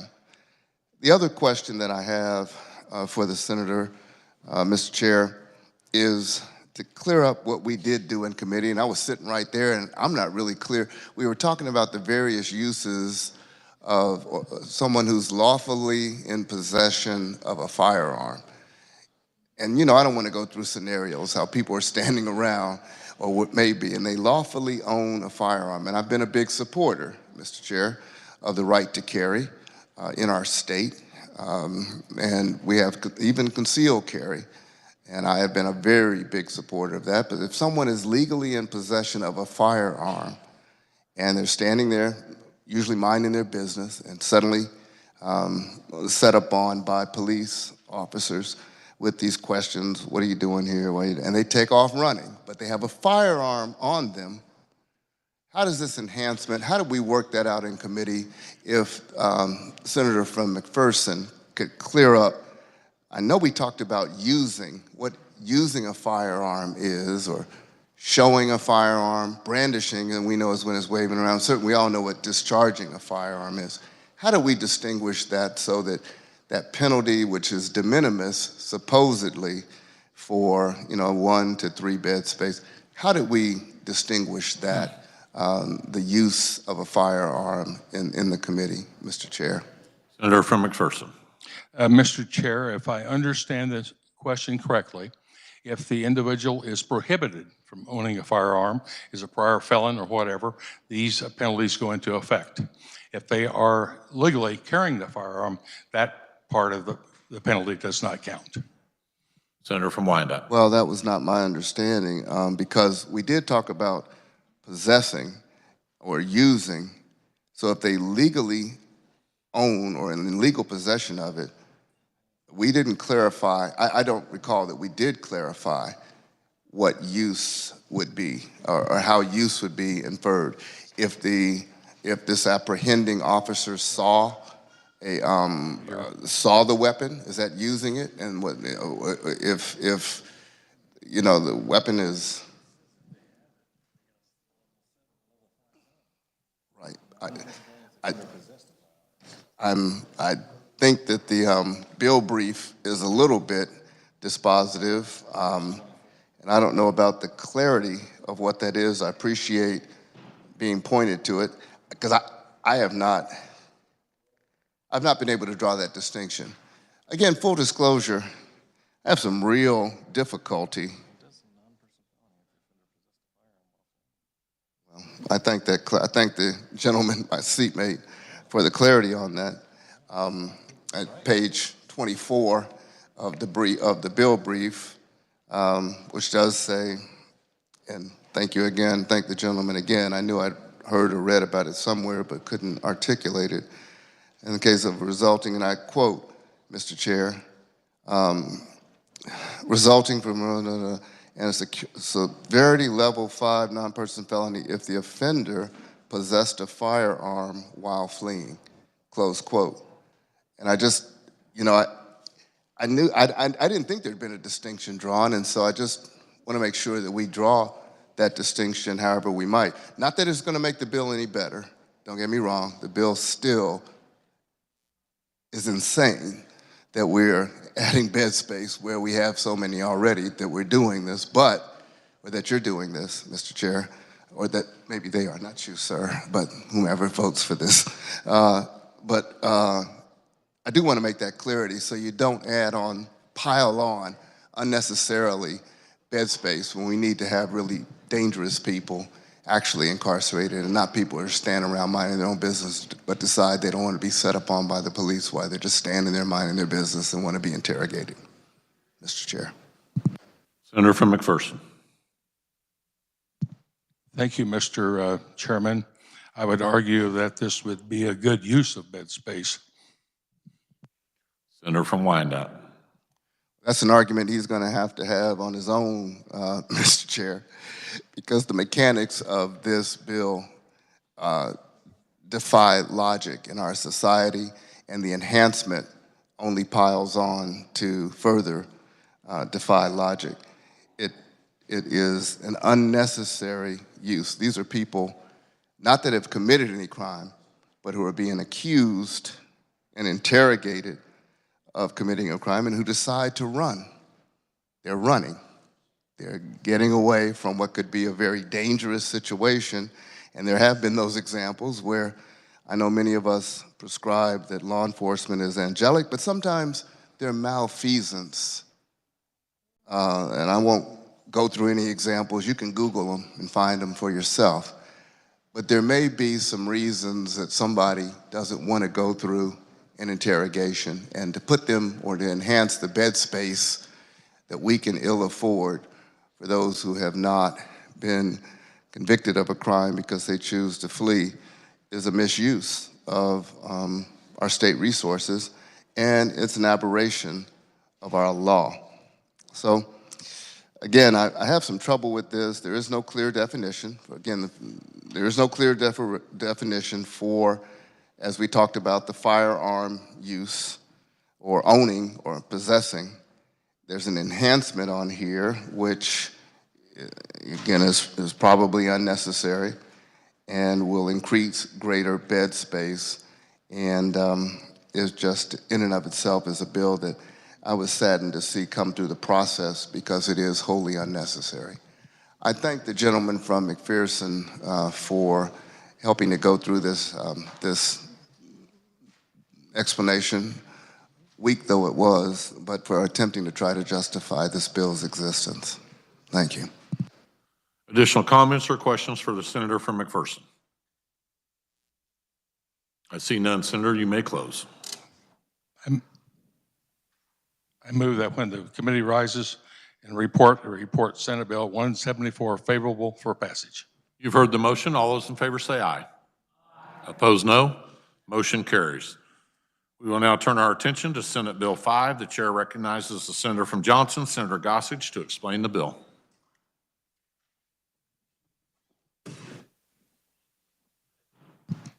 Thank you, Mr. Chair. In KSA 42-215, it is amended to read as follows: nothing in the Kansas Telemedicine Act shall be construed to authorize the delivery of any abortion procedure via telemedicine. That is already in law. All this bill does is add the definition of abortion procedure, which would include the prescription of drugs intended to induce an abortion.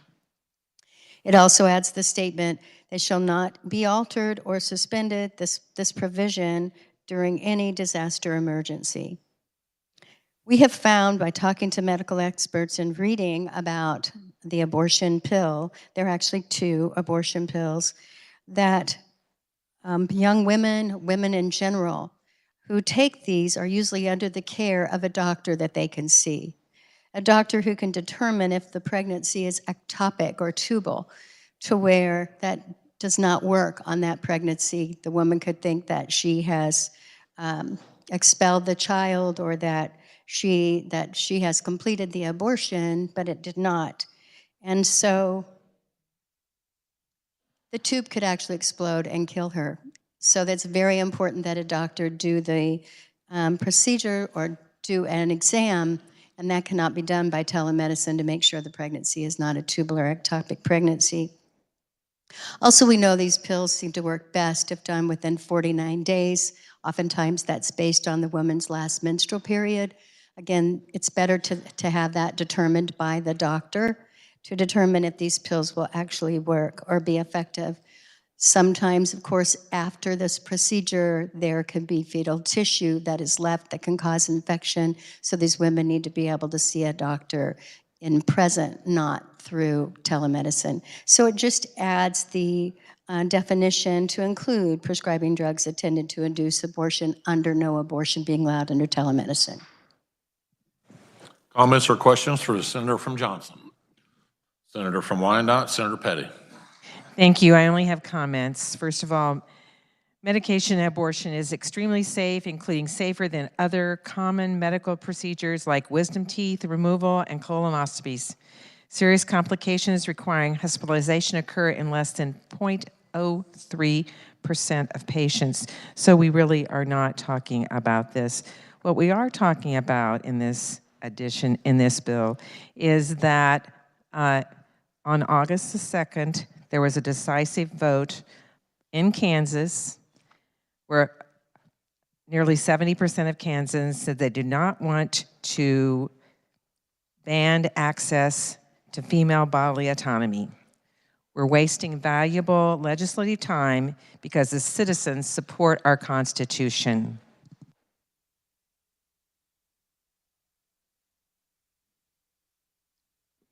Additional comments or questions? Chair recognizes Senator from Reno, Senator Stephan. Thank you. I would like to weigh in on the safety of a chemical abortion. I'm looking at the PubMed, which is the internet publication of the National Institute of Health. And they have a study on there titled Deaths and Severe Adverse Events After the Use of Mifepristone as an Abortifacient from September 2000 to February 2019. And what they did was they analyzed data from the Food and Drug Administration and pulled out the complications and such. And what they ended up with was the complications. And what they saw was that there were, let me find this, my apologies,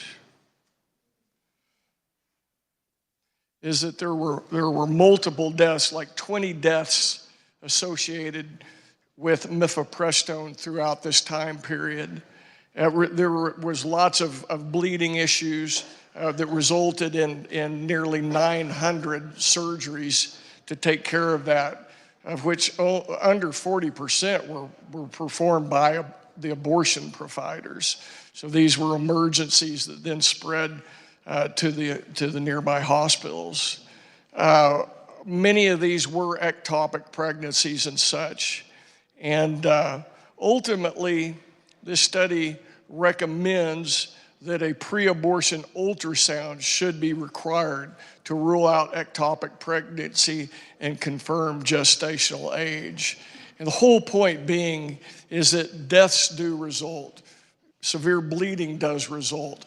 There are lots of complications associated with taking these abortifacient medications. And the idea of having that done without a doctor's input and presence just increases the risk considerably. Thank you. Senator from Johnson, do you wish to respond? Additional comments or questions for the Senator from Johnson? I see none. You may close. Thank you, Mr. Chair. Again, just to summarize, this is not forbidding ectopic or chemical abortions through medication. It is only saying not through telemedicine because of the risks and dangers of that without being present with a doctor. Therefore, I move that when the committee rises and reports, it report favorably for passage SB 5. You've heard the motion. All those in favor say aye. Aye. Opposed, no. Motion carries. We will now turn our attention to Senate Bill 120. The chair recognizes the Senator from Sedgwick, Senator Kirshen, to explain the bill. Thank you, Mr. Chairman. Senate Bill 120 deals with the Kansas Department of Health and Environment. And when the secretary makes a loan for a water plant of some kind, they can make an amortization of over 20 years, right at 20 years. And this bill changes it to 30 years, so you have that option. With that, I'll stand for questions. Are there questions for the Senator from Sedgwick? I see none. Senator, you may close. Thank you, Mr. Chairman. I move that when the committee rises and report, it reports Senate Bill 120 favorable for passage. You've heard the motion. All those in favor say aye. Opposed, no. Motion carries. The chair does not see the Senator from Shawnee, so we will temporarily pass over that bill. We will now turn our attention to Senate Bill 34. Chair recognizes Senator from Johnson, Senator Olson. Thank you, Mr. Chairman. Okay, Senate Bill 34 is a bill that I worked on over the summer. What it does in communities over 60,000 population, there's a few. There's Wichita, Overland Park, Kansas City, Kansas, Olathe, Lawrence, Shawnee, Lenexa, Topeka. It would allow them to do 100 units One developer could do up to 50, so you'd have to have at least 2 developers. The units could not be bigger than 1,650 square feet. These are residential units. I checked with the revisor. And then the second part of the bill, what it does, when we were doing the bill last year, in the rural areas, in communities under 60,000, we left out the lots or the existing lots, the infill. So that would add that in. And there's several thousand lots across the state. They would be able to use the RHID process. I passed out a sheet with my signature on it with 17 people, a coalition that supported the bill. There was proponents of the bill. It's, of course, me, Heartland Housing Partners, League of Kansas Municipalities, Kansas Association of Realtors, Kansas Corn Growers, Kansas Farm Bureau. I mean, there's a whole list of them here. And then there's Kansas Bankers who's written. There's about 8 or 10 written. So, I mean, this is a good tool to, right now, we're going through a situation where housing's been really high. And we have limited affordable housing for people at the bottom. This is a tool to try to develop in some of these larger communities some housing that's affordable for people at the bottom. They're 1,650 square feet, they're small houses, they're affordable. I mean, there's places in like Kansas City, Kansas, this tool will be great to work on some of the vacant lots that are there. Use that as infill, or places like Wichita. Also, this will be a tool. Are there questions for the Senator from Johnson? Senator from Sedgwick, Senator Fausto. Thank you, Mr. Chairman. I have a question for the Senator from Johnson. He will answer. Thank you. I do remember the good senator working on this type of legislation for years, and I used to ask, what about the urban areas? What about my area in Wichita? And so what would be the actual process, and who actually qualifies? Is it certain type of homing, or just, if you could just clarify? Sure. Senator from Johnson. Sorry. Thank you, Mr. Chairman. It's been a year since I've done this, so. And I'm a little under the weather, so give me a break here. Let me start off. It's 100 houses a year for each of the cities. Wichita would be included. No developer could do more than 50 houses.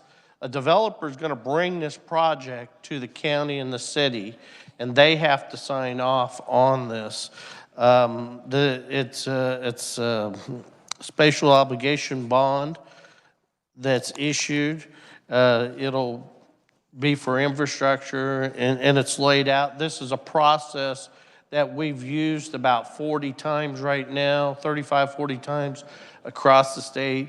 It's a very successful way to redevelop areas. If you like, I'll say the perfect example for this would be Kansas City, Kansas. I don't know Wichita very well, but I know Kansas City, Kansas, and there's areas in there where you go and there's maybe one house on a block, and you know, this would work great in redeveloping blocks at a time. Get that affordable housing. It's already got existing infrastructure, so there's some savings there. But this is a tool that could help redevelop. Also, this is a tool in places like Olathe, where we've got a great work base, but there's the housing. We've seen housing go through the roof. And I was just talking with one of the staffers here, and he says he lives in an apartment, and he's been notified that his lease is up and they're not going to renew, they're going to remodel, and they're going to increase the rents considerably. And so what this would do would give us, maybe a start working on some of that affordable housing. And, I had the realtors come to me over the summer, and they asked me to look at trying to do something in the larger communities, the smaller housing. Said there's a real problem there. We don't have, builders. I used to sit on bank board, and, developers make more money when they're building a house that's $750,000 than when they're building a house that's $300,000. And so a lot of times, the margins go from 15% on the upper end down to 5% on the smaller ones. So you'll see that they'll tend to migrate to the more expensive houses, and there's very little housing in our county right now that's under 200,000 even. Senator from Sedgwick, Senator Frascado. Mr. Chairman, thank you. I appreciate the explanation and the clarification to those who are listening in that the developer brings the project to the city. I think it's great, and I rise in strong support of the legislation. And you did well, considering your voice. Thank you, Mr. Chairman. Chair recognizes Senator from Wyandotte, Senator Petty. Thank you. I do have a question for the carrier of the bill, this gentleman from Johnson. You may ask your question. Okay. And thank you for mentioning my community, because there is definitely a need for housing. But what I'm not quite clear about is we have the ability in this bill, it has to have current infrastructure, but could it also be, you talked about I think it's a maximum of 50 units. Do they all have to be in the same area, or could it be infilled so you would have, you made reference to, a block that only has one house, and you're going to do infill housing there. So that might be six new home developments in that area, but then another block over, you're going to do 6 more. Or does it have to be a subdivision? Senator from Johnson, Senator Olson. No, what I was trying to do there, number one, I wanted to put a cap on how many houses, because I didn't want to build, like 500 a year or something like that in one community. I didn't think that would be right either. Also, I put a cap on what one developer could do. If the city wanted to do, 10 to development, 10 tens, they could do that. It's up to the city and the county and the developer, the approach they would want to take. And I think they would probably do some of that in your community. You have so much existing infrastructure like streets, sewers, water mains, et cetera, that is setting there. That might be a better approach. But if you were doing a new development, then you might want to do like 30 or 40 houses. So a lot of it just depends on the development, the way your city would want to go.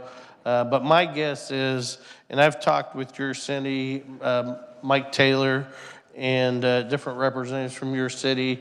They've been very interested over the last couple of years on the housing bills, and they wanted something that would help them. And then as I got to looking at it, I thought we weren't sure that it worked for them, but the more I looked at it, this is the bill that really helps them redevelop the areas that only have a few houses in a block and that, so. Senator from Wyandotte, Senator Petty. Thank you for that explanation. I know it does refer to the infrastructure. So when we talk about streets and sewers and water and utilities being in existence, that wouldn't negate the access from the utilities to the house or to the new structure, would it? Senator from Johnson, Senator Olson. I guess I don't understand your question. Some of them will have the utilities right in front of them. You've got your streets plotted, your lots are plotted, the water's running right in front, the sewer's running right in front, the power is all right there, so they don't have to do a main extension. Like when you're doing a new development, you have to lay the streets out, put the infrastructure in, you got to put the water in. The developer pays for all that cost. Well, there could be, in your case, some cost savings because that's already been done once. And if the utilities are reliable or if they're in good enough shape, they could just reuse them same utilities. The cost would be a lot less to hook into them. Senator from Wyandotte, Senator Petty. Thank you. I guess that would be true in most cases, but it could be that there are vacant lots that are there that never did have utilities on them at one time. So this would still allow for those utility extensions to be provided. Senator from Johnson, Senator Olson. It would, yes. Thank you. Chair recognizes Senator from Barton, Senator Straub. Thank you, Mr. Chair. Just a couple questions for the carrier of the bill. Proceed. I understand the purpose of this, but why would we not create a new act and call it the Kansas Urban Housing Incentive District Act? Senator from Johnson, Senator Olson. Yeah, I think you guys are getting hung up on the name. I think it's a good tool. It works. I mean, you can rename it number 2 because it represents the bigger communities, but it's the tool that works, and you know it's worked in 35, 40 communities already. I don't call Emporia rural Kansas. I mean, there's big cities are using this. There's places like Salina, I'm not 100% sure, I know probably using this. You know, Topeka has the opportunity in the bill we did last year to use this. I think it's just a tool. It's a financial mechanism to, you know, pay for part of the infrastructure to make the math work so we can build some of these houses and rebuild some of these communities. I mean, every city that we build a house on, and eventually it pays property tax, it has people in there paying taxes, it has people using the local services, the schools, brings more revenue to our state in multiple ways.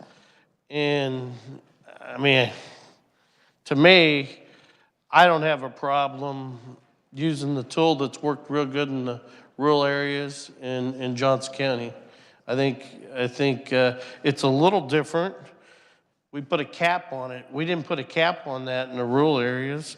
We also put a square footage cap. We didn't do that, and I know they built larger houses than 1,650 square feet, and some of them are HIDs.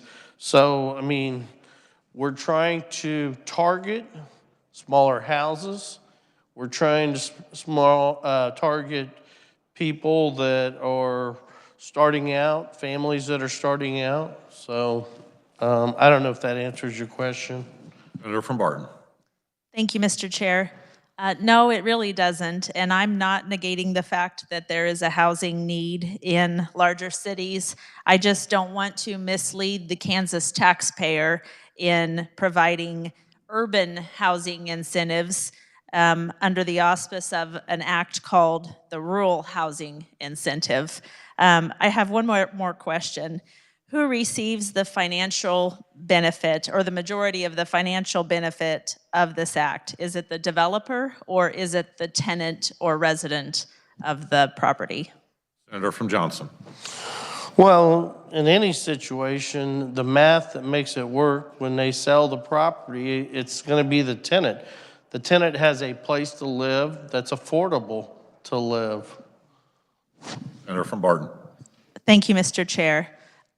Is there a cap on the cost of rent or the purchase price of these units? Senator from Johnson. There's not a cap on the price. When we were trying to figure out if you put a cap in, then you run into constitutional challenges increasing that cap. So we used a square footage size, which 1,650 square foot pretty much meets a house that's about a 3-bedroom, 1.5, 2 bath at the largest. Now, the counties and the cities are gonna try to use this square footage to the most efficient they can. They're trying to build as many affordable houses, and same way with the developer. Senator from Barton. Thank you, Mr. Chair. I have no further questions. Just in closing, let's try not to mislead the Kansas taxpayer in the future, and let's call things what they are. Thank you. Chair recognizes Senator from Johnson, Senator Warren. Thank you, Mr. Chair, and appreciate the intent of the bill. I'm getting some questions from constituents, and for those following along online and with those questions, the bill as presented, we heard testimony from conferees in committee. It would apply to the following 7 cities in Kansas: Wichita, Overland Park, Kansas City, Olathe, Lawrence, Shawnee, and Lenexa. So I represent part of one of those cities, so I've been getting some questions about it. I also had a question for the reviser about, could a governing body of a city establish more than one rural housing incentive district in a year? And the answer from the reviser was yes, they could. In section 1 of the bill, it says, the governing body is hereby authorized to designate rural housing incentive districts, plural, within such city. And also some questions from folks, since this is an incentive district, if we could have the carrier of the bill tell us what the incentives are. Senator from Johnson, Senator Olson. Well, can I just respond on the districts? Like a minute ago, I was asked if we could do smaller districts. The 10 houses in one would be a district.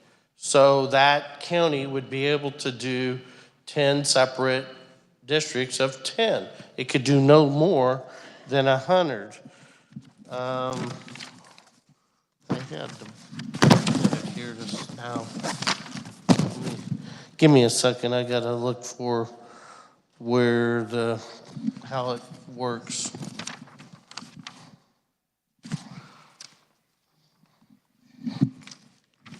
It's gonna take me a second. I don't have a reviser here.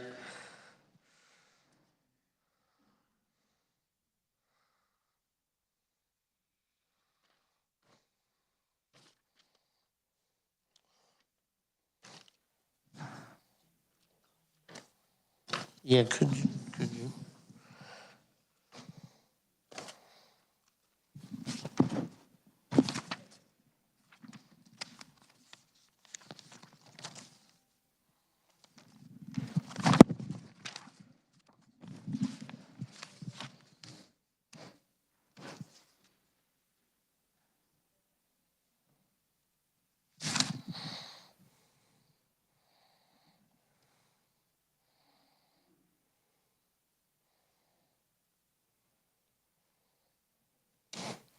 Okay, it would, let's see. It would allow 1,650 square feet homes, excluding any garage, exterior, porch, patio, storage building, so that wouldn't be included in the 1,650. The infrastructure, it would be streets, sewer, water, utilities, existing for 10 years.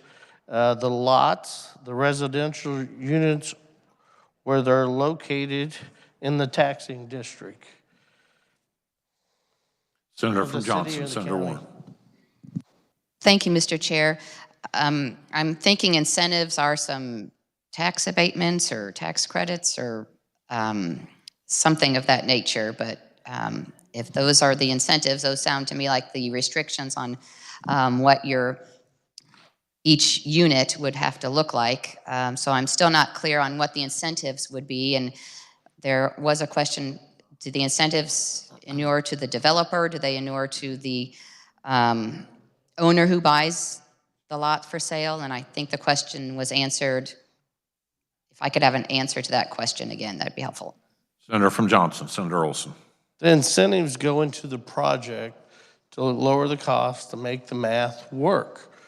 And it's paid back over a period of time through bonds, through the property tax. We've got about 35 or 40 of these across the state. They're very successful. You know, there's one in Emporia. They're quite nice sized houses I know of. I know there's one in Baxter Springs. I believe there's one in Salina, one in McPherson. I've seen the map of these.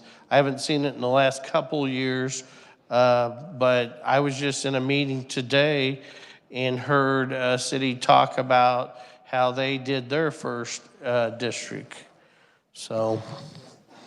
Senator from Johnson, Senator Warren. Thank you, Mr. Chair. I'm not clear on what the incentives are, but I do have some concerns that I'm hearing from my district that with multiple districts being able to be authorized by a governing body, multiple districts of up to 100 units within each district, it could become quite a lot in any one year. So thank you, Mr. Chair. Chair recognizes Senator from Marino, Senator Stephan. Thank you. You know, rather than ask a bunch of questions to the good senator from Johnson, I have too much respect for him to do that. I'd rather just make a couple of comments in regards to this program. Yeah, it's big government. It's the never-ending narcissistic assumption that government can solve everything. Housing's difficult. You know, we've just seen the greatest boom in the prices of homes in my lifetime. And we've seen that dramatically change recently as the interest rates have skyrocketed. We saw input costs to building homes skyrocket. The point being that there's variables way beyond our control and way beyond what government should be wading into. We're about small government, less bureaucracy, the free market, and that's what wins. We do know what works, what creates successful economies, and that is low taxes, small government, less bureaucracy. That we know. These commerce projects, we have a track record of they're not successful. We've just seen the big report out of post-audit in regards to our 5 biggest economic development commerce projects. And that came to the conclusion that while they make money, never enough money to pay back the taxpayer. So the bottom line being, they're taken from the poor or taken from everybody and giving to a few. This bill has severe flaws. It doesn't define a set profit margin for the builder. So in an up market, they're not going to pass that on to the consumer. They're going to squeeze every penny out of it they can. This plan involves these industrial bonds and the responsibility of paying them back.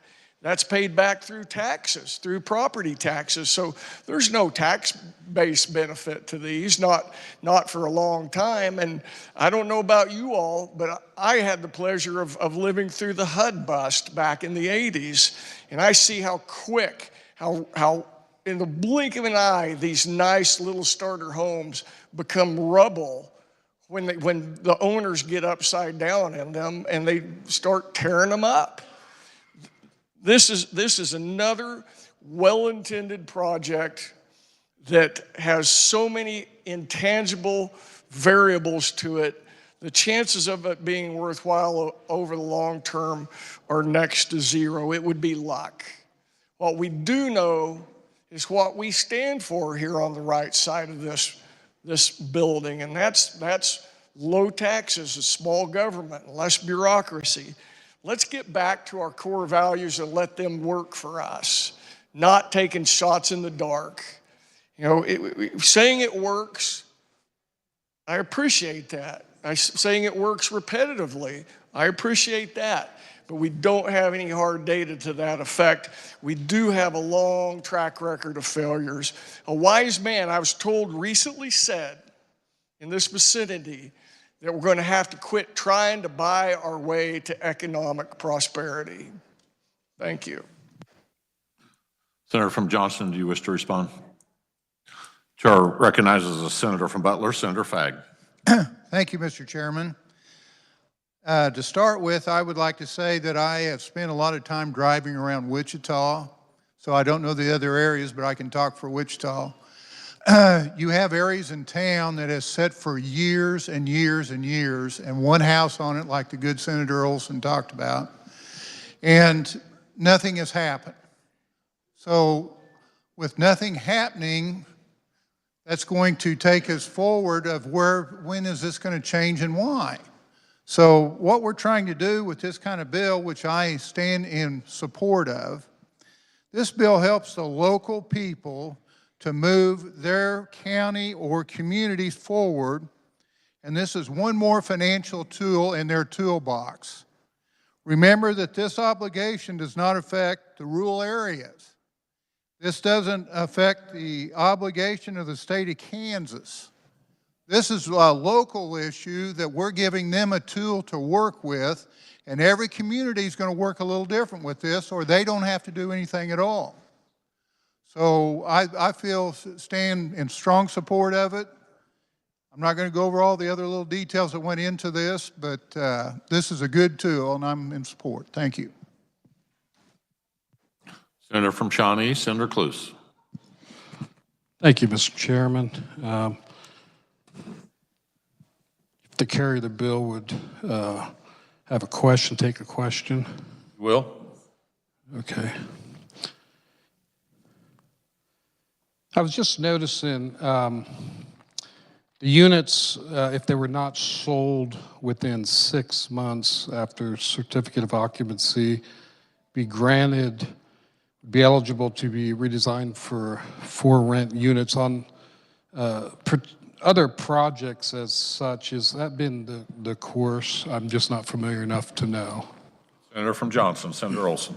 Yes, I believe that's the normal practice. Jason Long wrote this. We looked at other RHID, and this is duplicate language that was off of them. And on the other note, I made sure, answering one of the other comments, only 100 units per city per year can be done. It doesn't matter if it's in 10 districts and it's 10 units or 2 districts that are 50 each.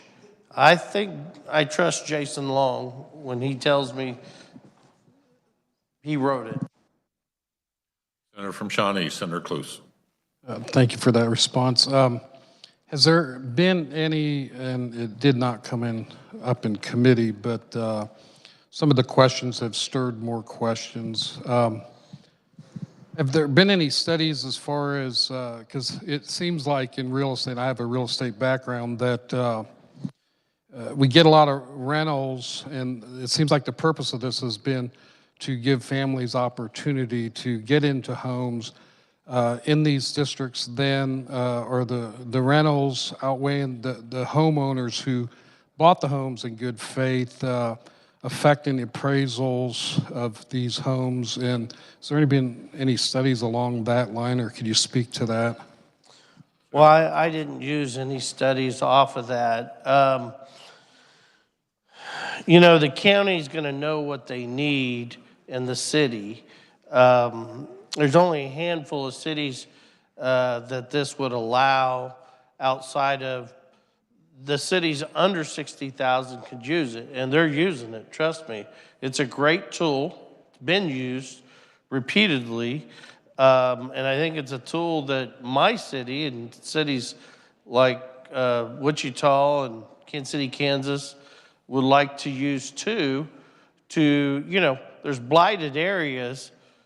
I don't know if that's the right word. I don't want to say that, but there's areas that I know that have been struggling with one or two houses on a block in Kansas City, Kansas for a long time. They've been looking for ways to try to fix this and redevelop them areas.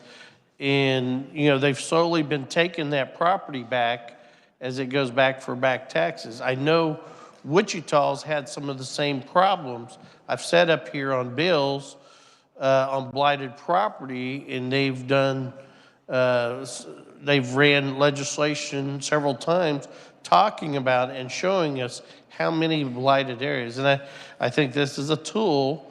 You know, we've got several tools, MIH, investor tax credits, different things that work different in different places. And this is a tool that for lower end housing or housing under 1,650 square feet, you know, this would help build some of that. This would also help redevelop some of them areas that need redeveloped and get them property tax in the future. Right now, them lots, it's costing the city because who do you think cuts the weeds? Who do you think maintains them areas? The city has to go in there, and it's a heavy cost.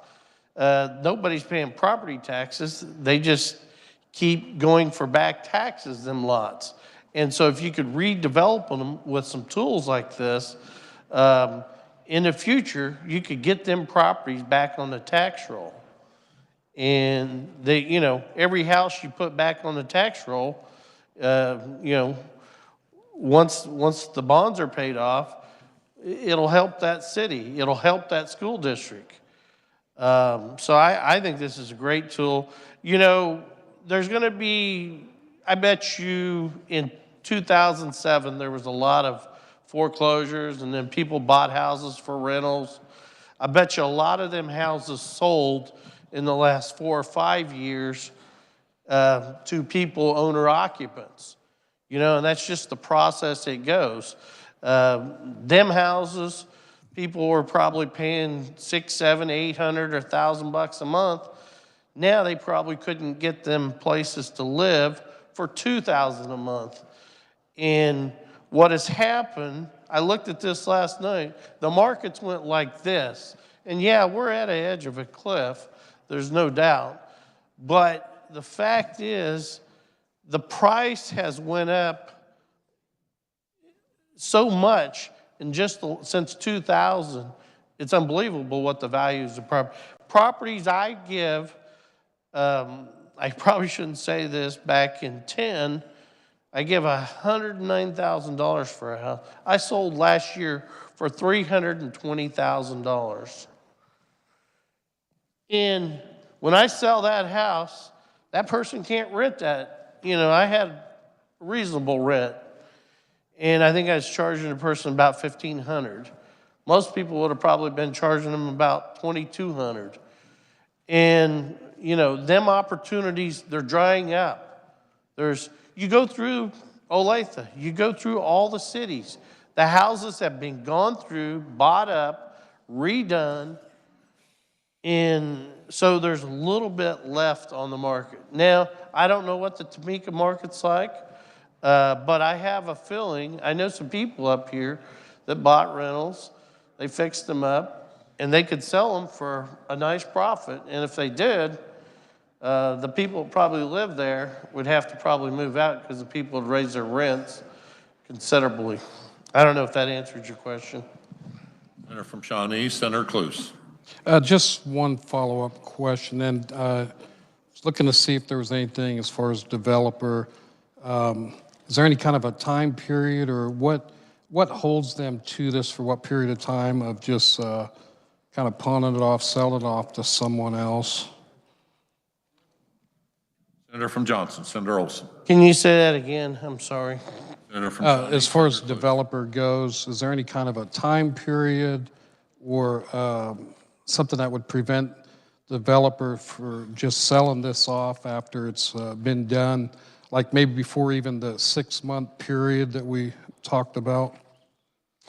Well, I believe, I've never done one of these myself personally, but I believe how they've done, my understanding, a lot of them, they develop 20 to 40 acres.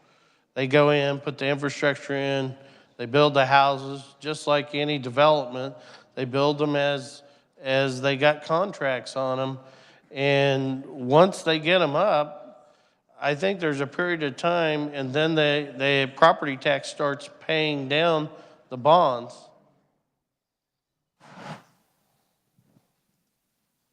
Senator from Shawnee, Senator Cluse. Thank you, Mr. Chairman. That'll be it for now. Thank you. Additional comments or questions for the Senator from Johnson? Senator from Johnson, Senator Corson. Thank you, Mr. Chair. I just wanted to rise in very strong support of this. I think this is a proven program. This is not a new program, and so I applaud that we're taking a program with a strong track record and we're just expanding it instead of trying to create something new. We know that the structure works, and I think now is an incredibly exciting time to be a Kansan. And I think probably the biggest challenge, though, that we have when we talk about the future growth of our state is access to affordable housing. And that's going to be a real lid, or has the potential to be a real lid on our growth in the future if we don't do things like this. So I applaud the carrier of the bill. I think this is right on the money of what we need to be doing. We need to be addressing this challenge. This is a proven tool, and I'm a strong supporter. Thank you. Additional comments or questions for the Senator from Johnson? I see none. Senator, you may close. Thank you, Mr. Chairman. I want to say this. You know, we can sit here and do what we've been doing for the last 50 or 60 years and not doing anything to try to grow our state, to build affordable housing. It's worked real good so far. We've basically exported our kids, our grandkids, our great-grandkids out of this state for the last 50 years.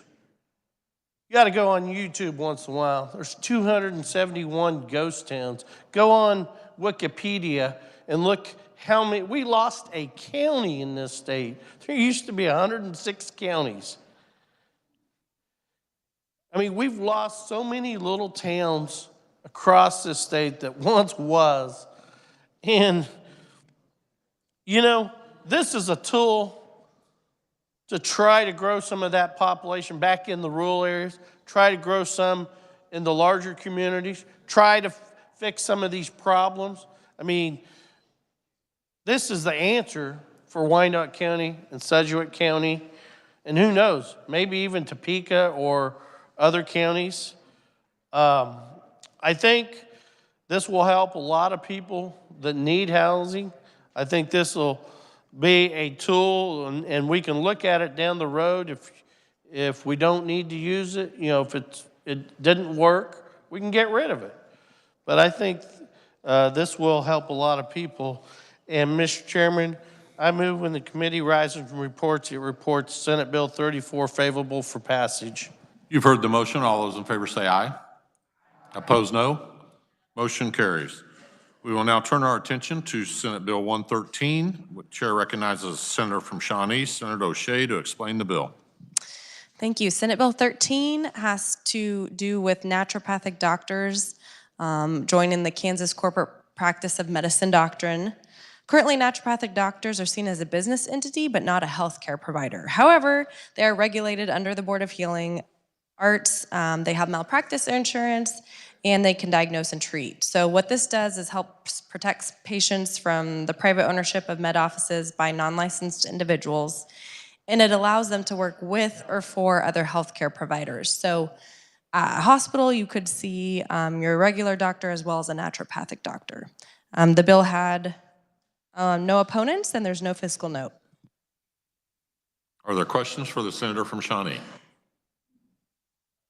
Senator from Johnson, Senator Holscher. Thank you. Not a question, but just a comment. This was a pretty short hearing, maybe 10 to 15 minutes. And I will mention that I have had several emails come in since that time indicating a lot of questions about this bill, which have raised more questions in my mind too. So I will be passing on this bill, again, just because it was such a short hearing and a number of questions have been brought forward since then. Additional comments or questions for the Senator from Shawnee? I see none, Senator. You may close. I move that when the committee rises and report, it reports Senate Bill 113 favorably for passage. You've heard the motion. All those in favor say aye. Opposed, no. Motion carried. We will now turn our attention to Senate Bill 49. The chair recognizes Senator from Johnson, Senator Thompson, to explain the bill and adopt the committee report. Thank you, Mr. Chairman. I move we adopt the committee report.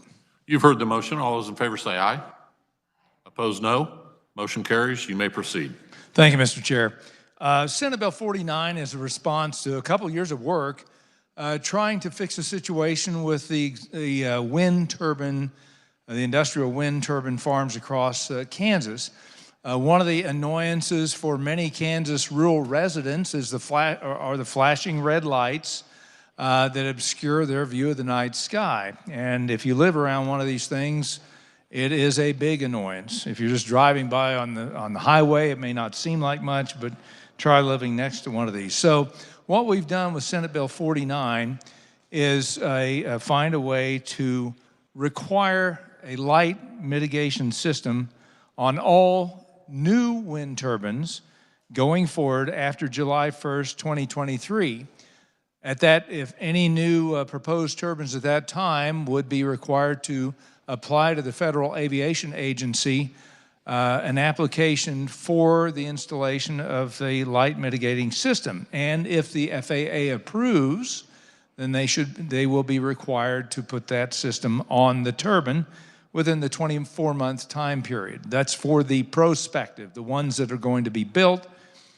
The two primary companies that manufacture these systems usually say it's about an 8 to 9 month process. So we're giving them 2 years.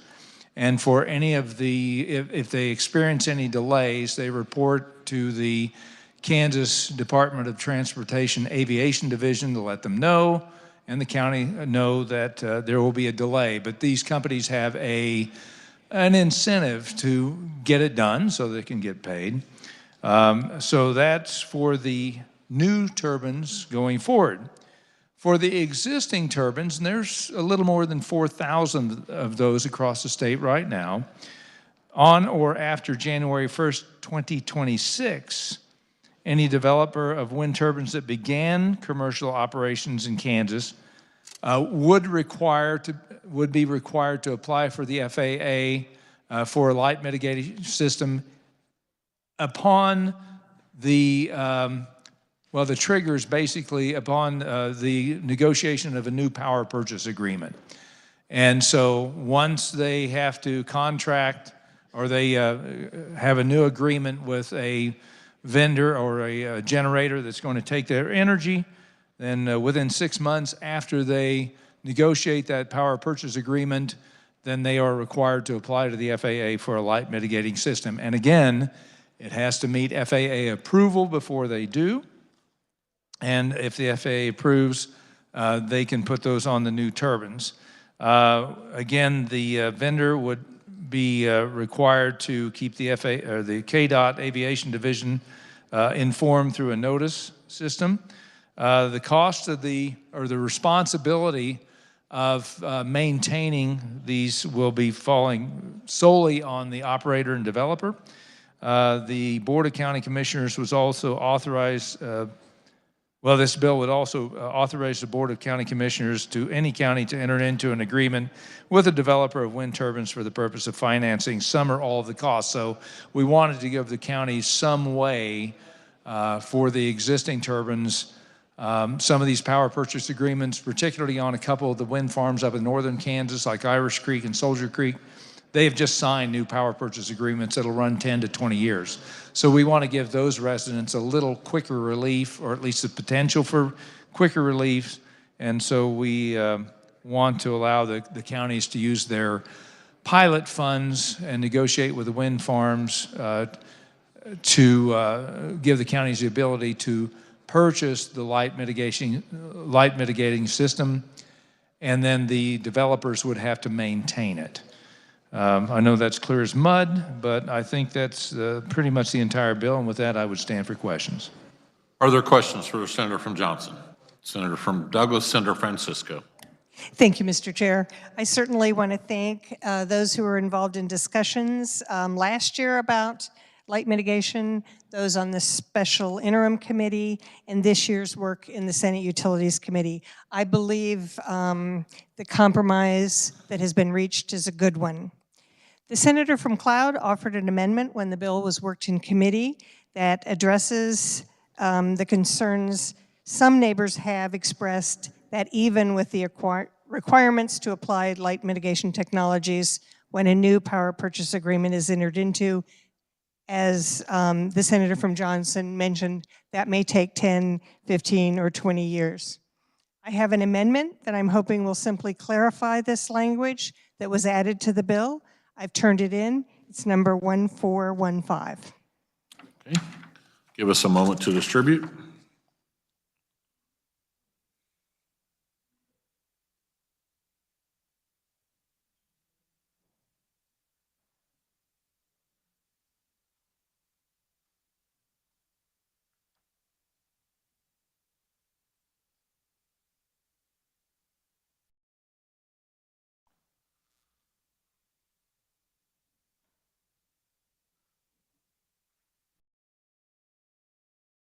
Senator from Douglas, would you like your amendment read or would you like to explain it? Mr. Chair, I'd prefer to explain it. Please proceed. Mr. Chair, this is one of those agreements that is easier to understand if you have the language of the bill next to it. And because of that, I shared that language with the carrier of the bill, the senator from Cloud who had offered the previous amendment, and the chair of the committee. So what this does, as had been done in the original language, is allowing a county to use revenue bonds, and those would be in addition to any other funds, such as payment in lieu of taxes, to pay for part or all of the costs of installing light mitigation technology, if that is the desire of a county's residents. I'd stand for any questions. Senator from Johnson, Senator Thompson. Thank you, Mr. Chair. This is a friendly amendment. This does clarify and help those counties out. In some cases, the pilot funds, we're talking about pilot payment in lieu of taxes. Some of the counties have already used those funds. And so counties who wish to negotiate with these companies or try to mitigate the long-term power purchase agreements that are in place that would prevent them from installing the light mitigation systems, this would at least give them a pathway to accelerating the process. And so I stand in favor of this amendment. Thank you, Mr. Chair. Any additional comments or questions on the amendment? Seeing none, Senator from Douglas, you may move your amendment. Thank you, Mr. Chair. As has been stated, this would specifically allow the counties to use revenue bonds. I move my amendment. You've heard the motion. All those in favor say aye. Opposed, no. Motion carries. Amendment is adopted. I recognize Senator from Cloud, Senator Bowers. Thank you, Mr. Chairman.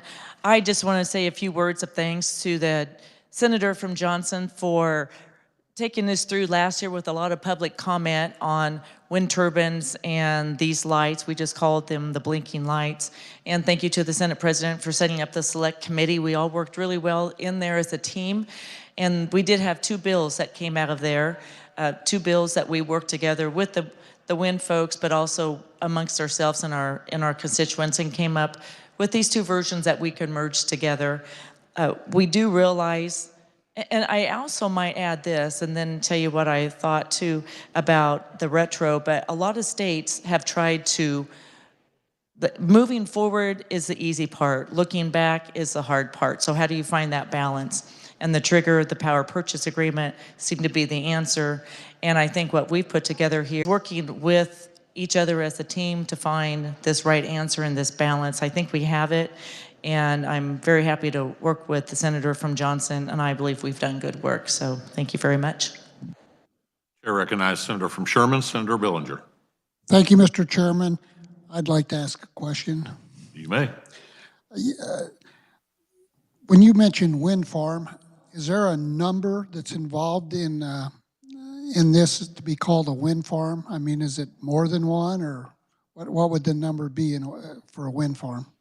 Senator from Johnson, Senator Thompson. Thank you, Mr. Chair. Yes, it would be 5 turbines or more. And to clarify too, when they apply to the FAA, each turbine, they create a grid, and each turbine is sited on that grid. And so when they approve the entire industrial complex of turbines, they determine basically on a turbine-by-turbine basis which ones will qualify for the lighting systems and which will not. So it's 5 or more. Senator from Sherman. Thank you. One other question. Can you tell me what the cost is to put up the new type lighting? Senator from Johnson, Senator Thompson. Thank you, Mr. Chair. Yes, fortunately, Kansas is fairly flat, as we know. And so typically, unless the farm is or industrial complex is very large, they can do it with one radar system, which costs about $1.5 million per system. If we were hillier and there are some issues with that, it might take 2. Maximum would be probably $3 million. You have to bear in mind that the cost of one turbine these days, the new ones are 650 feet tall, they're approaching $5 to $6 million per turbine. So on a field of say 100 turbines, we're not even rising to the cost of one turbine. Senator from Sherman. Thank you. I appreciate the information. Chair recognizes Senator from Johnson, Senator Olson. Thank you, Mr. Chairman. I just want to applaud the committee working together, the industry meeting a couple times and hashing out the differences. And then at the end, the committee had a couple decisions and everybody working together. It was a really good process, and I applaud Senator Thompson for all the work. And this is really, it's always easy moving forward, but the retroactive piece was definitely the toughest, because when you're looking backwards, you don't want to interrupt these long-term contracts. That's what can mess everything up. And I really believe what he's done here is probably going to be the new model across the country. And so I think, all the players that come together and work together, this is really cutting edge legislation that will probably go into other states and how they will do it. So definitely want to applaud you for your work. Thank you. Additional comments or questions for the Senator from Johnson? Senator, I see none. You may close. Thank you, Mr. Chair. I move that when the committee rises and reports, it reports Senate Bill 49 as amended favorably for passage. You've heard the motion. All those in favor say aye. Opposed, no. Motion carries. We will now turn our attention to Senate Bill 217. Chair recognizes the Senator from Johnson, Senator Warren, to explain the bill and adopt the committee report. Thank you, Mr. Chair. I move we adopt the committee report. You've heard the motion. All those in favor say aye. Opposed, no. Motion carries. You may proceed. Thank you, Mr. Chair. Senate Bill 217 is a bill that I worked with law enforcement on, and it defines a course of conduct regarding personal tracking devices. We're having incidents in Kansas where persons are putting a tile device or another personal electronic tracking device in the purse of another or in the vehicle or other areas to target the person's location, their movement, or travel patterns. So what this bill does is it creates a new definition for course of conduct in the criminal code in the crime of stalking to mean utilizing any electronic tracking system or acquiring tracking information to determine the targeted person's location, movement, or travel patterns. And with that new definition, we have also updated other statutes in Kansas so that the courts could have more ability to enter orders to protect persons from that kind of course of conduct in the following situations. In the Kansas Family Law Code, where people are involved in a divorce action or annulment or separation, maintenance before action is final. In the Kansas Parentage Act, as well as in the Code for Care of Children Act regarding temporary custody orders for children that are in the custody of our state regarding informal supervision restraining orders and prohibitions on authorized dispositions of custody. as well as in the Protection from Abuse Act and the Protection from Stalking, Sexual Assault, or Human Trafficking Act. So it's a very important bill brought to us by our law enforcement community to help keep Kansans safe from stalking. And with that, Mr. Chair, I will stand for questions. Questions for the Senator from Johnson? Seeing none, Senator, you may close. Thank you, Mr. Chair. Appreciate the body's attention to this very important piece of legislation that will help our Kansans in these situations. And with that, Mr. Chair, I move that when the committee rises and reports, it reports Senate Bill 217 favorably for passage. You've heard the motion. All those in favor say aye. Opposed, no. Motion carried. We will move next to Senate Bill 233. Carrying Senate Bill 233, the chair recognizes the senator from Johnson, Senator Gossage. Thank you, Mr. Chair. Senate Bill 233 merely creates a bill that would allow an individual who had a transgender assignment service performed as a child to bring a civil cause of action under the Act against the physician who performed such service. The bill would establish the statute of limitations for such cause of action, and the Act would not apply if the child was born with a medically verifiable disorder of sex development. We know you have an article on your desk. I hope some of you had an opportunity to read it. You may have heard about this in the news. This is a St. Louis native. She describes herself as a queer woman, and she said her worldview is deeply shaped by her career.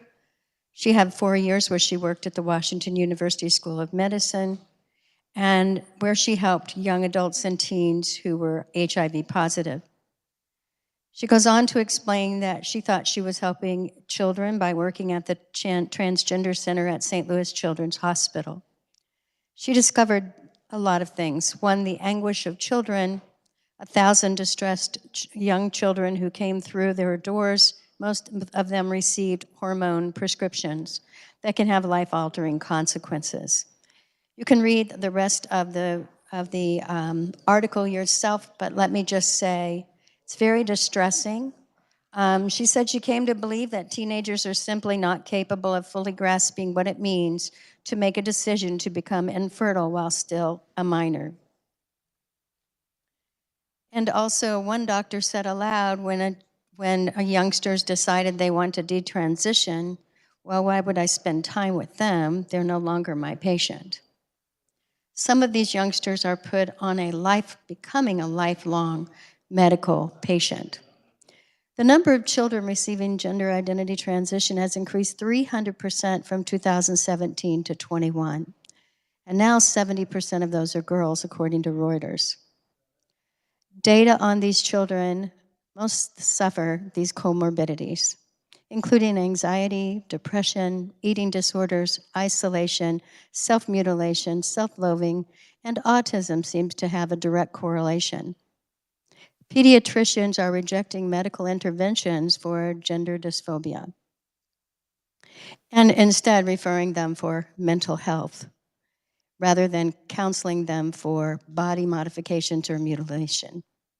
Children watching the onslaught of TikTok and YouTube have begun to believe that, oh, these people like me. Hey, maybe that's my problem. We have the President Bowers of the World Professional Association for Trans Health acknowledge that there has definitely been a social influence on the number of girls who have now created this herd mentality, going as groups from high schools, just like they would say, let's get our hair colored, let's get our ears pierced, let's go to the nail salon, are now saying, I think we should all go get puberty blockers. Sex hormones and others. So they've been warned that this may cause reproductive impossibilities. They never go through or understand, according to this article and others, really what that fully means. Some of them find that they would, maybe the next step, and often the next step is for them to have their breasts removed.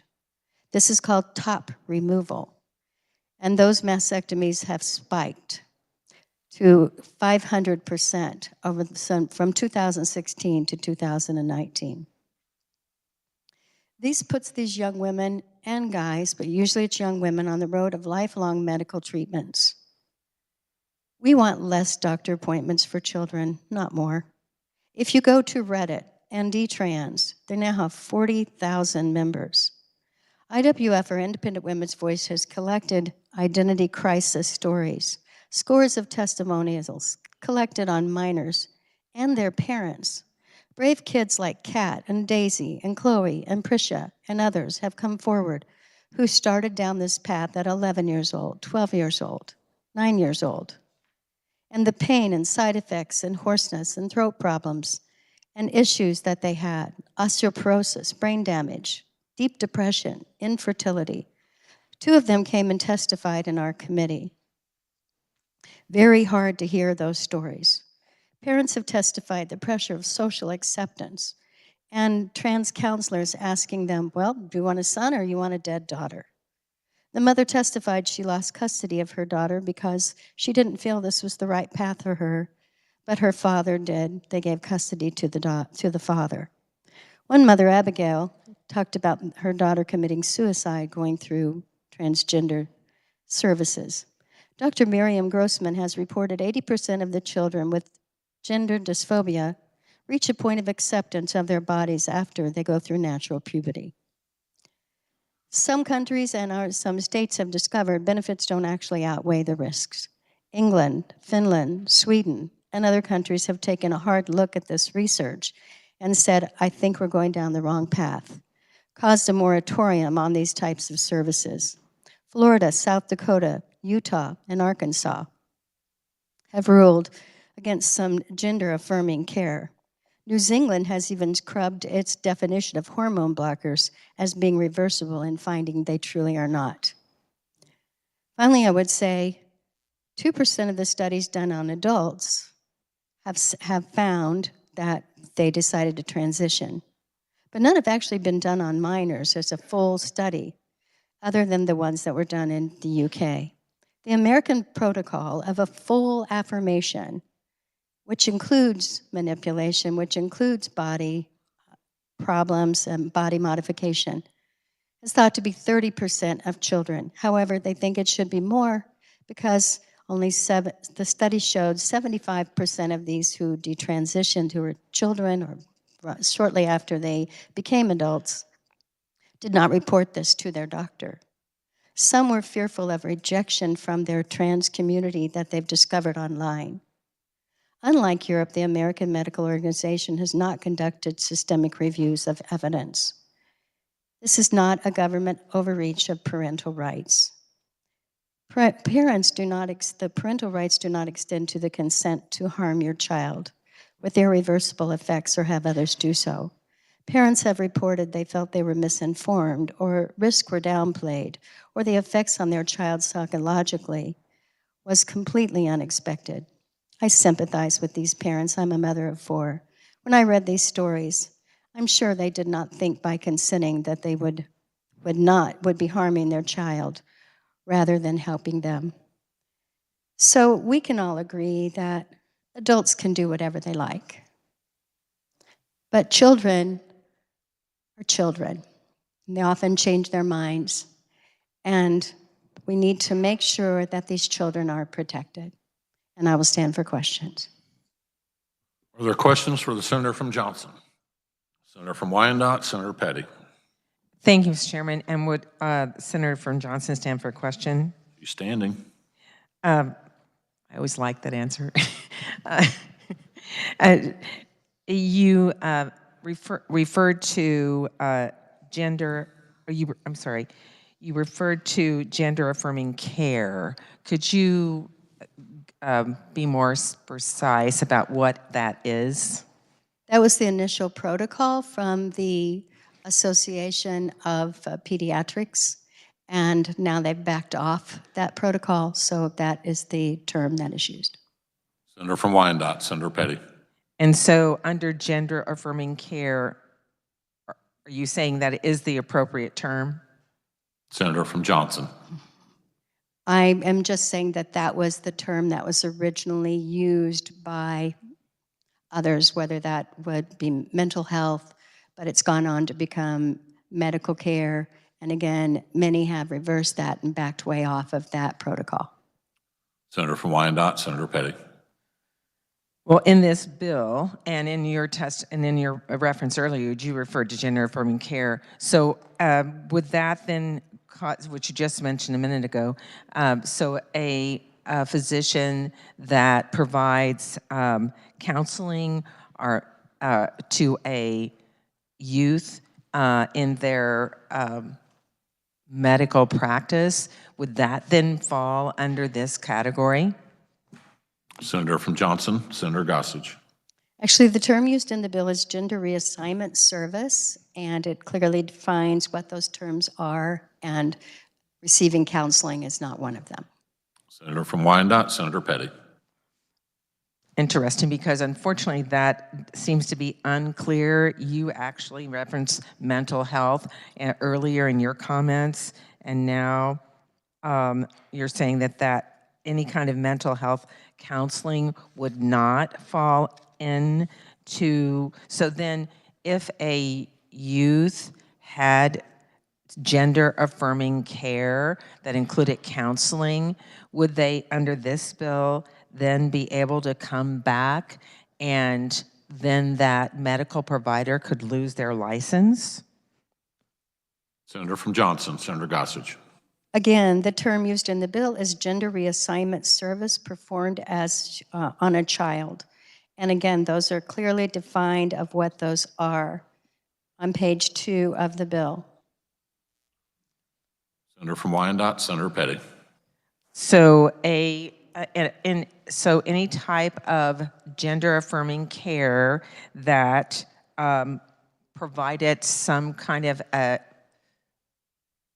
I've heard concerns from the medical profession that then there's problems with the urethra that could also be impacted for the genitalia, as well as youth, and particularly male youth early on sometimes have a angle in their genitalia that has corrected. That would be considered, would that be considered gender affirming care? Again, that does not fall under, thank you, I apologize. Senator from Johnson, Senator Gossage. Thank you, Mr. Chair. Again, that does not fall under this category. And again, it does say for the purpose of transitioning gender. That's just Senator something from Wyandotte, to... Senator Petty. Thank you. And could the good senator from Johnson say exactly where that does not fall under this care? Senator from Johnson, Senator Gossage. I can't talk about what's omitted from the definition, but I can only show you what's in the definition. Senator from Wyandotte, Senator Petty. Thank you. So where is that omitted? Where is that not in here? Senator from Johnson, Senator Gossage. On page 3 of the supplemental note and within the context of the bill, it states that the act would not apply if a child was born with a medically verifiable disorder. And then it goes on to explain. So, of course, if a doctor was performing a procedure on a child who was born with or developed a defect, that is not for the purpose of transitioning them. Senator from Wyandotte, Senator Petty. Well, this bill has caused a lot of concern among the medical profession as to what would be considered gender affirming care, whether it's counseling or whether it's medical procedures. And I think it's important to note that there is no due process involved in this bill, so that a person could bring cause against a medical professional to lose their license without any due process. And that we talk about government overreach, that definitely is it. Senator from Johnson, do you wish to respond or move on to the next question? It regards civil action, and so of course that civil action would regard recourse. Chair recognizes Senator from Johnson, Senator Sykes. Thank you, Mr. Chair. Just a couple of points, no questions, but currently gender-affirming care for youth mostly consists of access to mental health care and counseling. There are puberty blockers which allow families and their medical providers time to consider the right course of action before the development of permanently secondary sex characters, so puberty, and hormone treatments or hormone replacement. All of these forms of care are safe and reversible, and no prepubescent trans children are receiving gender-affirming surgeries. Honestly, this is a fact that the supporters of this bill are willingly choosing to ignore.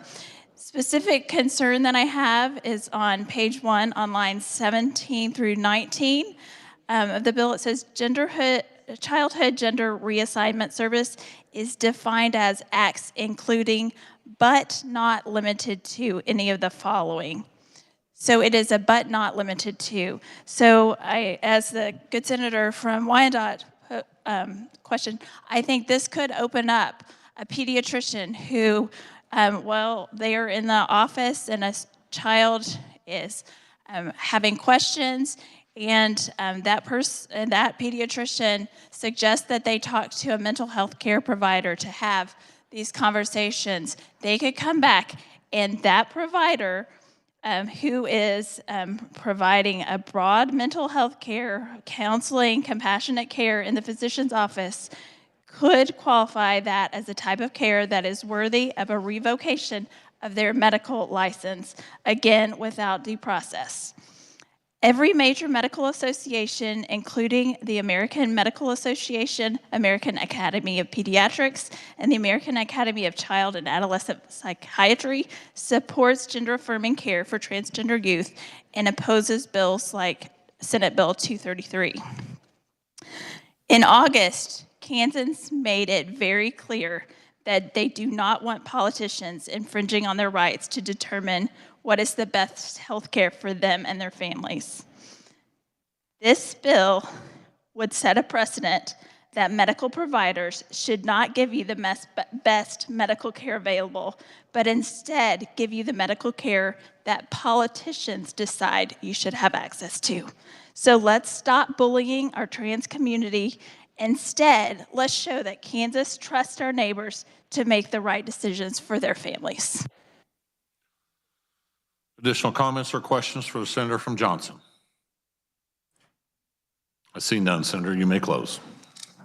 Thank you, Mr. Chair. I would just add that neither the Hospital Association or the Kansas Medical Society weighed in on this bill. As we said, children change their mind often. I was an elementary school teacher. I can not remember the number of times that a child came up to me and I would say, Tricia, she goes, today would you call me Pat? And another day would be, would you call me Patricia? They change their way they see themselves. They like to change their hair. They don't know what they want to be when they grow up. That changes often. We're talking about children. Clinicians have no reliable way of knowing whether discomfort that children are feeling with their body means it is destined to feel, they are destined to feel this way for the rest of their life. This bill is about protecting children and making life-altering, irreversible decisions and preventing doctors from doing so. And with that, Mr. Chair, I ask when the committee arises and reports, it reports favorably for passage of Senate Bill 233. You've heard the motion. All those in favor say aye. Opposed, no. Motion carries.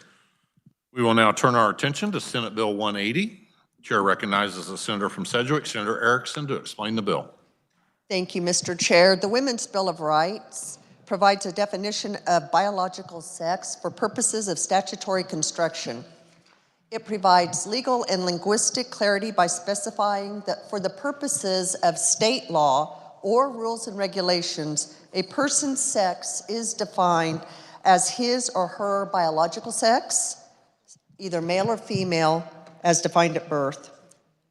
There are legitimate reasons to distinguish between the sexes with respect to prisons, domestic violence shelters, rape crisis centers, and other areas where safety and privacy are needed.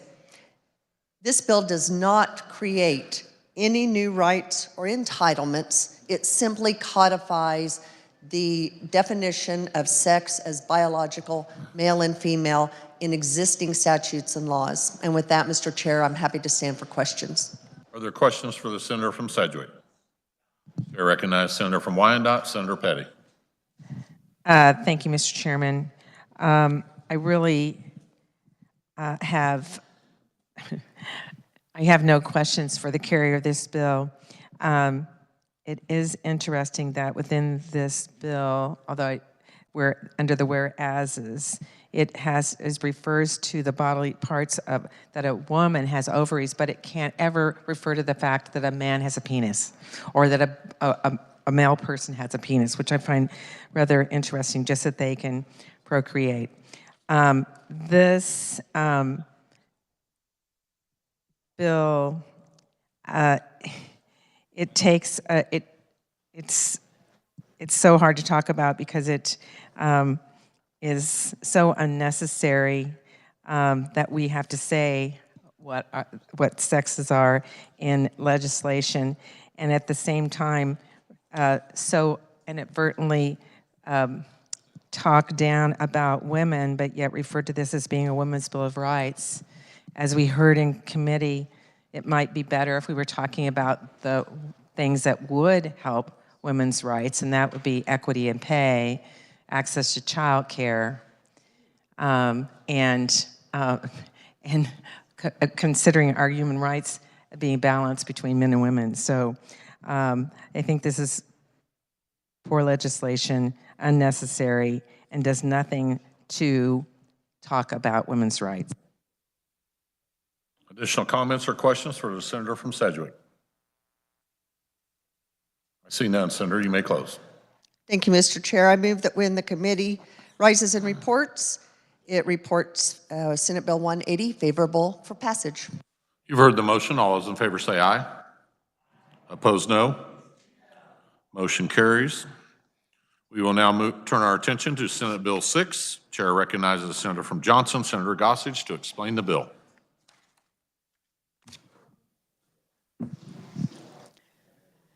Mr. Chair, I would apologize that with my medical condition, it is difficult for me to stand for any length of time. I'm wondering if I could proceed by sitting in my chair. Don't think you heard me. I was just saying I apologize, but with my medical condition, I can walk, I can sit in a comfortable chair, but standing any people you certainly may sit. Thank you. Senate Bill 6 is repealing the authority of the Secretary to quarantine individuals and impose associated penalties. All of us had seen in recent history that there was a bit of an overreach, and churches were closed. We saw other businesses that were closed, and in the past, the Secretary would what comes to mind is tuberculosis years and years ago. That individual was quarantined, and if they broke out of quarantine, there would be penalties. Things have changed now, and this is the United States of America when it comes to what the Secretary may and may not do, what the governor may and may not do. And so what this bill merely does is it amends the duties of the Secretary of Health and relates it to more of a recommend. And if they're going to recommend and educate Americans on, this is a new flu that's come here. This is what we're recommending you do to avoid the flu. This is how we're going to educate you on what is happening. And also our local medical officers, that they are recommending, rather than mandating schools be closed, or rather mandating other rules that they discover that they think should be done. So throughout the bill, you'll see the words recommend and educate. And I'll stand for questions. Are there questions for the senator from Johnson? Chair recognizes Senator from Johnson, Senator Holscher. Thank you, Mr. Chair. I do have a question. Please proceed.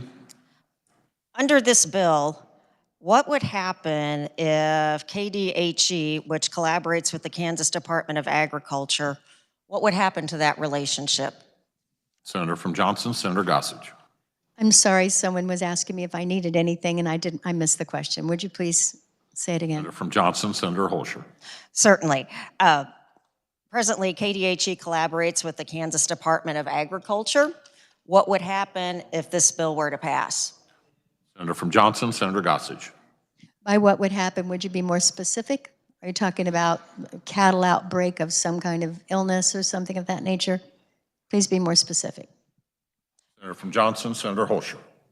The KDA takes the lead on tracking and taking actions against spread of disease in animals, and KDHE tracks and takes action in regard to those diseases spreading to humans. So what would happen under this bill if it were to pass in regard to that relationship? I see nothing in... Senator Gossage. I apologize, Mr. Chair. I see nothing in the bill unless you can point to something that's specific about agriculture. Senator from Holscher, or Senator from Johnson, Senator Holscher. I did check into this, and KDHE, if this bill were to pass, would no longer be able to track or take action to prevent highly infectious zoonotic diseases such as avian bird flu, hoof and mouth disease if they spread to humans. And that is a huge concern when you talk about diseases spreading in a rural environment and needing notification and needing guidance in terms of what people are to do in a situation. Senator from Johnson, Senator Gossage. I guess, Mr. Chair, we would have to define when someone says they cannot take action.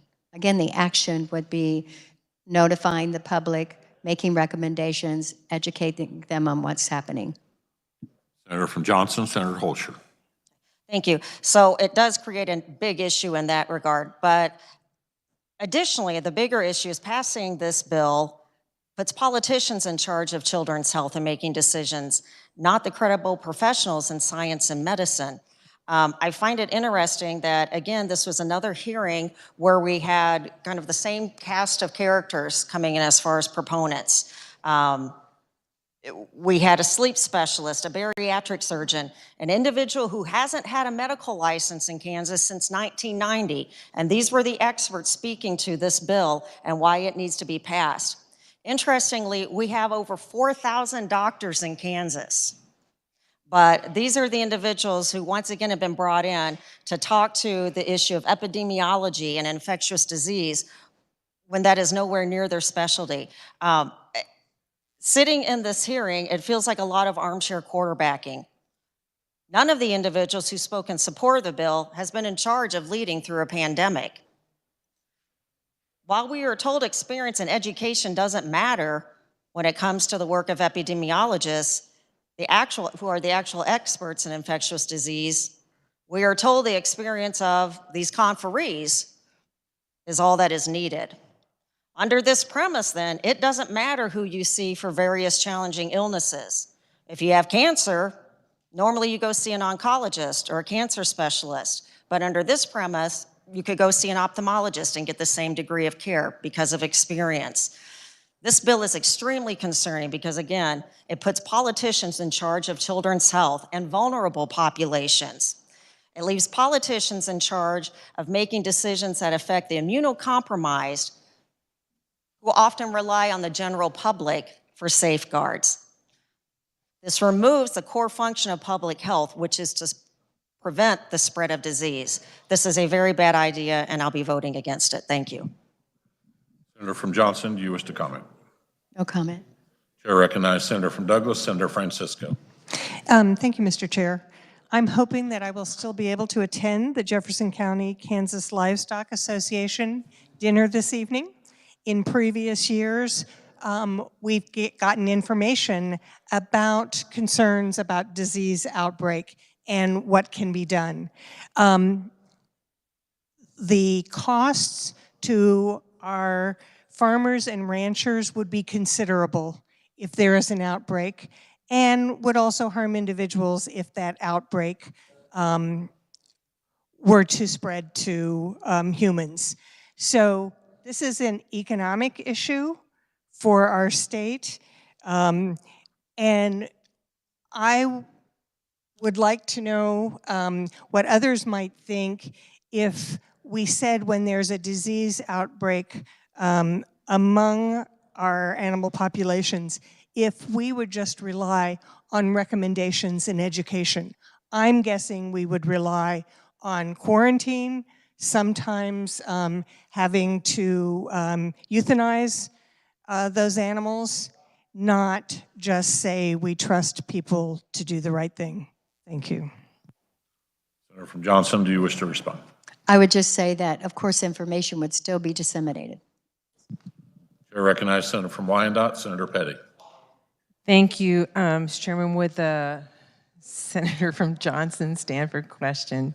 She's sitting. That first question. Senator, what's the core function of public health? Senator from Johnson, Senator Gossage. I don't have a definition of the core function of public health except to say it would be to try to prevent the spread of disease. Senator from Wyandotte, Senator Petty. Thank you, and that is the core function of public health, to prevent the spread of disease. And so that's why now I should have looked back to see how long we've had a Secretary of Health and Environment. We've had a Secretary of Health and Environment that has had the ability to lead our state in those areas of making those important decisions about public health. And so this bill, as it's written, would prevent not only the Secretary of Health and Environment, but our local public health departments from fully utilizing the most basic tools to stop the spread of diseases. So that means that if a child, and I did teach school for a long time, so I did experience these things, came to school with measles, I might just be able to recommend, or the school might just be able to recommend that they go home. Would that be true, Senator from Johnson? Senator from Johnson. Of course not. I mean, we're talking about the health department, we're talking about medical officers in counties, cities, et cetera, not being able to mandate. If the principal says your child has measles, they must stay home, of course. Senator from Wyandotte, Senator Petty. I'm sorry, but I believe that is no longer true in this bill. In this bill, there's a section specifically that speaks to the authority of the schools as well, and of the principals and the teachers, that they don't have to report. So it's going to take, I mean, that there'd be no way that they could tell them you should go home, but there's no way they could make them go home. So now any child that has a communicable disease, whether it be mumps or chicken pox, I mean, we think now everybody has a shot, but that's not necessarily true. In my career, I experienced all of those happening, could come to school and could stay in school, and we might not want them to be in school, but now it's just a recommendation. It's not that they should be quarantined, that they should be directed to them. It's just a recommendation that you should go home, and with no concern for the other children in that classroom or in that school. And sometimes, I mean, I really hadn't thought about this either, about the cost that this incurs when you have an outbreak of measles. And KDHE conducted a cost analysis for a 2012 measles outbreak that was in Finney County. And the total cost at the county level was $32,589 from local tax revenues, not from state, from local.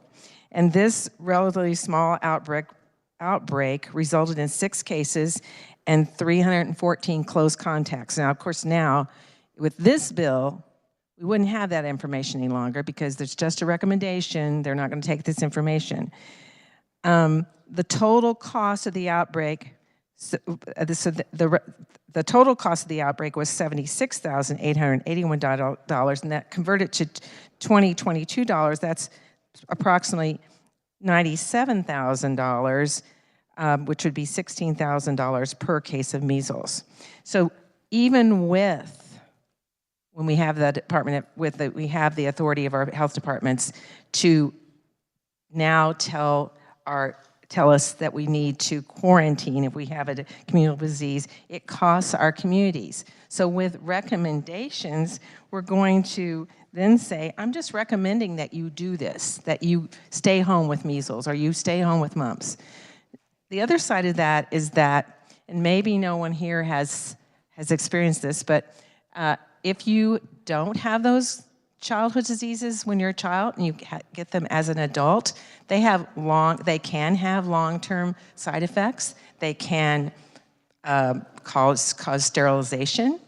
And they can, my daughter actually experienced this very thing, not the sterilization part, but experienced the long-term effects of getting mumps when she was in college and having to then stay home for, I think it was 5 days, and the pain and that came along with it much more than it would have been if she'd had them as a child. So it's not just children, but adults as well. So we are now saying in this legislation that we're talking about elected officials, but we're also taking away the authority of the governor in here, who is an elected official. This is such a short-sighted piece of legislation for the health and welfare of our state.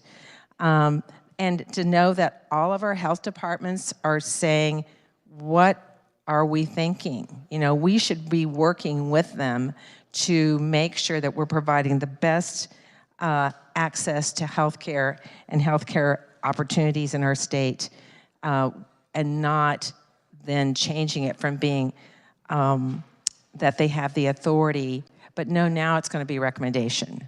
It's short-sighted. It's not good for our citizens. It's not good for our communities. This is a poor piece of legislation. Additional comments or questions for the senator from Johnson? Chair recognizes Senator from Butler, Senator Masterson. Thank you, Mr. Chairman. Feels like we're missing each other again on a bill. And I'm hearing you don't want the politicians in charge, you want the experts in charge. But the truth is we want the people in charge. And the only way for the people to be in charge is to have those it's about accountability. When those decisions are made like they were made, the accountable ones are the elected ones, because you're accountable to the people. It doesn't stop experts from recommending, and it doesn't stop schools from putting the kid home with the mumps, because they're acting under the elected school board. With the authority of the school board and the personnel, those kids can go home and they can force that. This is all about putting the power where it belongs, not with an unelected bureaucrat. I don't care how expert you think they are. And we're thankful for experts. And I would grant it to you that all the elected officials are going to listen to the experts. But it's about accountability. And the only ones accountable are those that are elected. So we're just missing the boat here. And I just thank you for the Health Committee and bringing this forward. Thank you. Additional comments or questions for the senator from Johnson? I see none. Senator, you may close. Mr. Chair, thank you for letting me sit. I move that when the committee rises and reports, it reports favorably for passage. Wait, before I do that, may I say there is nothing in this bill, there is no line that says a teacher or administrator must do or may not do something. I move that when the committee rises and reports, it reports favorably for passage SB 6. You've heard the motion. All those in favor say aye. Opposed, no. Motion carries. The chair recognizes the majority leader from Cali, Senator Alley. Thank you, Mr. Chair. I move the committee rise and report. You've heard the motion. All those in favor say aye. Opposed, no. Motion carries.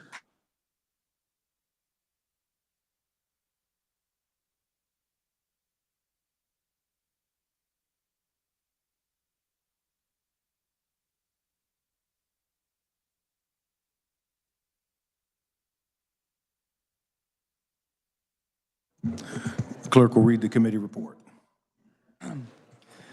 On motion of Senator Alley, the Senate resolved itself into the Committee of the Whole for consideration of bills on the calendar under the heading of General Orders with Senator Longbine in the chair. Recommended SB 3, SB 123, SB 27, SB 28, SB 229, SB 119, SB 210, SB 209, SB 219, SB 5, SB 120, SB 34, SB 113, SB 233, SB 180, and SB 6 be passed. SB 208 be amended by the adoption of the committee report, be further amended on motion of Senator Tyson, and the bill be passed as further amended. Senate Bills 221, 75, 174, and 217 be amended by the adoption of the committee report, and the bills be passed as amended. Senate Bill 194 be amended by the adoption of the committee report, but be further amended on motion of Senator Billinger, and the bill be passed as further amended. Finally, SB 49 be amended by the adoption of the committee report, be further amended on motion of Senator Francisco, and the bill be passed as further amended. Chair recognizes the Senator from Lyons, Senator Longbine, for adoption of the report. Thank you, Mr. President. I move we adopt the committee report. For the motion, all those in favor say aye. Opposed, no. Report's adopted. Introduction of bills and concurrent resolutions. Clerk will read. Senate Bill number 275 by Committee on Ways and Means, an act concerning the State Gaming Revenues Fund. Senate Bill number 276 by Committee on Federal and State Affairs, an act concerning industrial hemp. Senate Bill number 277 by Committee on Ways and Means, an act concerning health and healthcare. Senate Bill number 278 by Committee on Federal and State Affairs, an act concerning public utilities. And Senate Bill number 279 by Committee on Federal and State Affairs, an act concerning the prescription monitoring program. This constitutes introduction of Senate Bill 275 through 279. Reports of standing committees. Clerk will read. Mr. President, the Committee on Assessment and Taxation recommends Senate Bill 252 be amended and the bill be passed as amended. Mr. President, the Committee on Assessment and Taxation recommends Senate Bill 138 be amended and the bill be passed as amended. Mr. President, the Committee on Education recommends Senate Bill 98 be amended and the bill be passed as amended. Mr. President, the Committee on Assessment and Taxation recommends Senate Bill 126 be amended and the bill be passed as amended. Mr. President, the Committee on Education recommends Senate Bill 82 be amended and the bill be passed as amended. Mr. President, the Committee on Education recommends Senate Bill 13 be amended and the bill be passed as amended. Mr. President, the Committee on Assessment and Taxation recommends Senate Bill 248 be passed. Mr. President, the Committee on Public Health and Welfare recommends Senate Bill 131 be amended by substituting with a new bill to be designated as a substitute for Senate Bill number 131, and the substitute bill be passed. Mr. President, the Committee on Judiciary recommends Senate Bill 232 be amended by substituting with a new bill to be designated as substitute for Senate Bill number 232, and the substitute bill be passed. Are there announcements? Seeing none, Chair recognizes the Majority Leader from Cali, Senator Alley. Thank you, Mr. President. Senate Republicans will caucus at 9 a.m. in room 548 in the morning, and I yield to the Senator from Douglas, Senator Francisco. Senator from Douglas, Senator Francisco. Thank you, Mr. President. The Senate Democrats will caucus also at 9 a.m. in room 287 North. I yield back to the Senator from Cali. Senator from Cali, Senator Alley. Thank you, Mr. President. I move the Senate adjourn until 10 a.m. on Thursday, February 23rd, 2023. For the motion, all those in favor say aye. Opposed, no. Senate's adjourned.